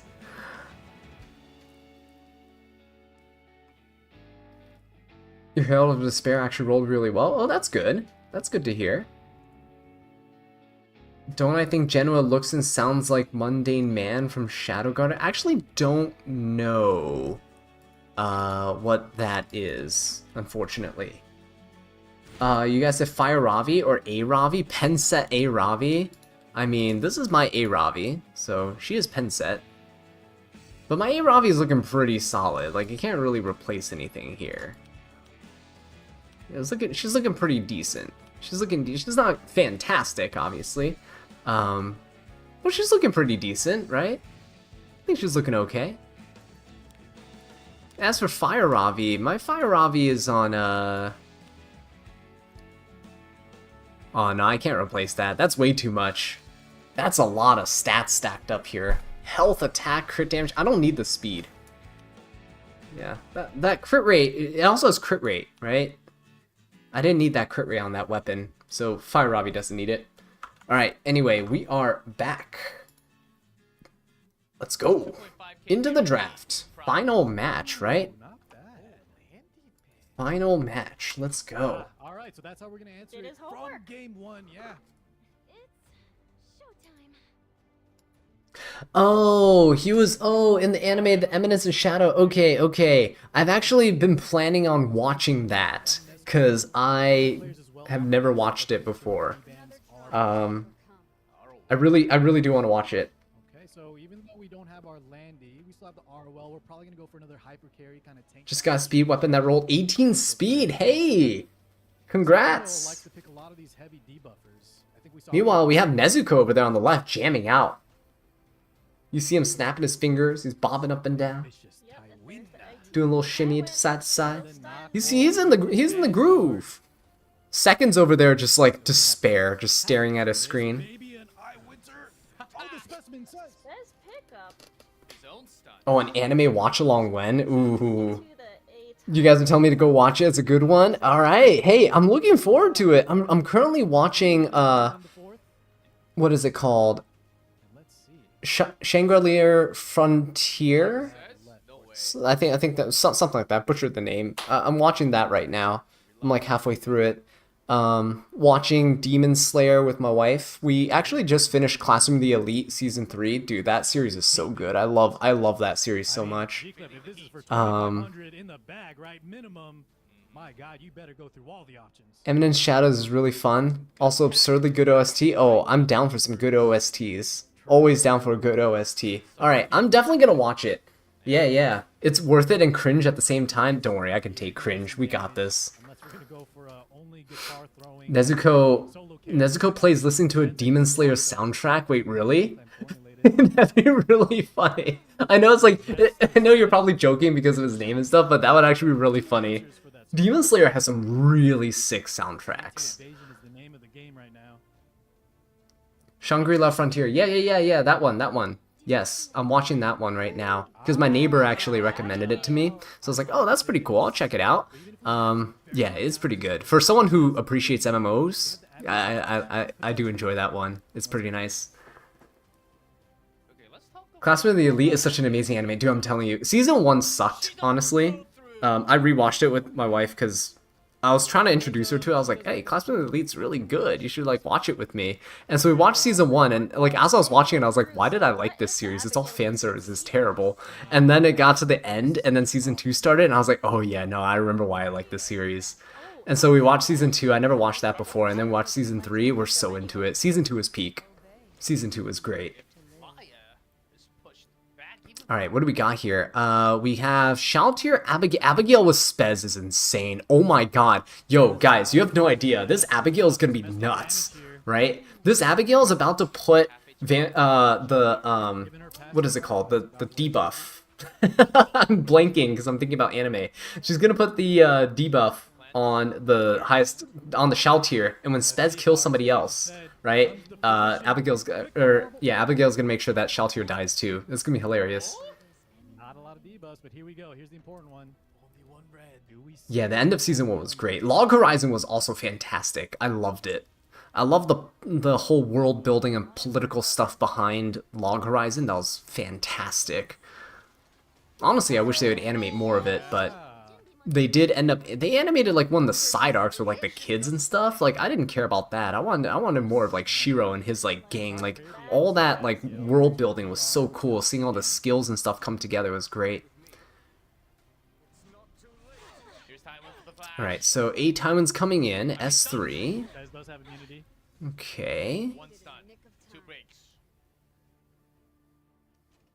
That was a big It's gonna stun the Laya, that's fine. Just get a barrier. He's honestly just going for a barrier here. Abigail, oh, look at that curse. Look at that curse. This Shaltier's gonna take some damage. Oh, he's just gonna go for it. Look at that! A lot of damage. Nezuko! Took out the Oh my god. all in one go. That was sick. there. Really just That was Ooh. actually a good pickup with the That Abigail was there. good. That combo with Abigail and Spez was good. Or if it had some, was that a, because we did see the Very, Titans, very I nice. believe he had ignore ER, correct? I don't think anything. No, he buffed didn't. Either Nezuko built res on his units, or he had luck of an anime protagonist. Wait, what Yeah, happened? Tobin reduces the cooldown, but Maybe some of you are Regardless. not fully. very well played from Nesco. Showing us that even with the Navy Captain Lanny's band, he has. Oh yeah, the A Tywin almost died too. The A Tywin was trying to soak up the damage as much as possible. Yeah, it's hilarious. Spez into like anyone who shares damage, like that person who shares damage is usually dead with an S3. It's great. What a quick I love it. saying Quick that game Spence could be indeed. a problem, man. Wait, the mangaka for... Are you talking about... Soko, are you talking about Log Horizons mangaka? Was it really tax evading? That's With the pretty Mr. funny, X actually. you see listed Um, there, well, there's so much I mean, I know that Spence studios do becomes that all the less time with obvious tax and evasion, that so... extra vigor, but Ufotable, which is one of my favorite like studios of all time, just because they did Unlimited Blade Works, and Fate was one of my favorite series. And their animation quality is amazing. They do tax evasion. They have a lot of unpaid taxes, actually. Allegedly. That's an option of a stun I should probably say that, allegedly. From like articles I've read like a year or two ago. So, someone get life support for the Shaltier? Yeah, rest in peace, Shaltier. That was a true curse. Spez dodged, he has Moonlight Dreamblade buff. Oh, did he dodge Shaltier? Is that what you guys are saying? That's weird, because Shaltier should have a 100% hit chance, so she shouldn't be able to miss Spez. Unless Spez tax evaded, in which case, yes, then.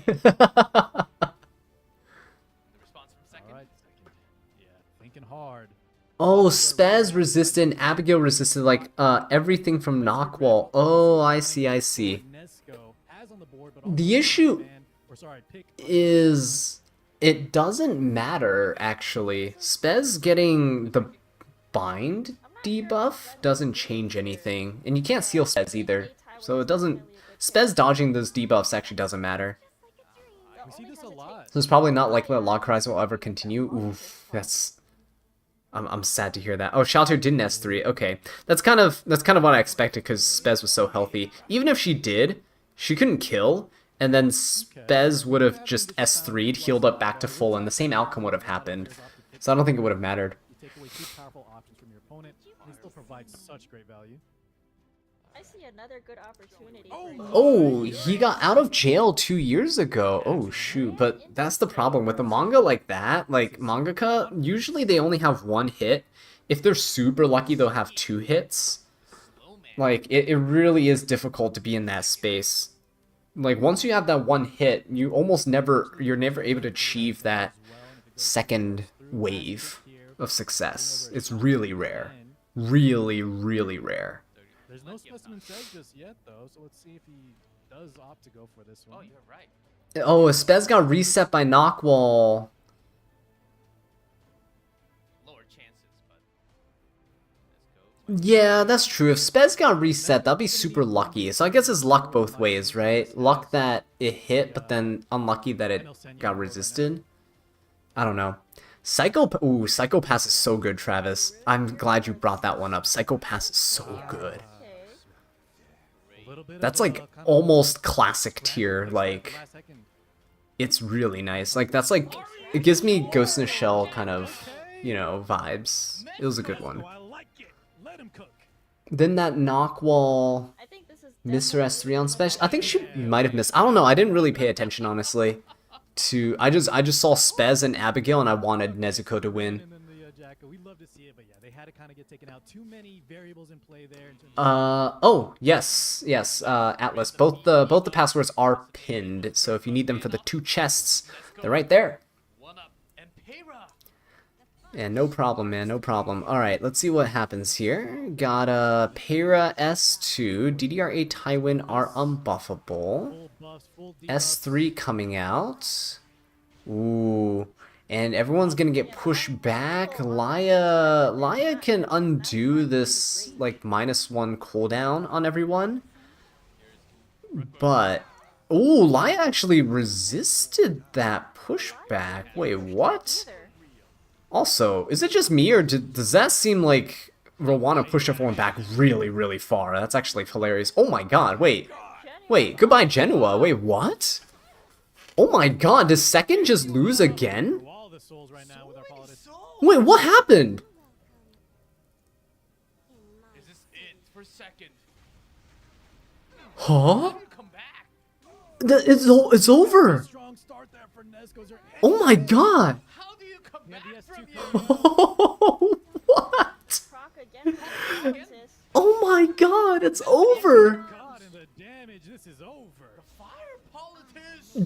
Genoa just disappeared. It's done. Seconds just sitting there letting his opponent take it. Oh my god. Oh my god. That was such a fast match. Oh, that's painful. Wait, bring out the waifu. What are you, Nezuko? Sit back down. Bring out your waifu. Where is she?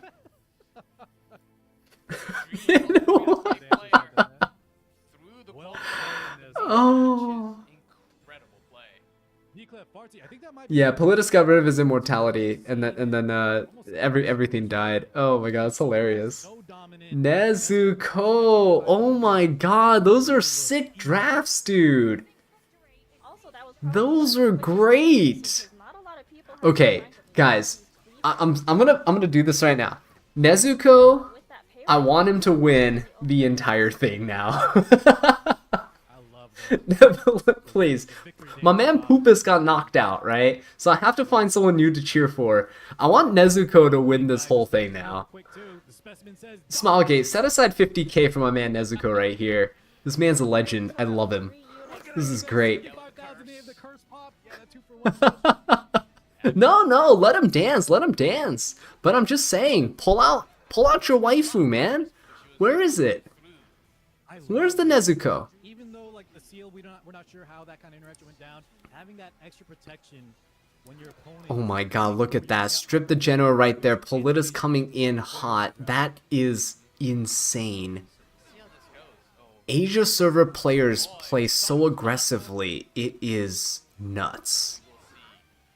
Like all night I've been saying this, right? I mean, we keep witnessing it over and over and over again. It's kind of crazy. Very happy for him. Well played the second, but man, he made it look so free.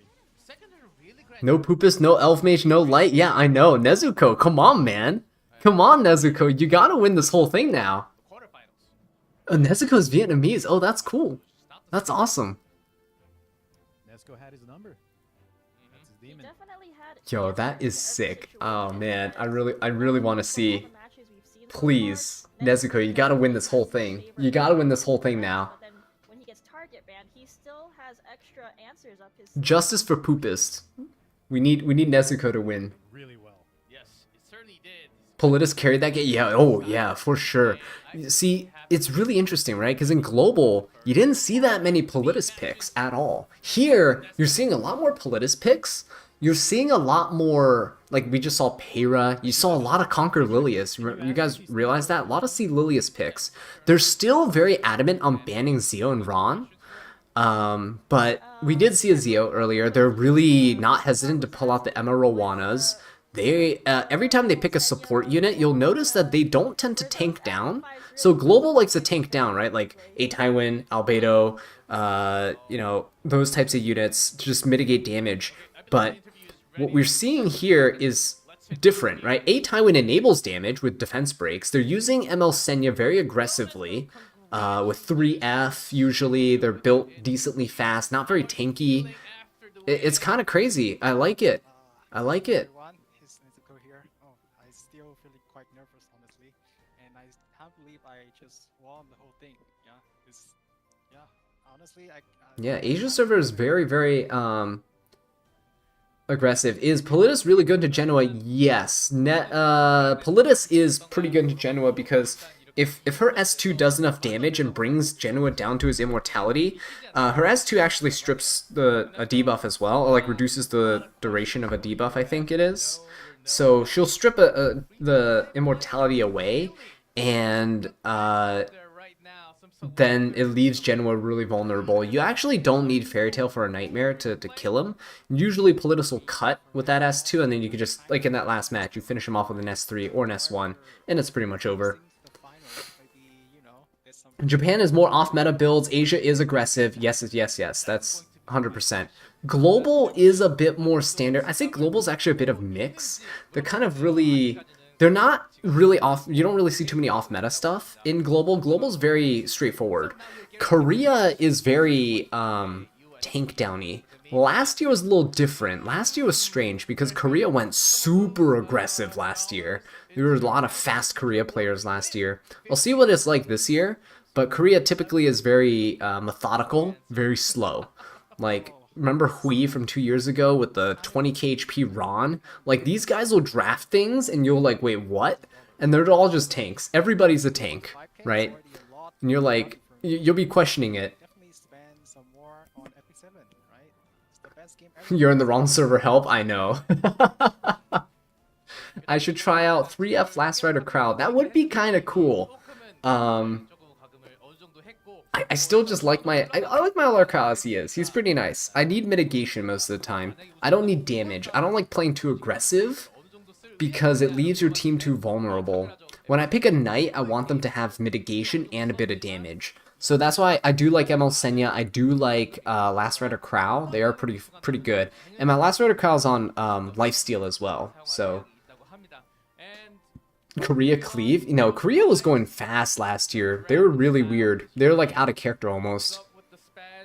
Tank Down is the best during global. Dude, I love Tank Down.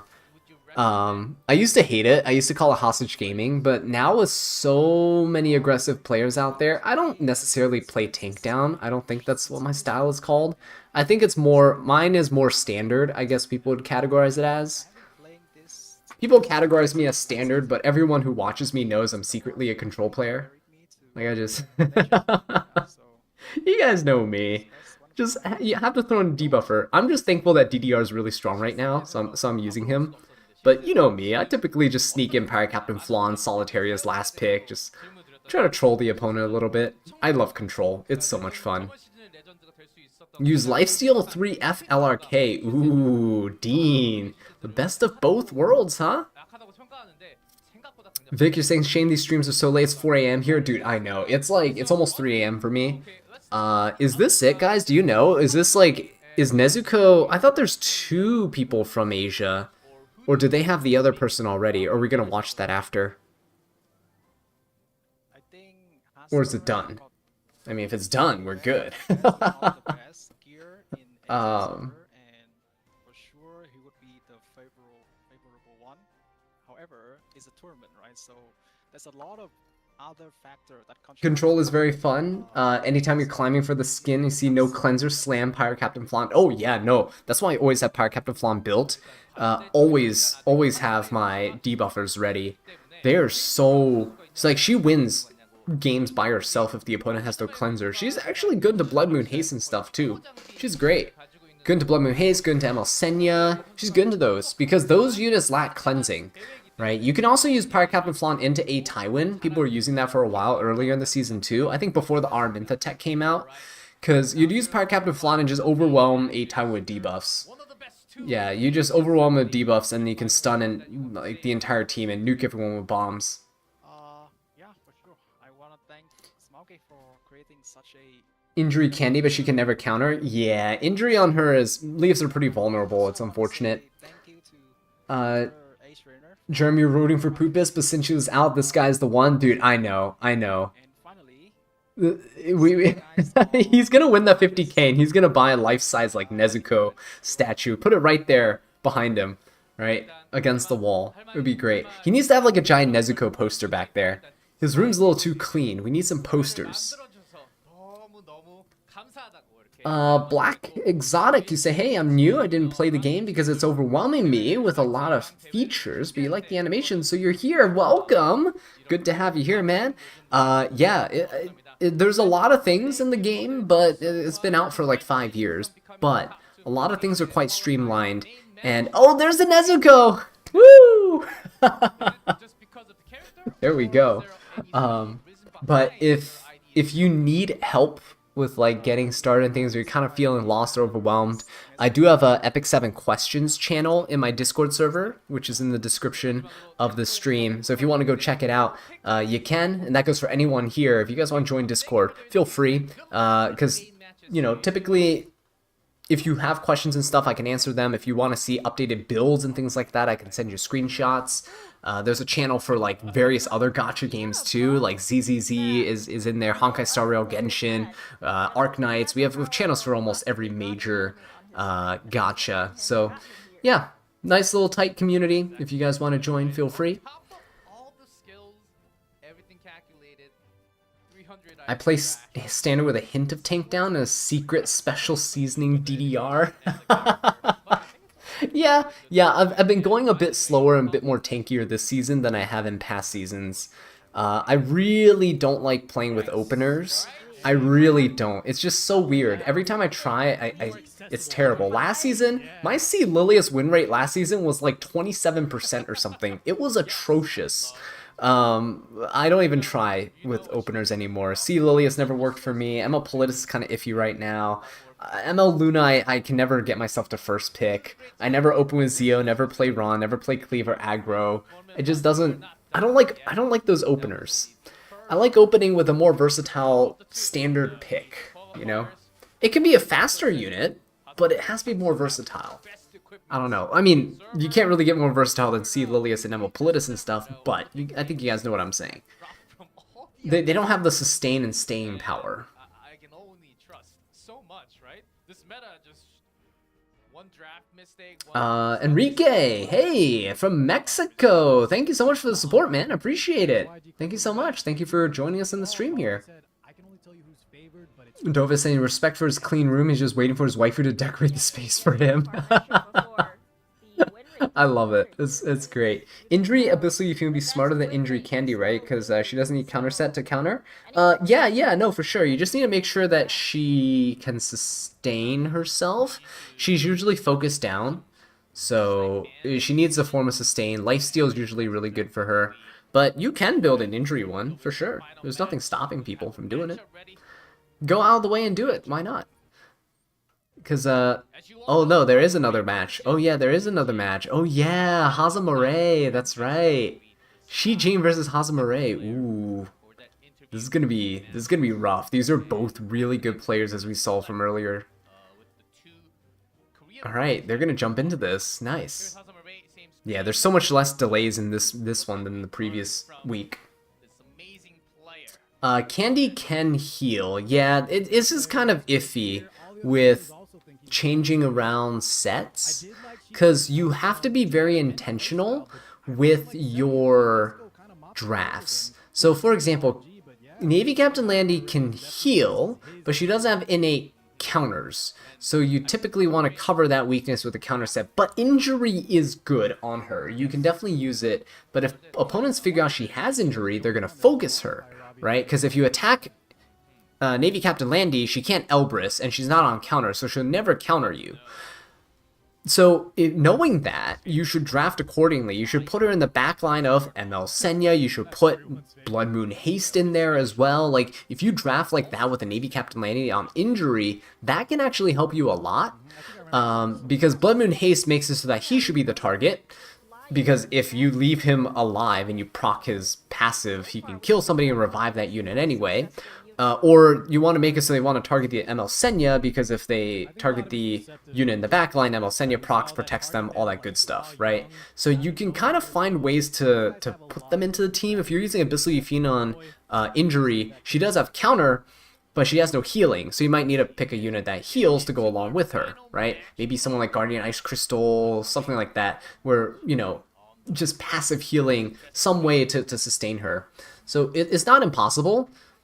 People just tend to gravitate towards the most universal, like, a little bit of everything type of build, but if you go these specialized builds, you just have to specialize your draft for it.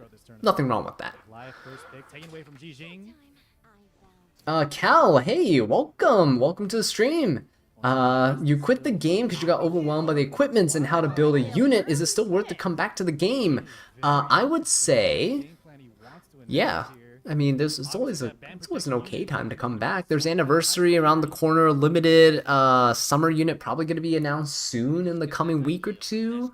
Like, it's, yeah, a lot of good stuff around the corner. So if you want some freebies, there's currently a web event going on where you just have to log in and do your, you know, daily missions, stuff like that, 20 hunts or whatever, 20 things, and you get your daily missions. You get 50 Galaxy bookmarks at the end of the event period. So that's 10 Moonlight summons, if you're interested. It's there. So it's not bad. Shi Jing, oh boy, see, these guys are interesting. They always pick DPSs, you notice that, right? Like, Lai is a support that has damage. 8 Tywin, we went over it, defense breaks, really strong. ML Senya, damage, has some mitigation. Abigail protects the backline unit, but also does damage. Fire Ravi here, you know, self-explanatory. You know how I feel about Fire Ravi. So we're seeing these guys actually play, even when they're playing standard, they're picking damage dealers that have other utilities to help protect units. It's kind of cool. I like it. Maybe I need to incorporate some of this into my playstyle. So instead of going for like a pure cleanser, right, or a pure healer, I can find a unit that kind of does a little bit of both damage and something else that I need and kind of put them together. Maybe. You can't join Discord because the link is expired or invalid. Oh, that's weird. Okay. I don't know if I can actually put links in my chat, but I will see if I can find another invite link. It would be good into things like the Laya, but yeah, I think the Aiden is very questionable. I'm not sure. Jijing, he's cooking. I'll just go ahead and take a look while we're waiting for this draft. Bunny Dom, Aiden. Ooh, Aiden into a no dark team is strange, especially when Laya and Fire Ravi are there. Both of those are pretty decent to Aiden because they have the bulk to survive.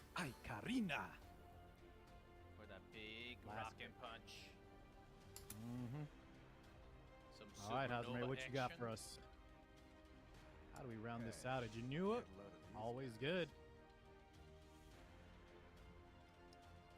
Now Shijing's draft is looking. When does Epic 7 normally announce incoming collabs? We had one earlier. So we had Overlord just a couple months ago. I don't know if they're gonna do another one so soon. Typically we get one a year, maybe two. Or we get a new one in a rerun every year. But we'll see. I don't know. I don't have any information about any upcoming collabs. Yeah, the rest of the draft is very Not a Landy or Yufine in sight. I kind of like it. Arya and Genoa as well. Arya has to be banned. Yep, there we go. Arya kind of dumpsters on Ravi. Actually, that entire team on the left, she kind of dumpsters on. Karina getting banned out. Makes sense. Karina's very strong into the Aiden, and Abigail has no way of killing the Karina. Interesting. Good drafts on both sides, forcing the opponent's ban. But I think I resonate a little bit more on the left side. Haza Moray has been drafting really well with Fire Ravi here. Really showing her potential. I like it. Finally, right? Somebody is doing this. Kill the Bunny Dom, I'd say. Go after Bunny Dom. Let me see what the game plan was. Yes, that is a pretty fat barrier on the Aiden, so she could be kind of hard to kill. She's vulnerable. It's an easy kill. Oh, no. Okay, he's going for the Abigail. All right. I would say just finish off the Bunny Dom entirely, and you don't have to worry about her sustaining, healing, cleansing, sleeping throughout. But I guess this is fine. I have not seen Aiden is a strange pick. Aiden really is a strange pick, but we'll see how she's built. She's very slow if you didn't notice. Look at her.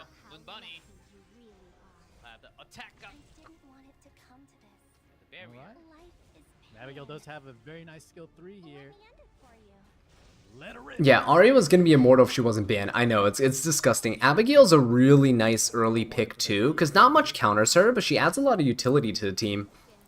I don't normally pick her early because I like picking Fire Ravi, and my rule of thumb is never double up on like RGB units, so keep that in mind. They want you to stay up until 4 AM? I know.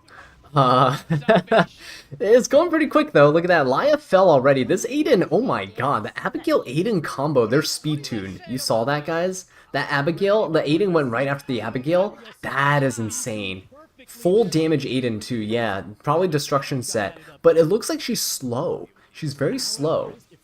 Right? She's gonna get push up from like Bunny Dom. She's gonna get the pushes from, you know, the Senya, but she's relatively slow. But if people hit her, she gains combat readiness, so I guess it works. Let's see though, because now that Jijing used his big skill 3s, he still has to get through this fire. This is actually insane. So don't count Hazamurai out just yet. He's also cycling through all the invincibilities. He did the Bunny S1 on Tywin with the risk of putting asleep and giving him that free rage. I don't know how Genoa's gonna and Ravi are gonna do this. Ravi's so far back right now. Ooh. This is not good. Aiden's gonna kill Ravi here. Even with a 30k HP Tywin sitting around, I think he's about to die, and then Genoa can actually win this. Could just be a dead Ravi. Potentially. Now you see why I picked Aiden? Oh, he missed Aiden too. Oh my god, attack buff Aiden about to counter? Dude, it's... Oh no. Oh no. Oh!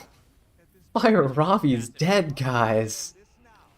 Fire Ravi's dead. Genoa, I don't think he can... Even with all those defense breaks, he's not doing anything. Oh my god, that's insane. That's with Victorious Flag mitigating damage too, by the way. Immortality procced. It's over. It's over. With ML Senya and Abigail both protecting Aiden in the back, how are you ever going to do this, right? Unless, because Aiden's slow, he can lap. Maybe. Oh! Oh! Oh! Oh! Hazamare? Hazamare? Oh my god! He's gonna do it! Oh, Shi Jing!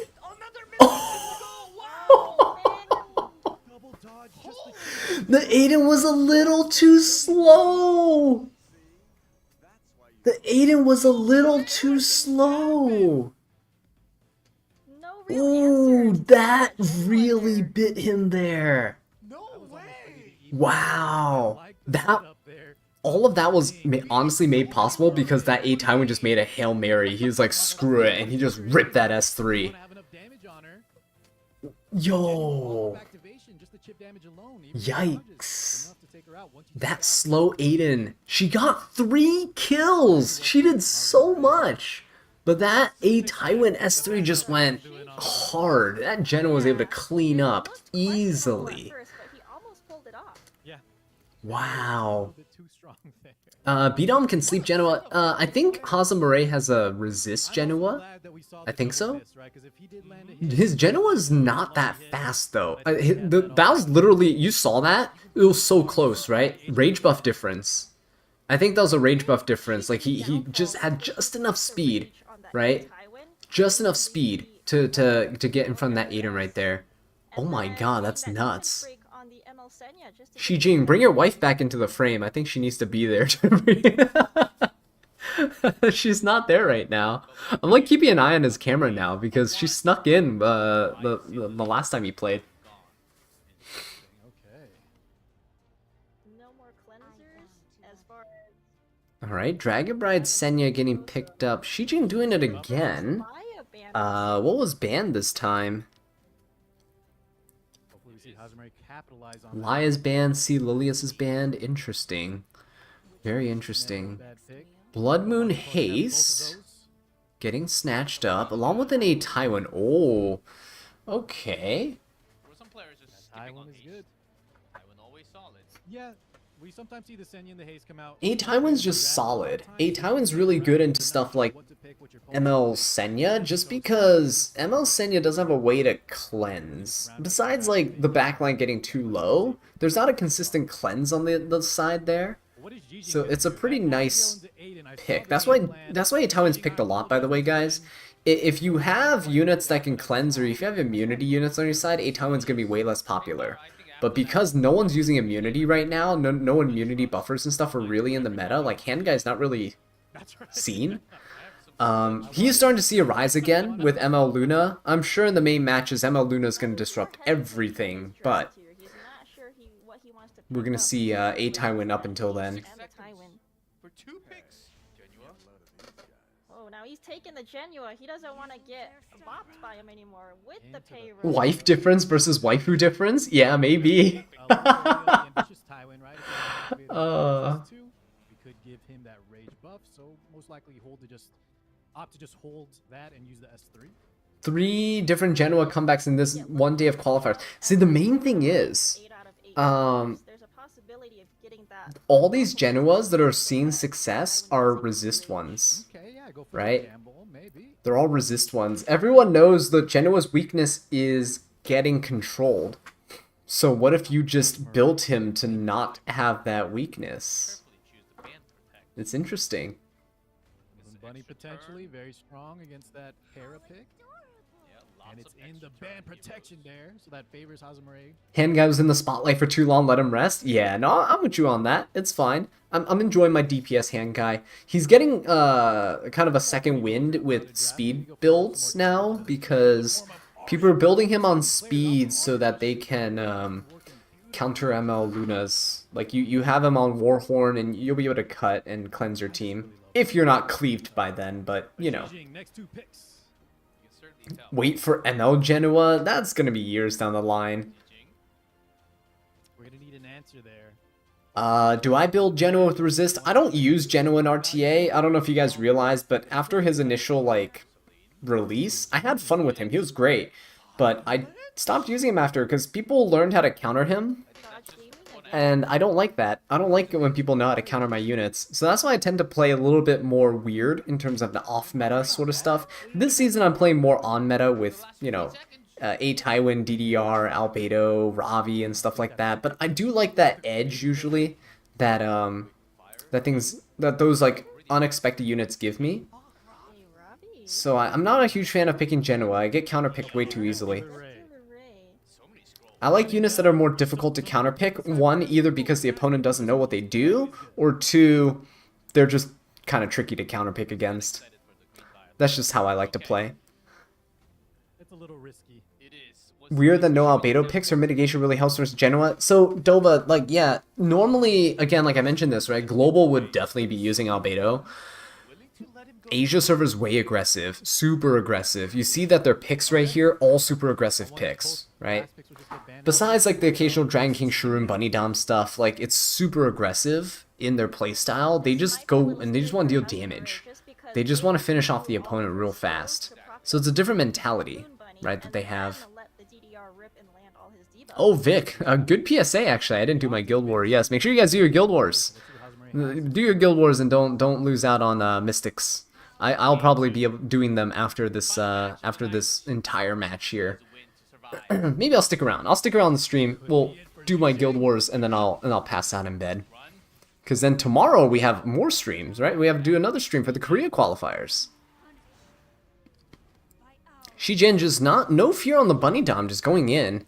So he doesn't really care because DDR is going to follow up and sleep everyone anyway. So we'll see if that pans out. Because Bunny Dom could push up the A Tywin. He doesn't need to. He can just try to sleep. Because yeah, see, I just go for sleep because A Tywin can S3 here. A Tywin's going before the DDR. So A Tywin's going to rip an S3.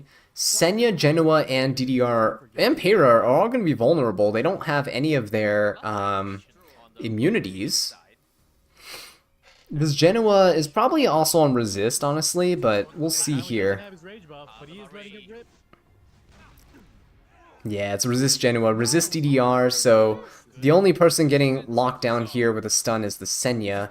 So Senya herself is fine being stunned. She will have to wait a long time to use her S3, actually. DDR pushed the team, that's all good. That's what Hosmer needs here. When will Genoa rerun? You missed his banner. Ooh, I don't know, actually. I don't know. He came out not terribly long ago. Several months ago? Not sure. Ooh, he's focusing the Blood Moon Haste. That's smart. Arya's going to protect everyone now, so we're in a decent spot. And at this point, Blood Moon Haste can try to strip something off Senya. Yeah, try to get that extra hit. Yeah, look at that. Blood Moon Haze healing everybody up already. Easy peasy, good sustain. What artifact would Acades use for the Eufine Hall of Trial? Oh, you're talking about the Acades. If you're doing the Eufine Hall of Trial, she should be on Wondrous Potion Vial or on Magraha's Tome. If you need a turn cycle, Magraha's Tome. You just realized Hazamare pre-banned Albedo. Ooh, interesting. I mean, Albedo was never really picked this entire night anyway. So I would say probably not a very popular pick amongst these players to begin with. But I can see why they want to pre-ban Albedo. His opener was not strong. Oh yeah, you can story summon Genoa. Thank you, Online Nerd. Yes, if you get up to the point in the episode, I think episode 5 or something like that, you can actually unlock Genoa's story. You can play a side story, and once you beat it, you can do the story summons with him. Yes, thank you so much for that, Online Nerd. Appreciate that. very big. Resist though, not a lot. Look at that. Extra damage from Oath. And imagine if Haze got a script there, would have even healed more. Ooh, Vicky lost your kill. Ooh, that's rough, man. Sorry to hear. That's Haze gone. Blood Moon Haze just got vaporized, alright. Shifted. A Tywin ignores res now, but no S3. He can provoke somebody. Maybe provoke the DDR. Tywin does not have Probably provoke the DDR, yeah? Yeah, flash on cooldown. He's thinking about the Para. Ooh, he is going to go for Para. Bastion of Hope Para. Very interesting. Feyre proccing- Doesn't do anything against ignore res, though. Could be another rage buff on Bunny the down, get put to sleep. Okay, Tywin cleanses. Ooh, hey, that was actually kind of smart. not too Look at Arya that. and Ice Crystal's also top. Arya, the problem is no one's in stealth, so Arya's just gonna kind of sit here until everyone dies, and that's not good. Until she gets her next activation. Needs to save some Oh, souls. Para actually got taken out. Oh, that dual attack was huge. Damage. Asma Ray. Oh, Shi Jing, his facial expression, he's just like, oh no. Provoking. Goodbye, Tywin. Follow-up attack. Rider. Oh, Genoa side story is on episode 1. Oh, I didn't know that. Oh, okay. That's cool. That's cool. We get some lifesteal back as well, barring a resist. Oh, the counter. We didn't How many more months or days was Banner to be available? has a big duel. We Oh, Genoa doesn't have a story summon. Uh-oh. yeah, every damage matter here. Oh gosh, I'm getting so many conflicting answers, guys. I'm so sorry. I don't know. If you're waiting for his rerun, you just have to pray. You just have to wait. Asma Ray. The beam.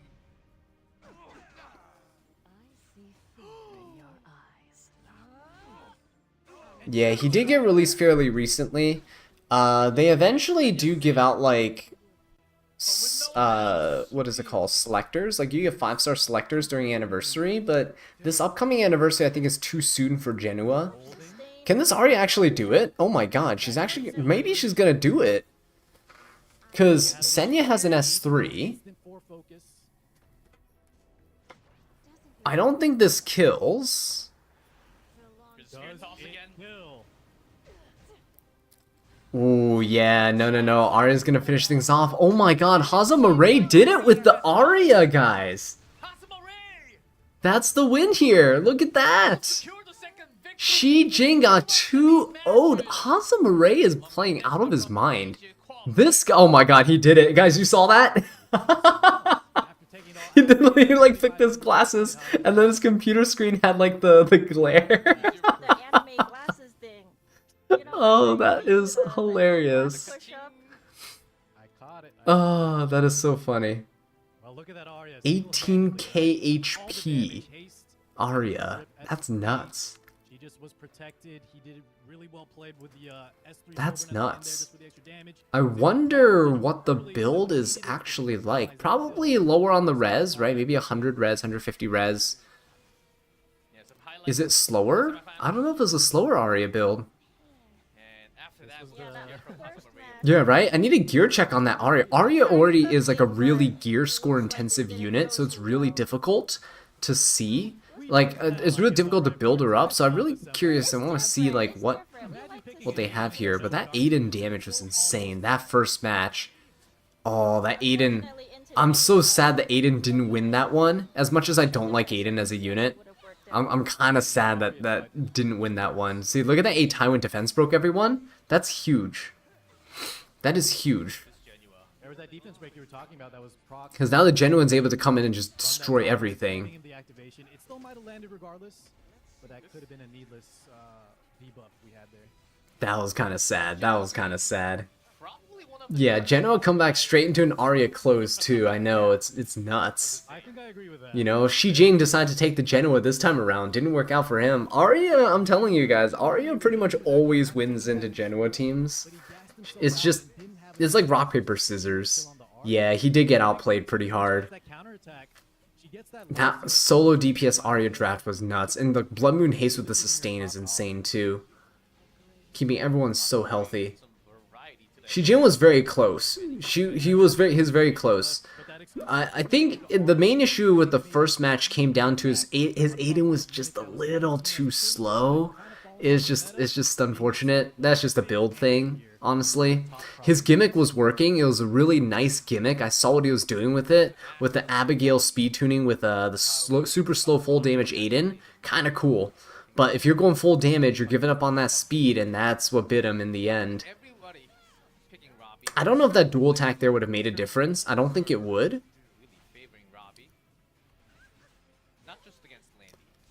Don't think it would. Because, yeah, see, Arya would have probably killed anyway. She probably had enough res for the payload regardless.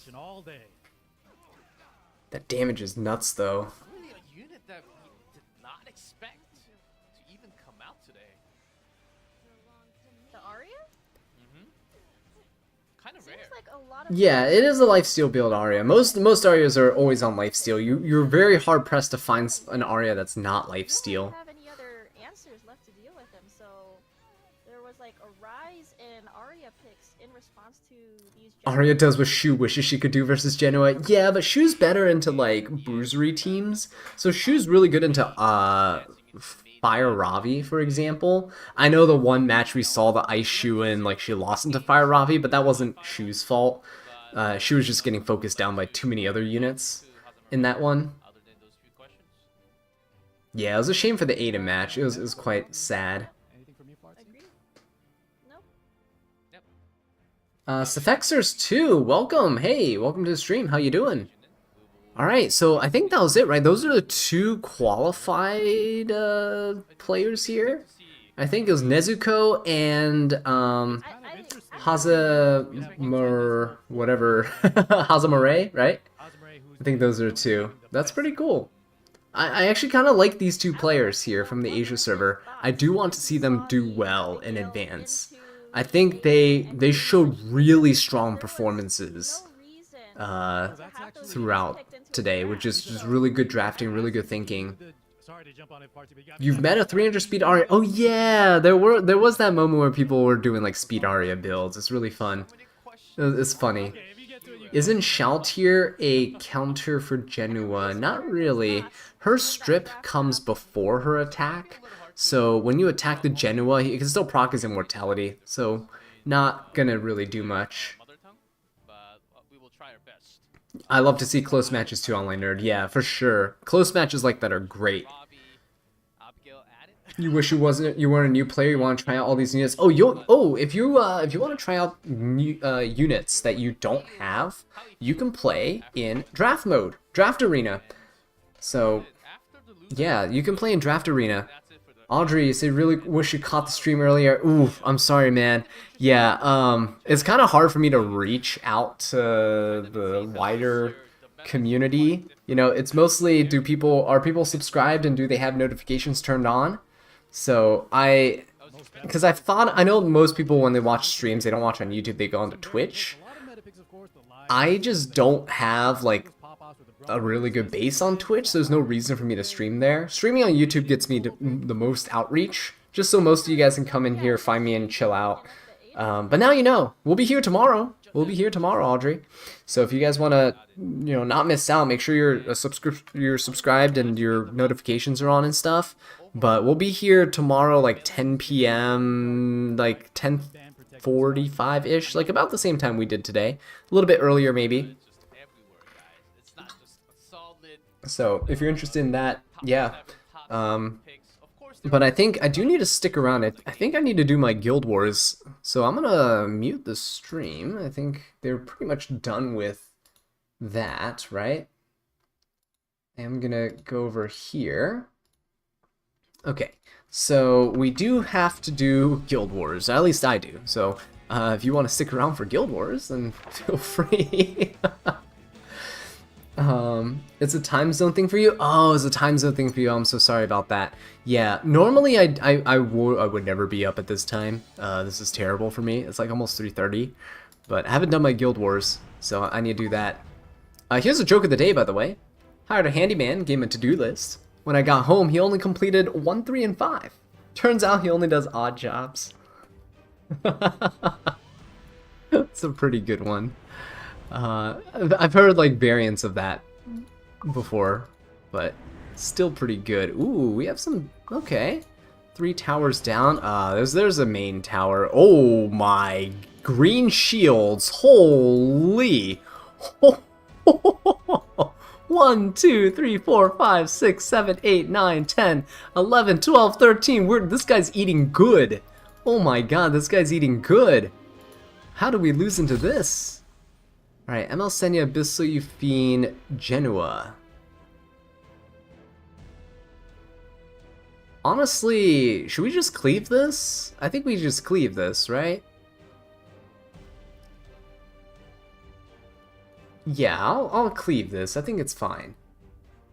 Chat picks my team? Oh my god, no. You guys are gonna get me to throw. We're already losing this guild war. Chat, are we cooked, dude? You're gonna see me cleave. Is this the first live Icarus joke? Yes, it is. Yes, it is, Stardust. First one. ML Politis, ML Landy. Oh shoot, Blood Moon Haze. I kinda want ML Luna for both fights, not gonna lie. I guess I can just do an ML Politis Genoa for the bottom one. Ugh. That's kinda iffy, isn't it? I don't really like what I see on the other side. It's technically you can fire Ravi this.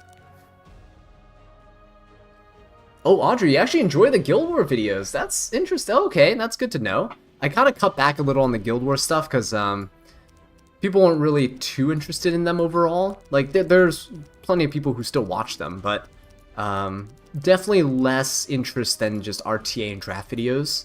So I kind of held off a little bit on those. They're back for a while. I had the ML Luna one, right, the other day. We'll see. We'll see if I continue it in the way that I'm currently doing it. ML Politis.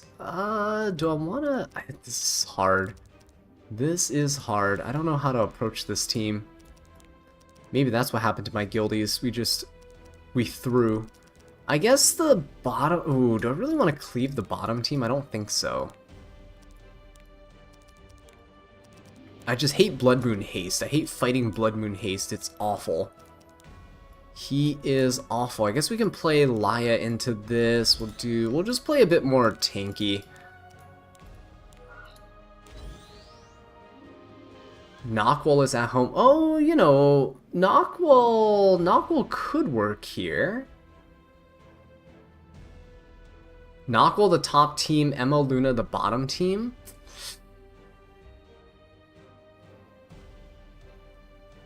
No, you know what? I think I can Knockwall the bottom team. Hear you out. Zeo Blitica the bottom. Really? No, wait, no. If I kill Landy, ML Haste is gonna screw me over. I can't do that.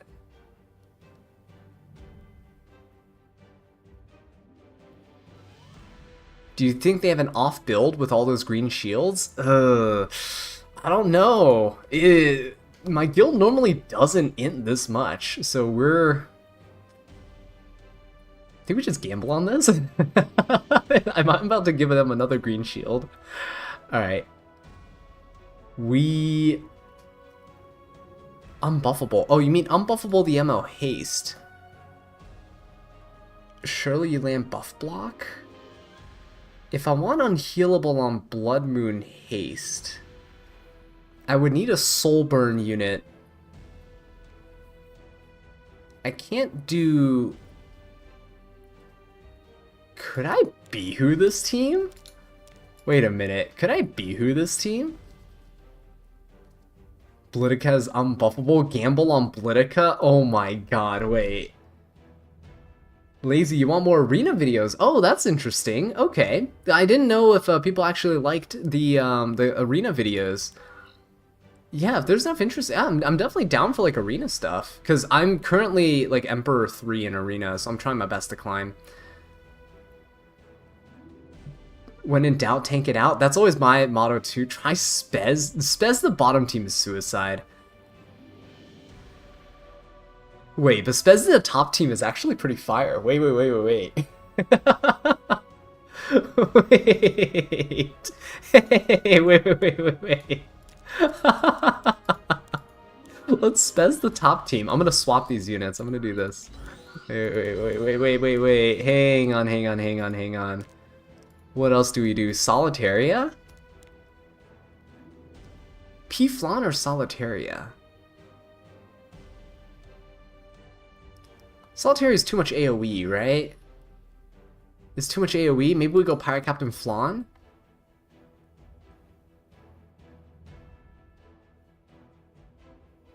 DDR on the Soul Artifact, Bryceria, Soulbird, and BBK. Ooh, that's actually fire, except I don't have the soul, that artifact max, so I don't get enough souls.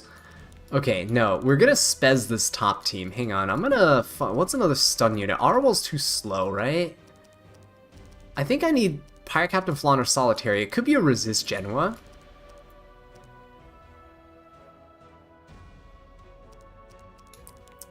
Ooh, a Tywin. Actually, a Tywin could work. A Tywin could work here. I do need a Mitigation Knight, so we'll do this. And... Jake? Yes, I am reading the YouTube chat. Yeah. You people are just giving me ideas of what to do. Solitary AoE can't get countered. Yeah, the problem is not the counters. I don't want to accidentally hit Genoa too low, but I think I'm gonna kill... I think I'm gonna kill the Abyssal Euphine and then just go after the Senya? Is that the play? I think Solitaria. I think we'll go Soli. Soli's fine. We'll go Solitaria. We'll go this. Yeah, I think that's okay. Bottom team, if I seal everyone, Ida can cleave. I think it's fine, right? I think it's fine. Let's do it. Dark Corvus the bottom team, Elvira to tank. That would actually be really funny. But I'm feeling the cleave right now. Let's cleave it. Let's do it. Please. Spez. Don't disappoint. Okay. That is not the tuning that I expected. Everyone has immunity?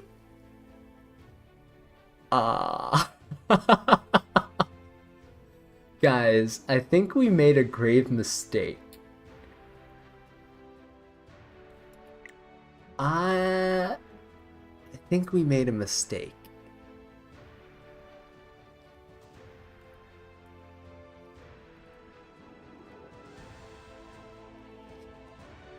Triple immunity is pretty bad. I don't even think I can S1 anyone. I think I can push back the... Is Sebastian and Perlucia Senya? Okay, I'm gonna push back the Euphine. I think this guarantees a kill on Euphine, right? But if Senya's S3, whoever Senya hits with S3, Genoa's gonna go into with S3. Solitary is gonna go into stealth, so it's a 50-50 chance that it's Spez. Okay, we're gonna hit the Senya. We're gonna hit the Senya. No shoot! Huh? Guys, my Solitaria has 210 effectiveness.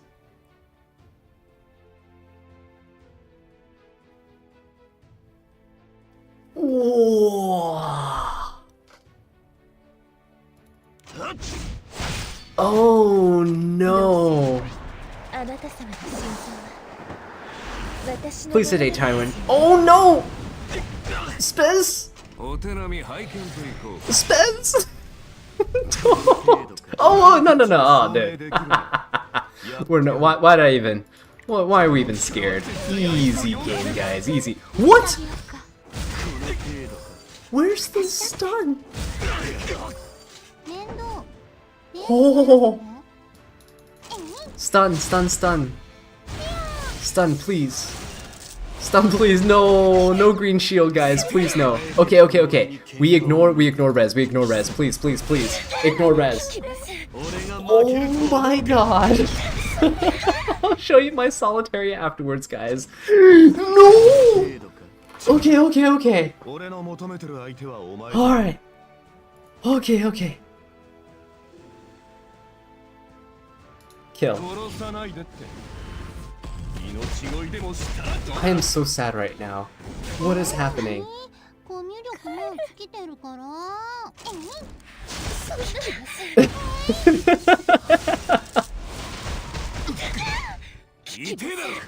Oh my god. Wait. Does Senya... Okay.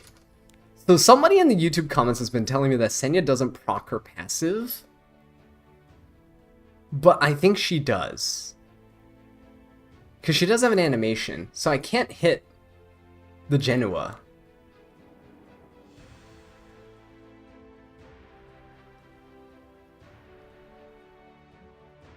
Spez is dead. But if I provoke the Genua, doesn't he cleanse? Yeah. Yeah, see? So I can't. Oh no. We got screwed at the start. Oh no. Goodbye, Spez. Goodbye. It was nice knowing you, buddy. I'll speed Spez. Go, go, go, go. No! Oh! Ooh! Oh! Please! Please, please, please! Stun! Stun! Yes! Yes! Oh my god, tanky Spez! Alright, we're dead. We're dead.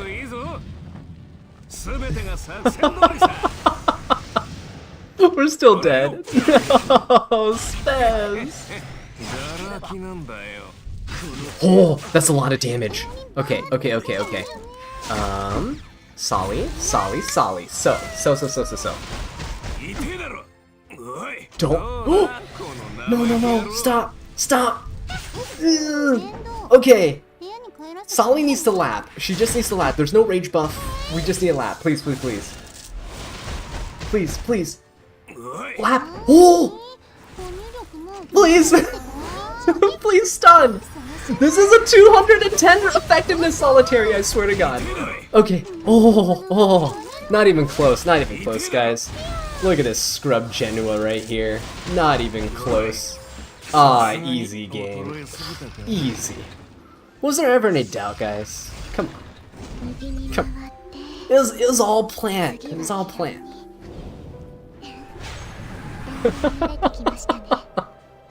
I'm sweating right now. This is terrible. What was that? Oh shoot. Okay.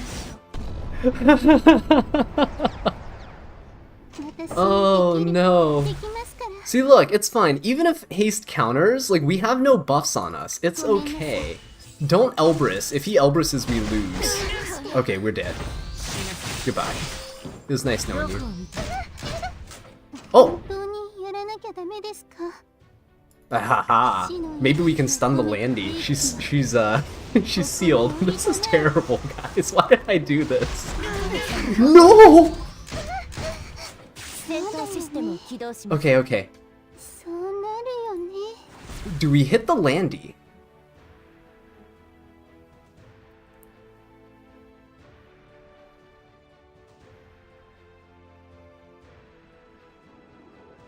Ooh, do we hit Landy? I think so. Blood Moon Haste we can lap, right? I think we hit the Landy. We just do this. We'll lap with Luna. Luna can do it. I'm sure Luna can do it. Okay, it's fine. Okay, never mind. We can't do it. Oh my god, we're about to die. Oh my god. This is terrible. No, haste kills me.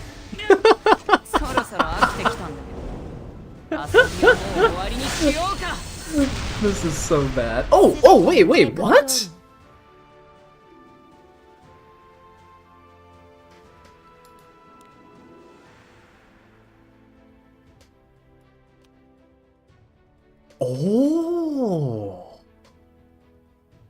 Oh, I didn't...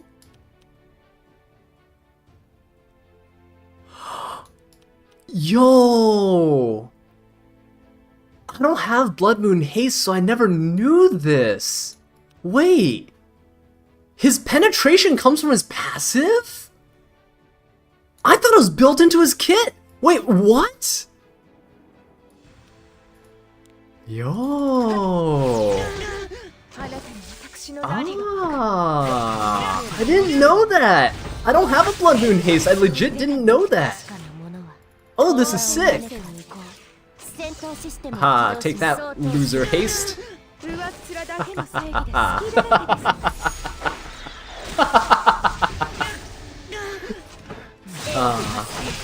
Oh, dude, look at that skill, guys. We 15% at the stream. He would have killed. What is happening? What is happening?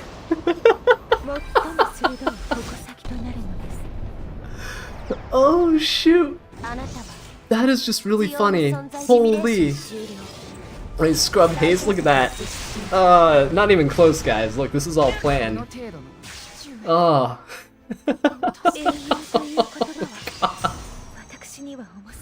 What? Guys, how did anyone get green shields? I don't understand. How do people get green shields on this? What an easy fight. What an easy fight. It wasn't even close.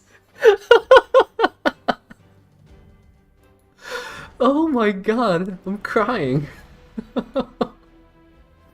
Oh jeez, that's terrifying. What just happened?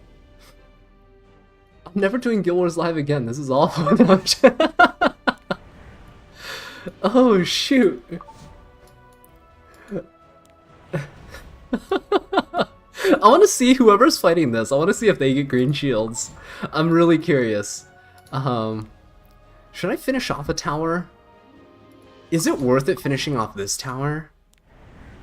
I don't think so, right?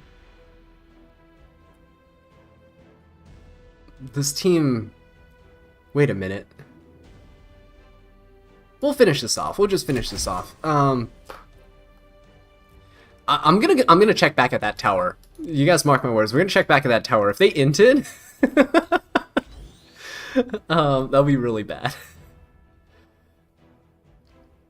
Is the streamer luck? And I'm the guildmaster? Yeah, guildmaster. We get like a free pass. Every match we play, we get a free pass. Is this a Huayang game? It's a Fire Ravi game for sure. We'll play this safe. We'll play it safe. This is not. We're not gonna throw. We're not gonna throw. Right? We already lost like all of our units in that other fight. Last Rider Crow.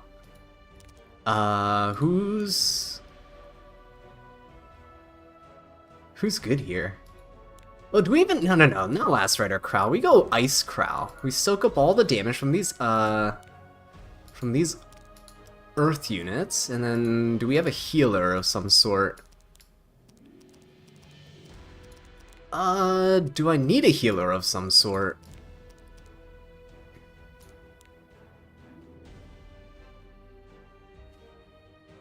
Hear me out, Blitica? Can you even Blitica that bottom team? I don't think you can Blitica the top team, because everyone's fast and stealth, right, on the Spectre? Judge Kisei? I don't have Judge Kisei built. Bibulus, Malona... Bibulus and Malona the bottom, you need to see it? Alright, I can do that. Bibulus and Malona the bottom team, I'm down for that.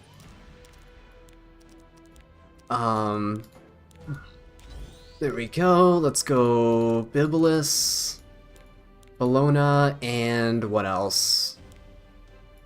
It's a good unit here. What's a good knight that kind of tanks everything? Unfortunately, my Crimson Armor's not built right now.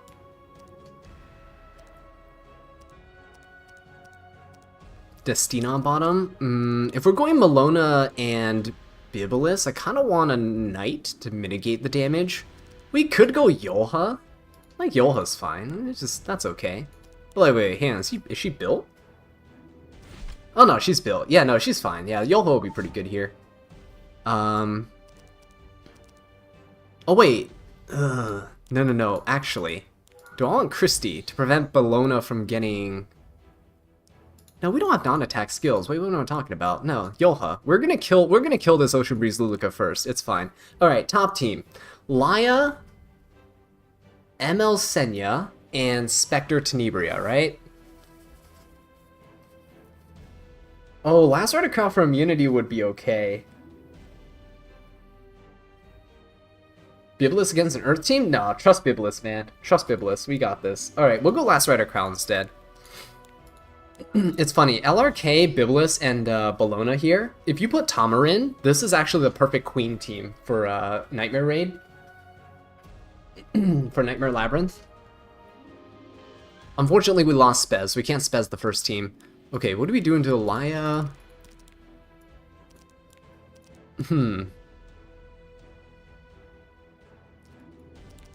Can't you just cleave that team? Not that I'm capable of cleaving, but what do we have? Cfan and Politis. We can Genoa against this team, I guess.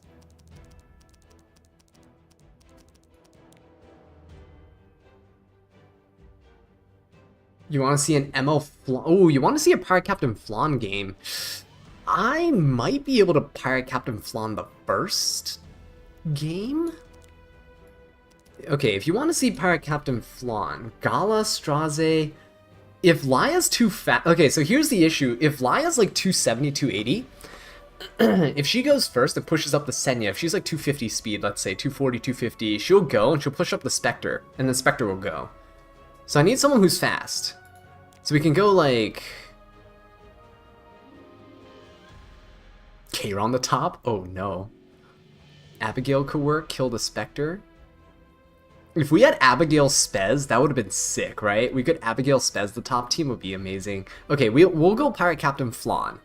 But if we're going Pirate Captain Flan into Laya, you have to be a little bit weary of her. So...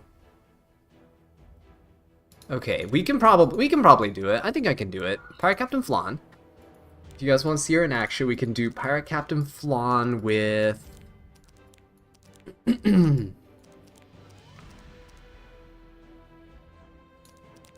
I need someone who can... Celine Shirley? Oh, shoot. If it'll kill the Spectre, but it procs the Senya, and then she's immune. Flan and Gala? Gala... Would my Gala kill? Here's my Gala. Do you guys think she kills? Here, we'll swap this artifact. We'll swap the Wind Rider for a... for Genoa's. We'll give her the better one, okay? So, this kills?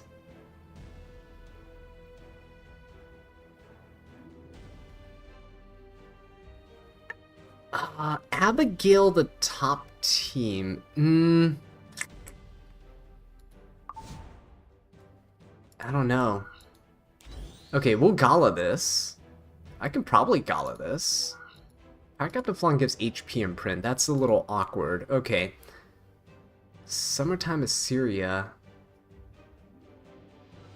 Celine? Ooh, Celine's risky though. If I do highest attack, it'll hit the Spectre, it'll proc the... I don't want to proc the Senya, because I want to control her. We can go... Like, we could do something like this. Yeah, Abigail would need to go first. I don't think I could do that. I think we can do this. Because Laya would go into Crow for duels.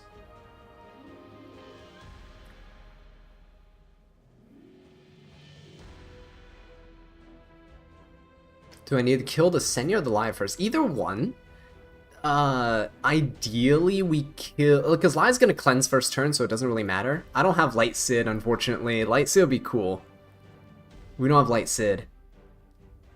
We can try this. I think this might work. Because Gala should be able to kill Senya. There's no like... Unless she's Adamant Shield. But I think we'll be fine. Portrait on Gala? I think she'll be okay. I think it'll be okay. Let's try it. Yeah? YOLO. Let's do it. It's fine. We got this. We got this. It's all good. What's the worst that can happen, right? Oh! We're faster than Laya. Now I don't know who I want to kill. I think I still kill this. I still kill this. Why not Straze, Abigail, and Gala? That would be cool. Straze, I'm afraid, will proc the... I'm afraid Straze will proc the Senya.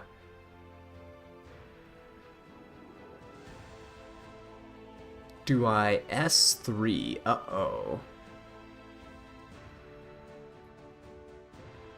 Oh yeah, I could have used Blue Flan. That's right, I did have her built. That's unfortunate. I forgot she existed. I don't think the bomb kills, but let's do it. Screw it. Push up the crow. Boom. Ooh, not enough, not enough. Alright, we'll just have to do this. It's all good. It's all good. I'm not too worried about the damage here. It should be okay. Senya didn't die. She's just a sliver of health. Sliver of health. Oh, she's still. Oh no. Oh no, Power Captain Flan. Oh no. Wait. No, no, no, no, no. Good thing we're sharing damage with Crow, but oh my god, we're dead.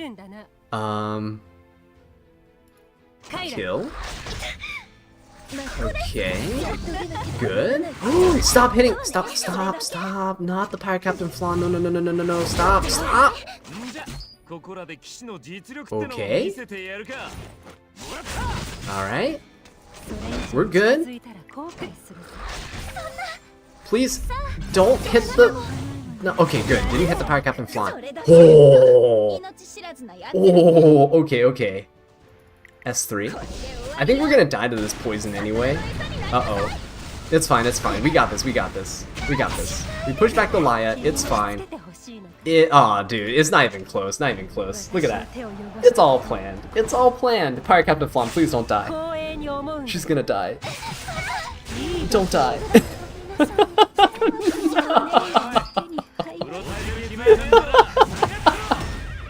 She didn't do anything this entire time. But we got the horse. When's the last time you saw a horse? Oh shoot. Don't play Epic 7 like this, by the way. This is terrible. Don't do what I'm doing. Don't try this at home. Yes, I do need to not forget to give Genoa back his artifact. Bibulus can just do an S3, that's fine. It's all good. We'll turn cycle back and get our debuffs up. Power Captain Flan tried her best. I know, rest in peace. She did try her best.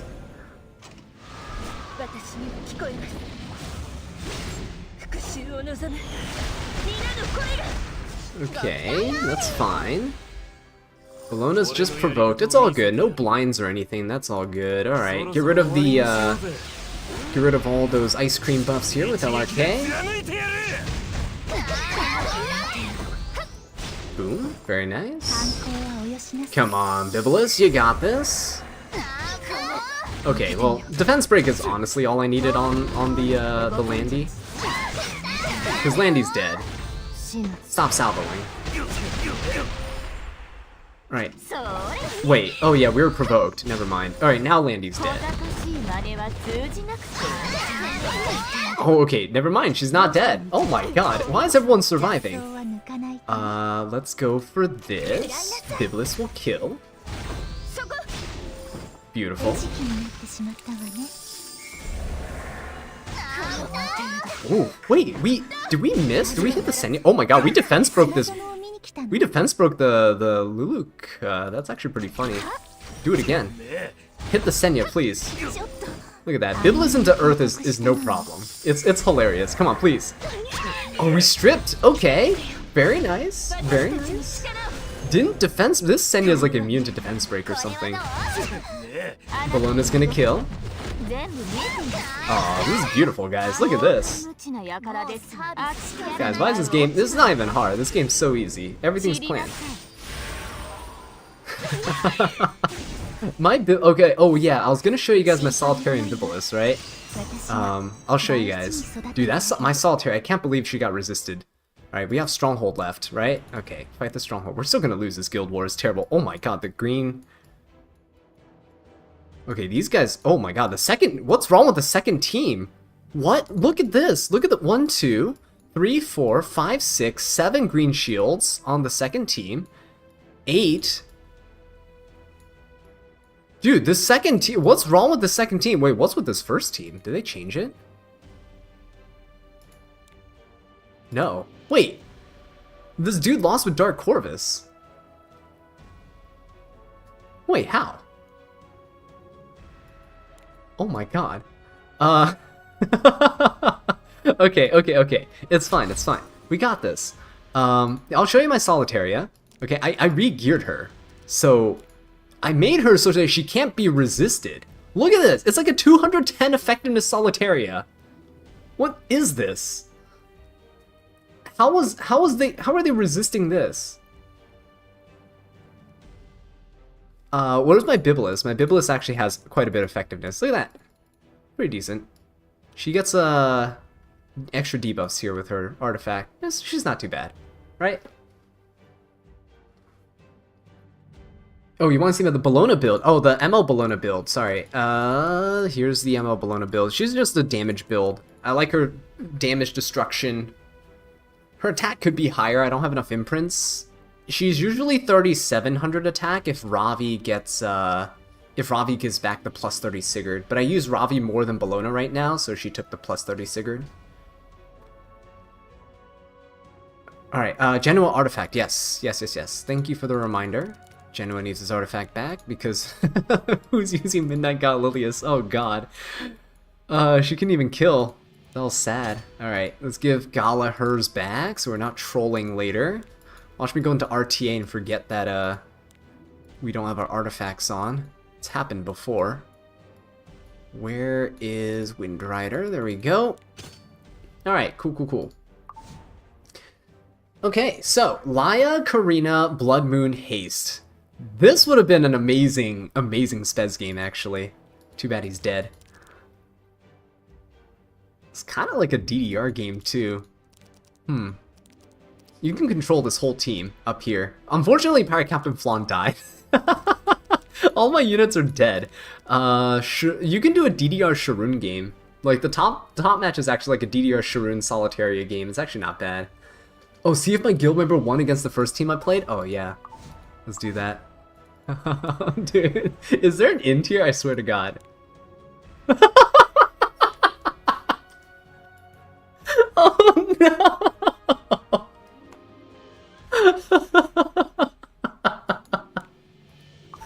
Oh, no.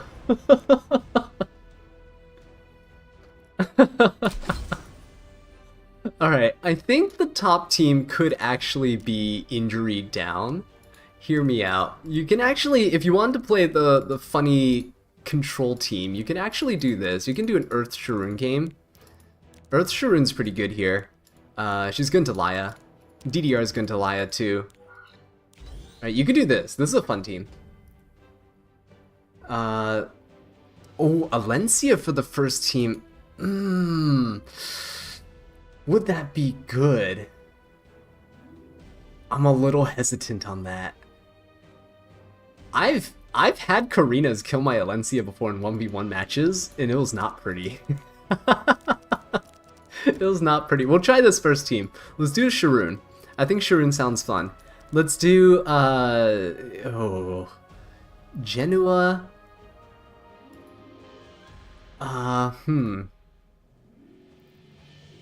Is this an Arya game? Just use ML Shu. Oh wait, yeah, dude, ML Shu and place a Solitary in the top team would be sick. This is an Arya game. Bottom team's an Arya game. I know there's the ML Politis there, but you can Arya this. Lethe? I don't know Lethe would be good into the bottom team. I'm afraid the Genoa can just crit Lethe and she's dead. Meanwhile, at least Arya has a chance, I feel. Arya Christie is normally what I like to bring. Who would be the... Who would... Yeah, Blood Moon Haste? Oh wait, I know. Oh god. It sucks not having these units, guys. I would like a healer. Let's bring a healer here. You know, I could technically bring Elena. Here. Arya Abigail and with Sweet Miracle. Abigail with Sweet Miracle. You want me to Abigail so I can get Curse on Genoa? I don't know about that, because I think Arya's gonna kill the Genoa anyway. You guys want to see that? I mean, we can Abigail it. I think Abigail will be decent for the Senya. We could do this. I think that's fine. I think Elena's ideal. But we can... No, let's do the Abigail. There's a lot of talk about Abigail. Let's do it. I'm just... YOLO. The second team's the one that, like, killed everybody, so we're just gonna try. Watch, it's gonna be easy, right? No problems. No problems. It's all good. It's all good. If Genoa hits Arya, she dies. Arya's usually okay. Wait, what? Why is this team so fast? Where'd my Solly go? Oh! Ooh! Solly's here! Alright, no, we're good. Oh, we're good. It's fine, it's fine. Oh my god, guys. What was that? Why is this team so fast? What? We're good, we're good, we're good.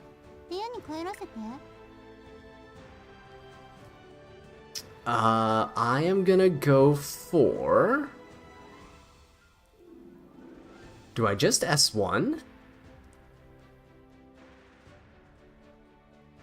Let's go for the Laya. It's fine. Solly's good. We're fine. We're fine. The streamer luck is crazy, I know. We're good, guys. We're good. Look, it's fine. I'm so scared of the Blood Moon Haste right now. I'm not even... I don't know what to do. YOLO. It's fine. It's all good. It doesn't matter. Blood Moon Haste can't counter me. He's asleep right now. See? It's fine. Okay, Blood Moon Haste S3'd. Karina S3'd. Karina... Ooh.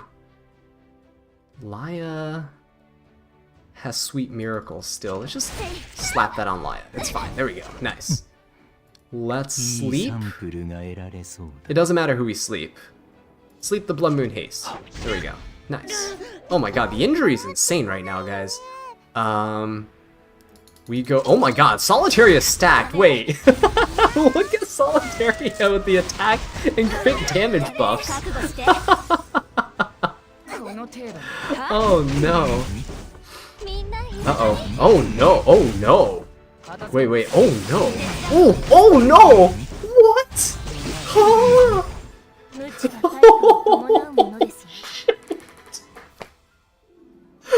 What is happening? I'm scared.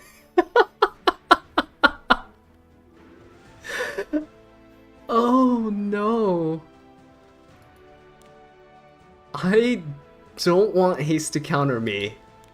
I don't want Karina to counter me. We're gonna hit Laya. Oh my god.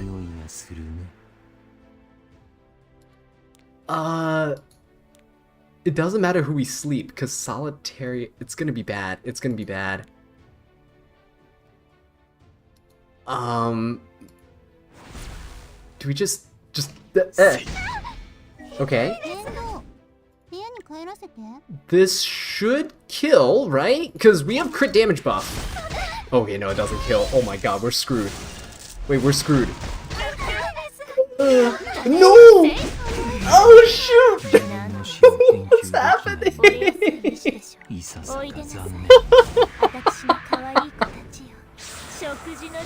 Oh. Okay, okay, okay. No, we're good, we're good. It's fine, it's fine. Karina has an S3.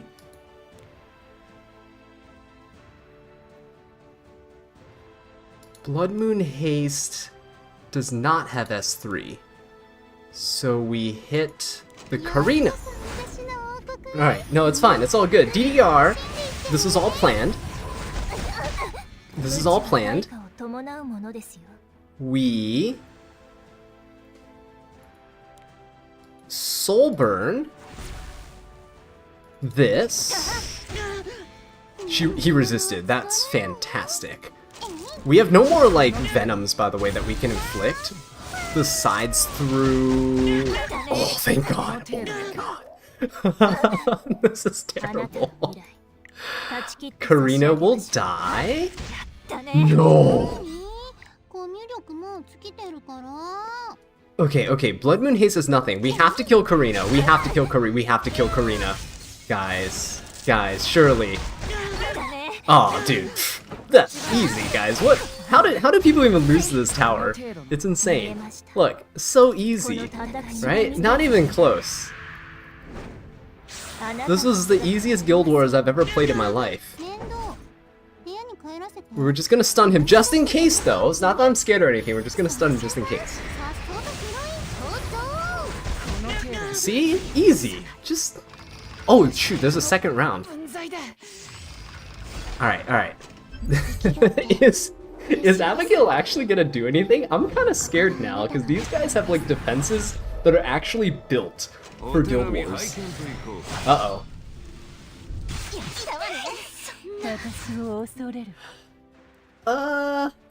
It's okay. We just S3, it's fine. We're good.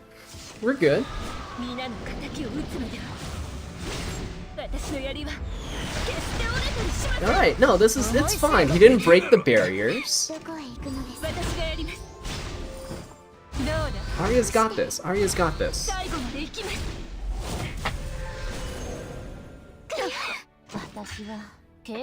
Okay, what happened to my Abigail? My poor Abigail. Let's S3. Okay, yeah, we're good.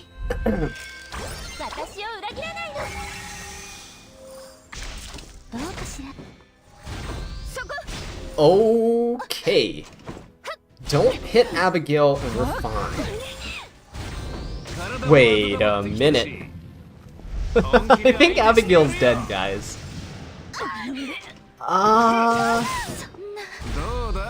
Yeah. Ouch. Okay. No, we're still good. Just please kill Genoa, I swear. Okay. Yes, we're good. It's fine. Don't need Abigail.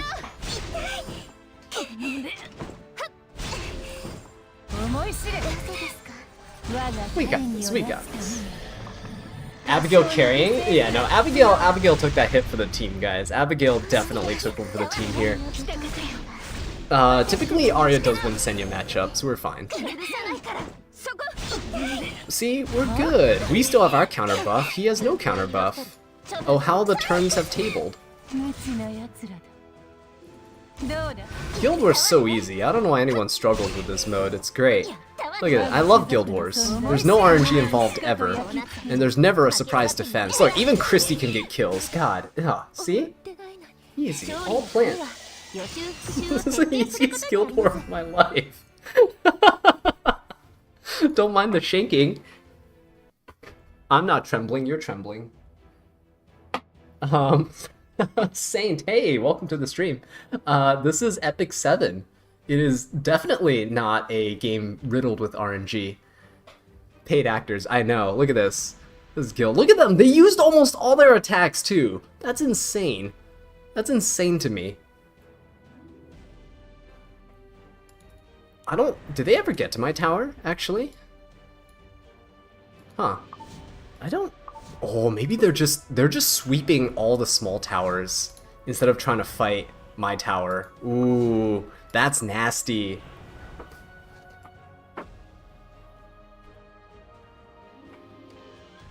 That's kind of nasty. They just sweeped like all of our small towers here.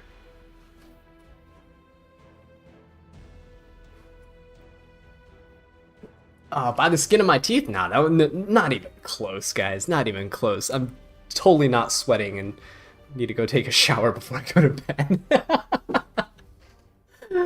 Oh, man.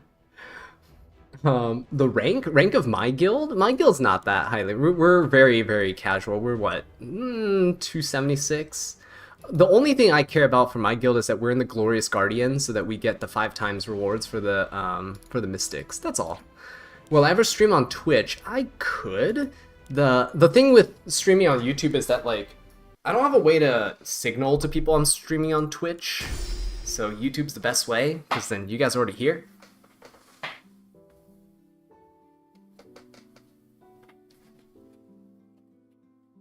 Icarus fell, yeah. You guys love Icarus. He has like some of the best jokes.